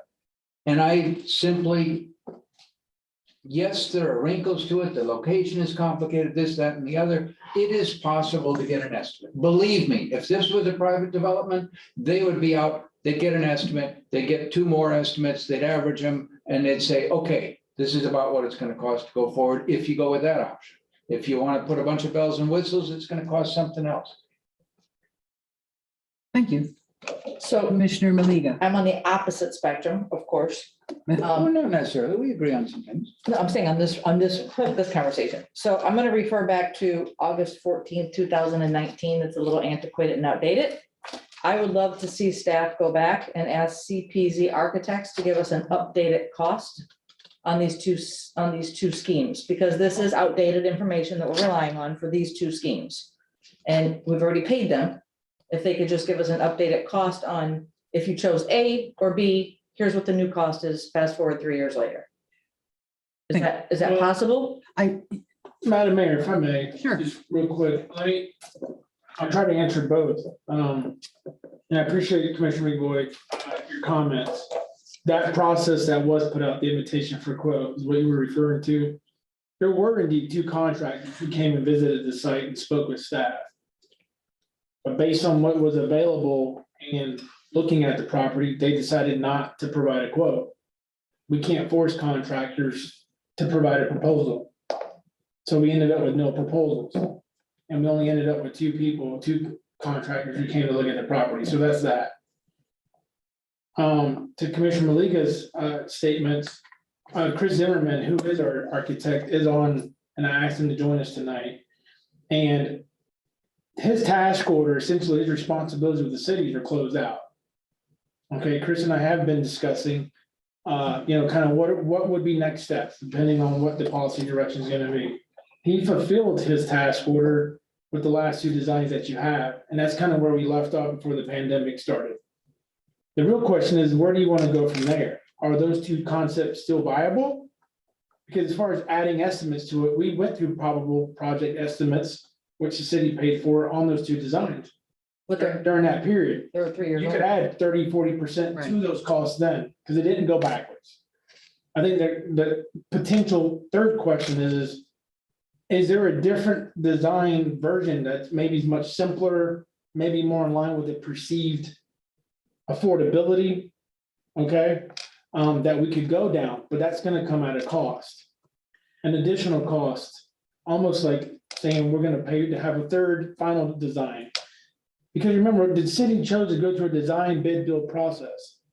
You design it, the design then gets selected, then you create construction docs, and the construction docs get bidded. That's what the proposal comes in on. We're still stuck on design. And yeah, right. I want to, yes, and then we've obviously, I'm sure we all have gotten lots of comments from the public about what they want to see up there. And I look at that sketch, that schematic, and I think there's something that I would personally, from the feedback I've gotten, and just from my own feelings, I would also like to see some sort of kiddie, it doesn't have to be fancy, but some sort of splash place for the kids to play that don't have to actually go and, swim.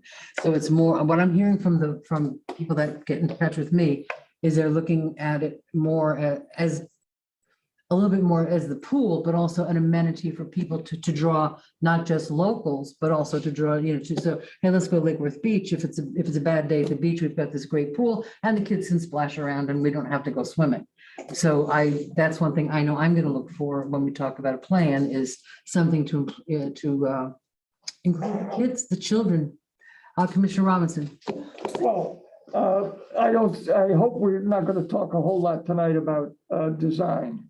All I'm hoping for is how we're going to approach the next step in a sequence of making a decision. I've talked to 2 developers who are interested in, we're not even talking about the second floor as non-performing. I refer back to 100 years ago when they were talking about the attraction that we have. We have an oceanfront park, and if we don't utilize it to the max, shame on us. So I just hope tonight that we can be open for unsolicited bids or propose going out to bid. We're going to spend what, Juan, $25,000 to get another response to add 30% to what they've already told us the cost is going to be? Or are we going to get something else from CPZ? Well, I mean, I got Chris here. If Chris, you want to chime in, and Chris and I haven't gotten to that level of detail on exactly what the deliverables would be. We simply talked about trying to crystal ball this conversation, what might be the next steps. And based on having somewhat of an understanding of our affordability of what, from a capital perspective, looking at the last 2 designs, And this is without even talking about a public-private partnership, which is what Commissioner Roberts you're referring to. There's always that option out there. There's never been a sign that said, do not submit any unsolicited proposals to the city. Right. It's always been that. But then there's the path of, well, maybe we don't want to go down public-private partnership, and we want to do something on our own. And what does that look like? Based on the designs, after a year and a half of work, charrettes that created the big book, with a lot of designs narrowed down to 2. Where do we want to go from that standpoint? Almost we could turn the clock back and pick up the conversation from there. And that's why I asked Chris to join us tonight, to try to get some consensus. And maybe the consensus is we wait. We wait a little bit longer. We talk about it some more. Because there's no clock. There's nothing pushing other than you guys as a policy board wanting to deal with and grapple with the beach conversation. And Commissioner Robinson raised a good point. There's also the unresolved, we call it finishing the beach project. There's the conversation about the second floor and throw in the ballroom, the whole second floor. And whether or not that conversation is joined with the pool or not, or if it's 2 separate, conversations. So we need direction on where you want us to go.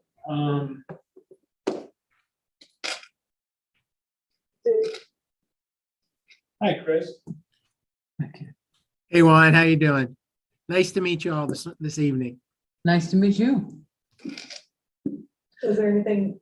Chris, you want to kind of, if you could add maybe a response, or not add, provide a response back to Commissioner Robinson's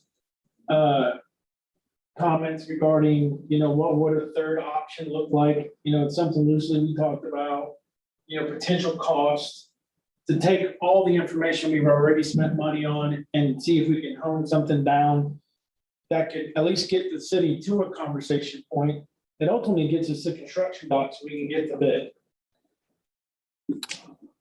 Sure. We've been through, as you all know, a lot of iterations of possibilities. So there's a lot of data and a lot of design that we have that we've already done that are at our fingertips. So we're needing that direction of what elements that the city wants to put into the complex. And what is the ultimate budget for us? If we're given, okay, we're going to spend X amount of dollars, we can work with that and come up with a design that meets that. We've got a lot of parts and pieces that we have already. As you know, and as was mentioned, the market's crazy right now.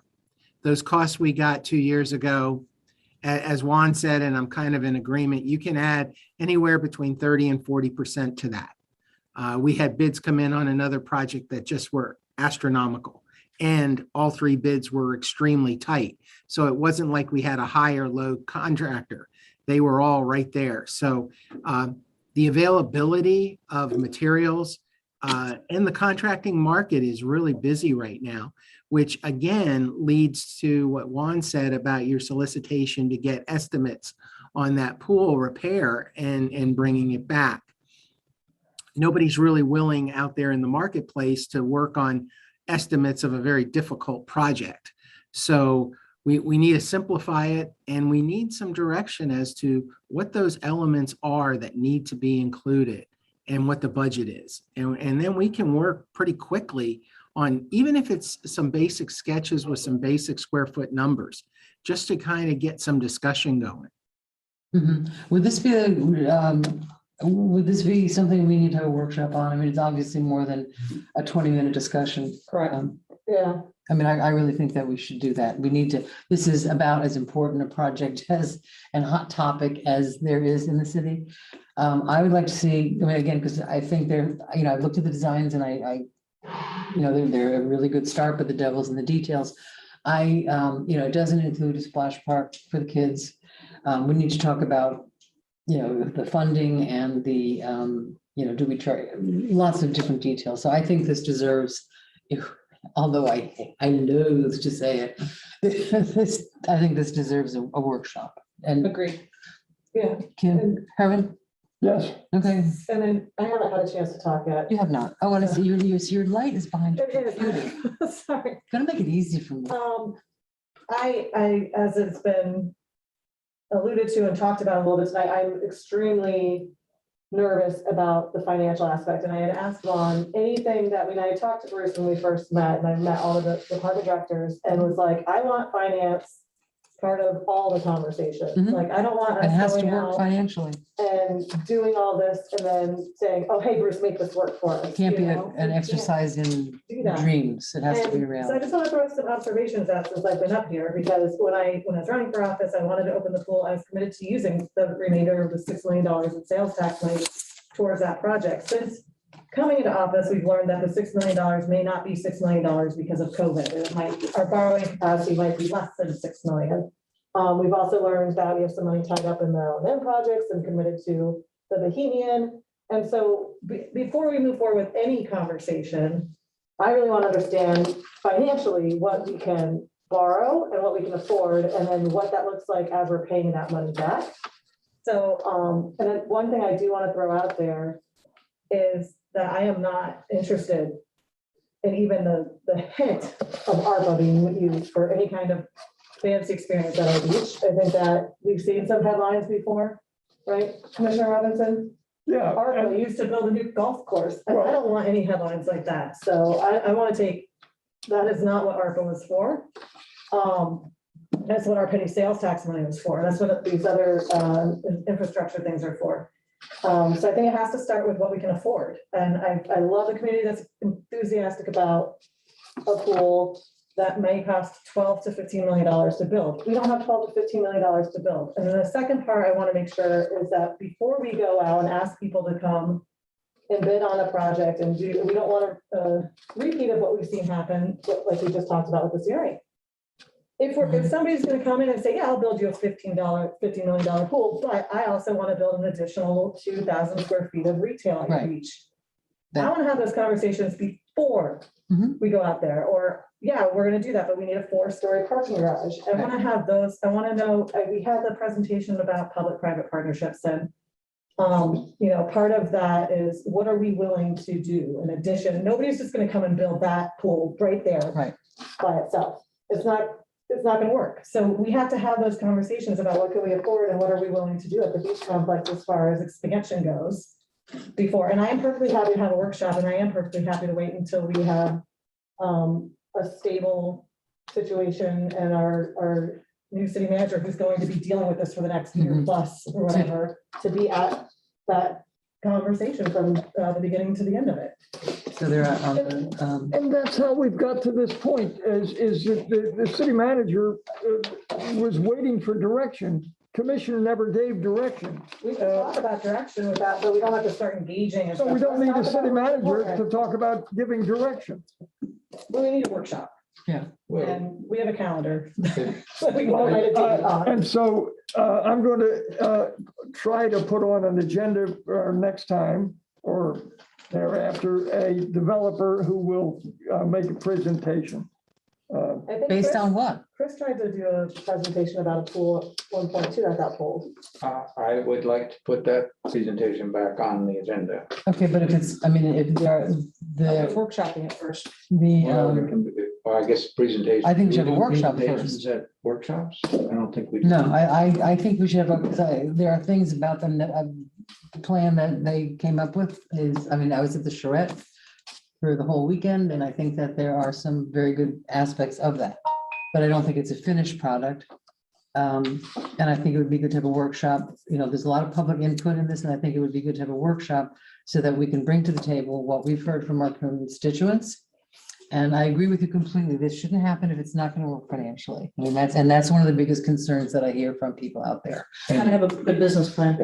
Yeah, it does. And Commissioner McVoy, really quick, because we have one more thing to talk about. Okay, I get a lot of comments on the beach. One of the things and on the pool, one of the things that struck me is people's, it's kind of in the wish list category. We would like this, and I see almost, I don't know if I've seen a single one that talked about the finances. So at this point, you know, I would like to have a house with, you know, this, that, and the other, but unless there's some real costs associated with it, it's only half a discussion. And I think the points that Commissioner Stokes just brought up in terms of giving direction, we need to know what's hung on to it. Is whatever somebody's proposing tied to what happens with the second floor? Is it tied to building, whether it's parking garages or other things? So that the community can look at the whole package, cost, design, related things, and there's no surprises in it. We're looking. Well, I think that's what we're talking about doing. Yes, I why, think that's- I think we all correct. agree on that. I don't think there's a so disagreement. when do you want to hear from those people? Which people? What people? Any person that's going to propose a development? But we don't know, we don't have an idea, we don't have a final idea of like what it's, number one, the finances that we have available, and number two, what it's gonna look like. That, one of the things I hear from a lot of people is they want a place where the kids can come up and just splash around. Again, I'm like, give them a hose, right? Doesn't have to be fancy. We're not really great at maintaining things, but that doesn't have that in there. So I'd like to, you know, part of the thing I would like to talk about is Hoses. hoses, fire hoses, you know, the splash park for the kids. So, is your light still on? Okay, so, we just need to look at a date. We'll talk to the commission, we'll talk to the city manager and the clerk about a date for the workshop. And would you like to hear from anybody who's interested in working with us before a workshop, or? We don't know what we want yet. Exactly. I've had somebody reach out to me and I've met with them and I know what they're proposing. If they want to meet with the other commissioners. I think the public deserves to know what's being proposed to you or anybody else. That's part of the transparency talk that we. I agree. It seems a little premature. We haven't even opened up this conversation. Right, I think we have to have a conversation. And then they certainly will hear what I've heard. Sure. I just think it's premature. That's why we're gonna have a workshop, okay? Well, So, but you won't be able to hear from I'm gonna call them developer, contractor, anybody that is interested in doing something up there at a workshop. any person that's interested in, well, they don't know what we want, so I don't know how they can really base it on anything, but they can certainly write us a letter and that would be public record. That's it then for presentation before we have a workshop. We don't know what we want yet, so how? No, I don't think anybody does, you know, because. Hey, we're gonna have a splash pad. workshop. I'm not opposed, I honestly, I'm not opposed to a 10-minute, no discussion presentation item. I know there's different options, different communities, different programs, different cool stuff happening, and I'm not opposed to listening to 10 minutes.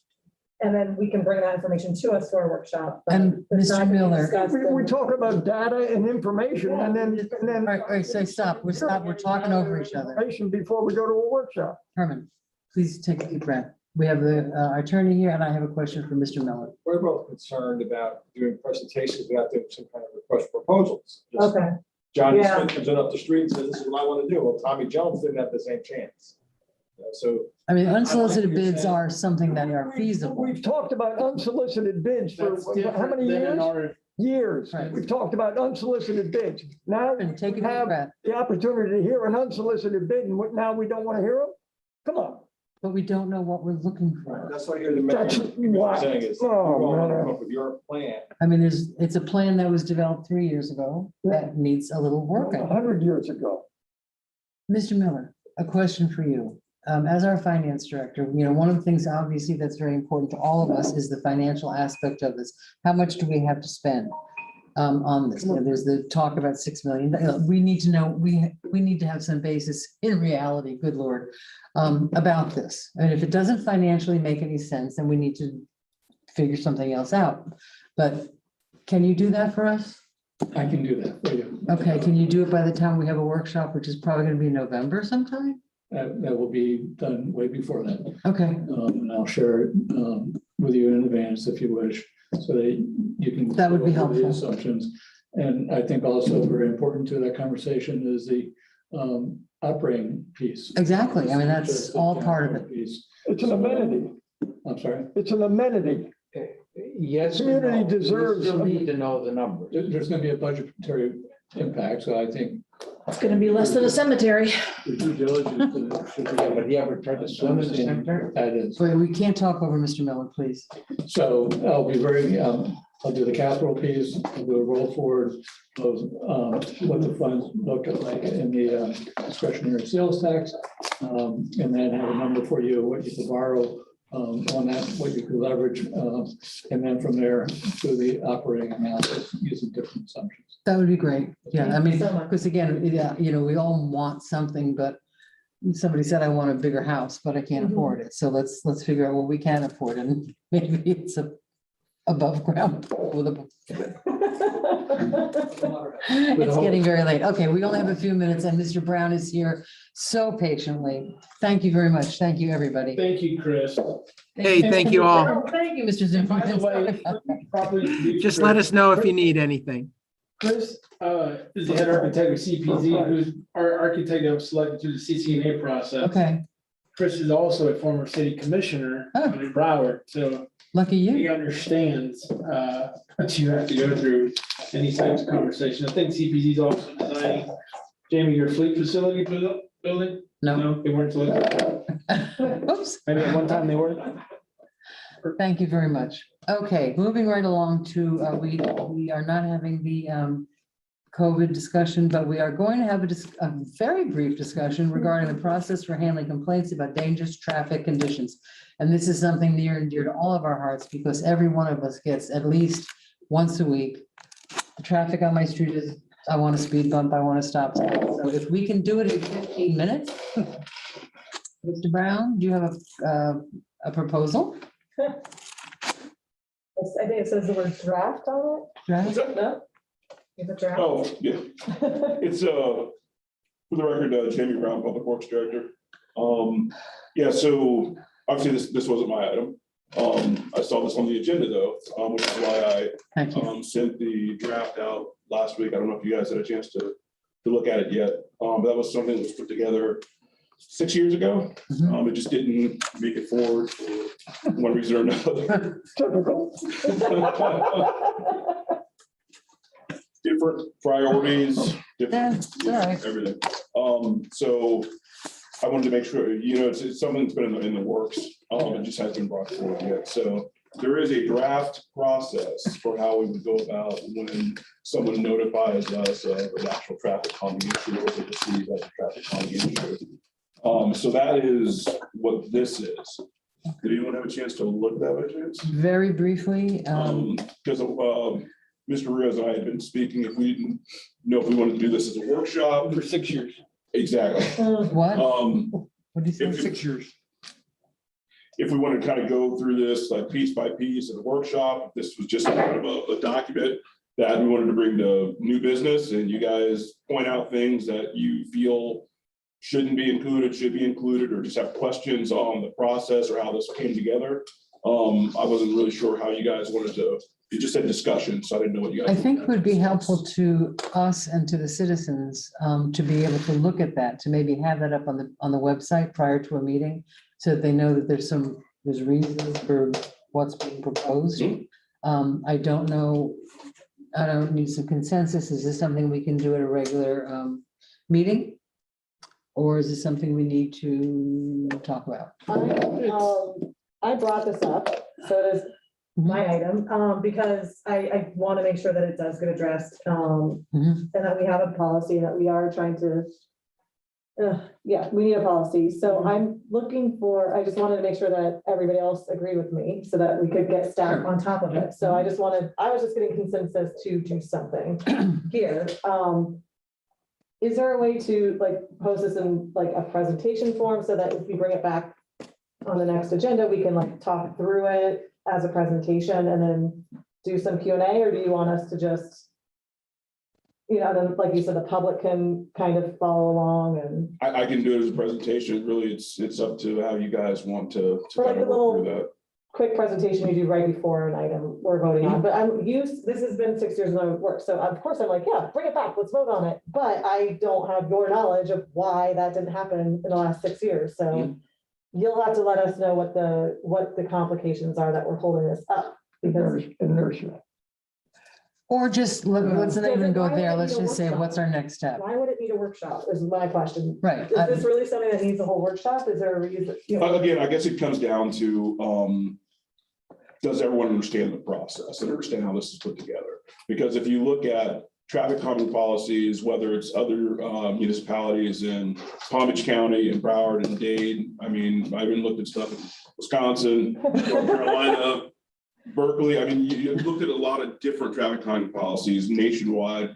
They all typically kind of follow the same thing. There's a basic, a written request that's basically sent in. That request, and I've got it all in the policy here. That request needs to contain certain things, basic information, any kind of documentation, all that other stuff. And then you kind of move to another phase, which is we now look at historical traffic data, crash data, all that other stuff. There also is a process where the residents are requesting, there needs to be some type of petition.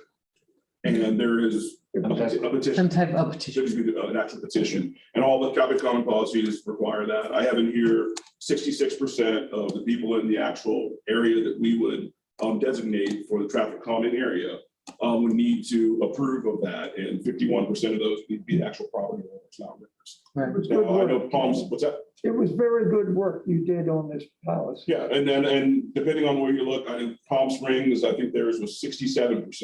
Because they wanted to be over 2/3. I just did 66%. 2/3. West Palm Beach requires 75%. So as you look at all these different policies, you'll see different percentages, but they're all somewhere in that range. If we get it on the next agenda, we still have time to get it, I think, on the next agenda, and have that as a agenda item that people can look at the backup on the website. I think that should do it. Oh, we do have time to put it on the next agenda? Well, I'm asking this question for the clerk, and she's shaking her head no. She's shaking her head no. Yeah, thank you. So mean. I'm assuming that would be the second meeting or the first meeting in November, would be the next one. That was What is close. the deadline? Deadline? We don't I need thought it. it was 11. The deadline was Friday to add something to the agenda for October 19th and to have the backup in on yesterday, Monday. So how many days is it? I thought it was 11. It's 18 now. We added a week. Because you're getting a books 2 weeks in advance. We need to revisit that. Yeah, I think, Honestly, I don't. Yes, I thank really you. do. That was something that was done like through one-on-ones, and I think the commission wants to do this and everything. Not me. No, we did it we did it up here in the Yeah, guys. And nobody told me. This was done off the dais as a request for years Yeah. of accusations of not being transparent. I'd be more than happy to go back to the old way, but just remember the way it was. All right, everything was rushed, No, last minute, lack of backup, no. insert the issue. Okay, this was policy driven. This is one of the first things we did when you got elected into office. Right. All right. This wasn't from the staff going upwards. Yeah, no, it was totally from the dais. That took a lot of work and it's a lot of effort to put together agendas 2 weeks out in advance. And the amount of work that goes into this stuff, the backup, the research, the one-on-ones, and it never stops. Right. Agreed. I don't want to get an agenda, a book on Thursday or Friday for Tuesday meeting. It's not enough Yeah, time. no, Yeah, so I mean, and this is not a burning, I mean, this is something that's been on there. If it goes to November, it's not an emergency. Madam Mayor, if I may, what needs to be cleaned up is the amount of discussions added on with no backup and no thought. It's just thrown onto the agenda. Was it me? Which gets us into 11 o'clock meetings. Well, I don't think that it was a discussion. I specifically rushed through those. We haven't had a chance to do an agenda review. We haven't had a chance to have a priority discussion. This is the only way for us to actually bring up items that we care about. But agenda review was with your one-on-one. No, that's not the way to go. What? I would like for us to, we obviously need to discuss process, because what we're doing now, clearly, certain people have issues with different parts of it. Yeah, okay. Like the agenda review was, I think we were waiting on the agenda review to kind of really help us. That's the missing piece here. And when we had that discussion, we've got 3 minutes left. When we had that discussion, one of the questions was, when do we have an agenda review meeting? I need dates and times that everyone's available. Right, that's one of the challenges. So my suggestion would be get it on the November 1st in November. Get it out in the public so that they know what we're talking about. We'll call, there are very specific people that have asked for this.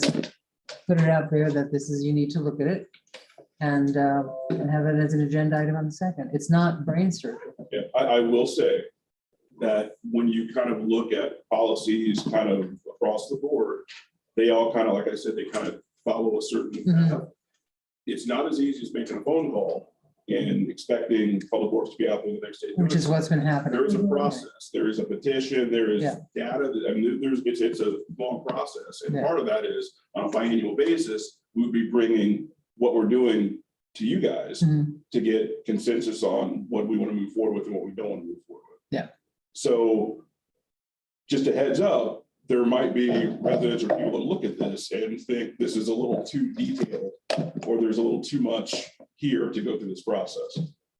But that's not really the case when you look at, that's just what a traffic calming policy is. Okay, we have 6 minutes. Madam Mayor, if I may, let me just try to put a bow tie on what Mr. Brown was just saying. What has happened, what transpires till today, Right. the lack of a policy creates the inconsistency. Sure. And how we approach the random phone call because of perceived speeding or whatever it might be. So with the policy in place, it creates consistency, creates a process. Therefore, it takes out all the subjectivity out of it. I think it's So great. it's not, hell, this resident in this district called, then here comes the phone calls. And then why do they get a speed hump? Or why do they get bulb outs? Why can't we do this? And why can't we do that? So this is, yes, it's 6 years long overdue to have, we probably need 100 more policies in place to help create. But this is one. consistency Let's across the board. let's stick to what we got this one. I think we all have a comfort level if there is a process, and it's not just call Jamie and can we get a speed bump, and put it out there that there is a process. I think that will give comfort and stability to us, to the staff, and to the citizens. And just so people know, we aren't just randomly putting stuff out just because people are calling. We do contact PBSO, we look at the volumes, the speeds, we look at all the data. And we have to also look at the neighboring roads as well and make sure that we're not just pushing the issue to a neighboring street. And we're making sure that as we're doing things, we're doing it consistently. So it's not just kind of throwing stuff. I think that'd be a benefit to everybody. So what I think what Jamie just said is, even though we haven't put in place formally the process that you've written up, in fact, the recent issuing of them, there was definitely thought and planning and. Oh, absolutely. involved. Yes. So it didn't just totally, hey, Jamie, can you give me a thing? No, we're still following sound actual design concepts. There's professional knowledge and experience knowledge. Right. The one piece that I would like to point out. 4 minutes. Even before we have this policy in place, one of the things that I noticed from having been on before is for years, I would get requests for traffic calming and nothing would happen.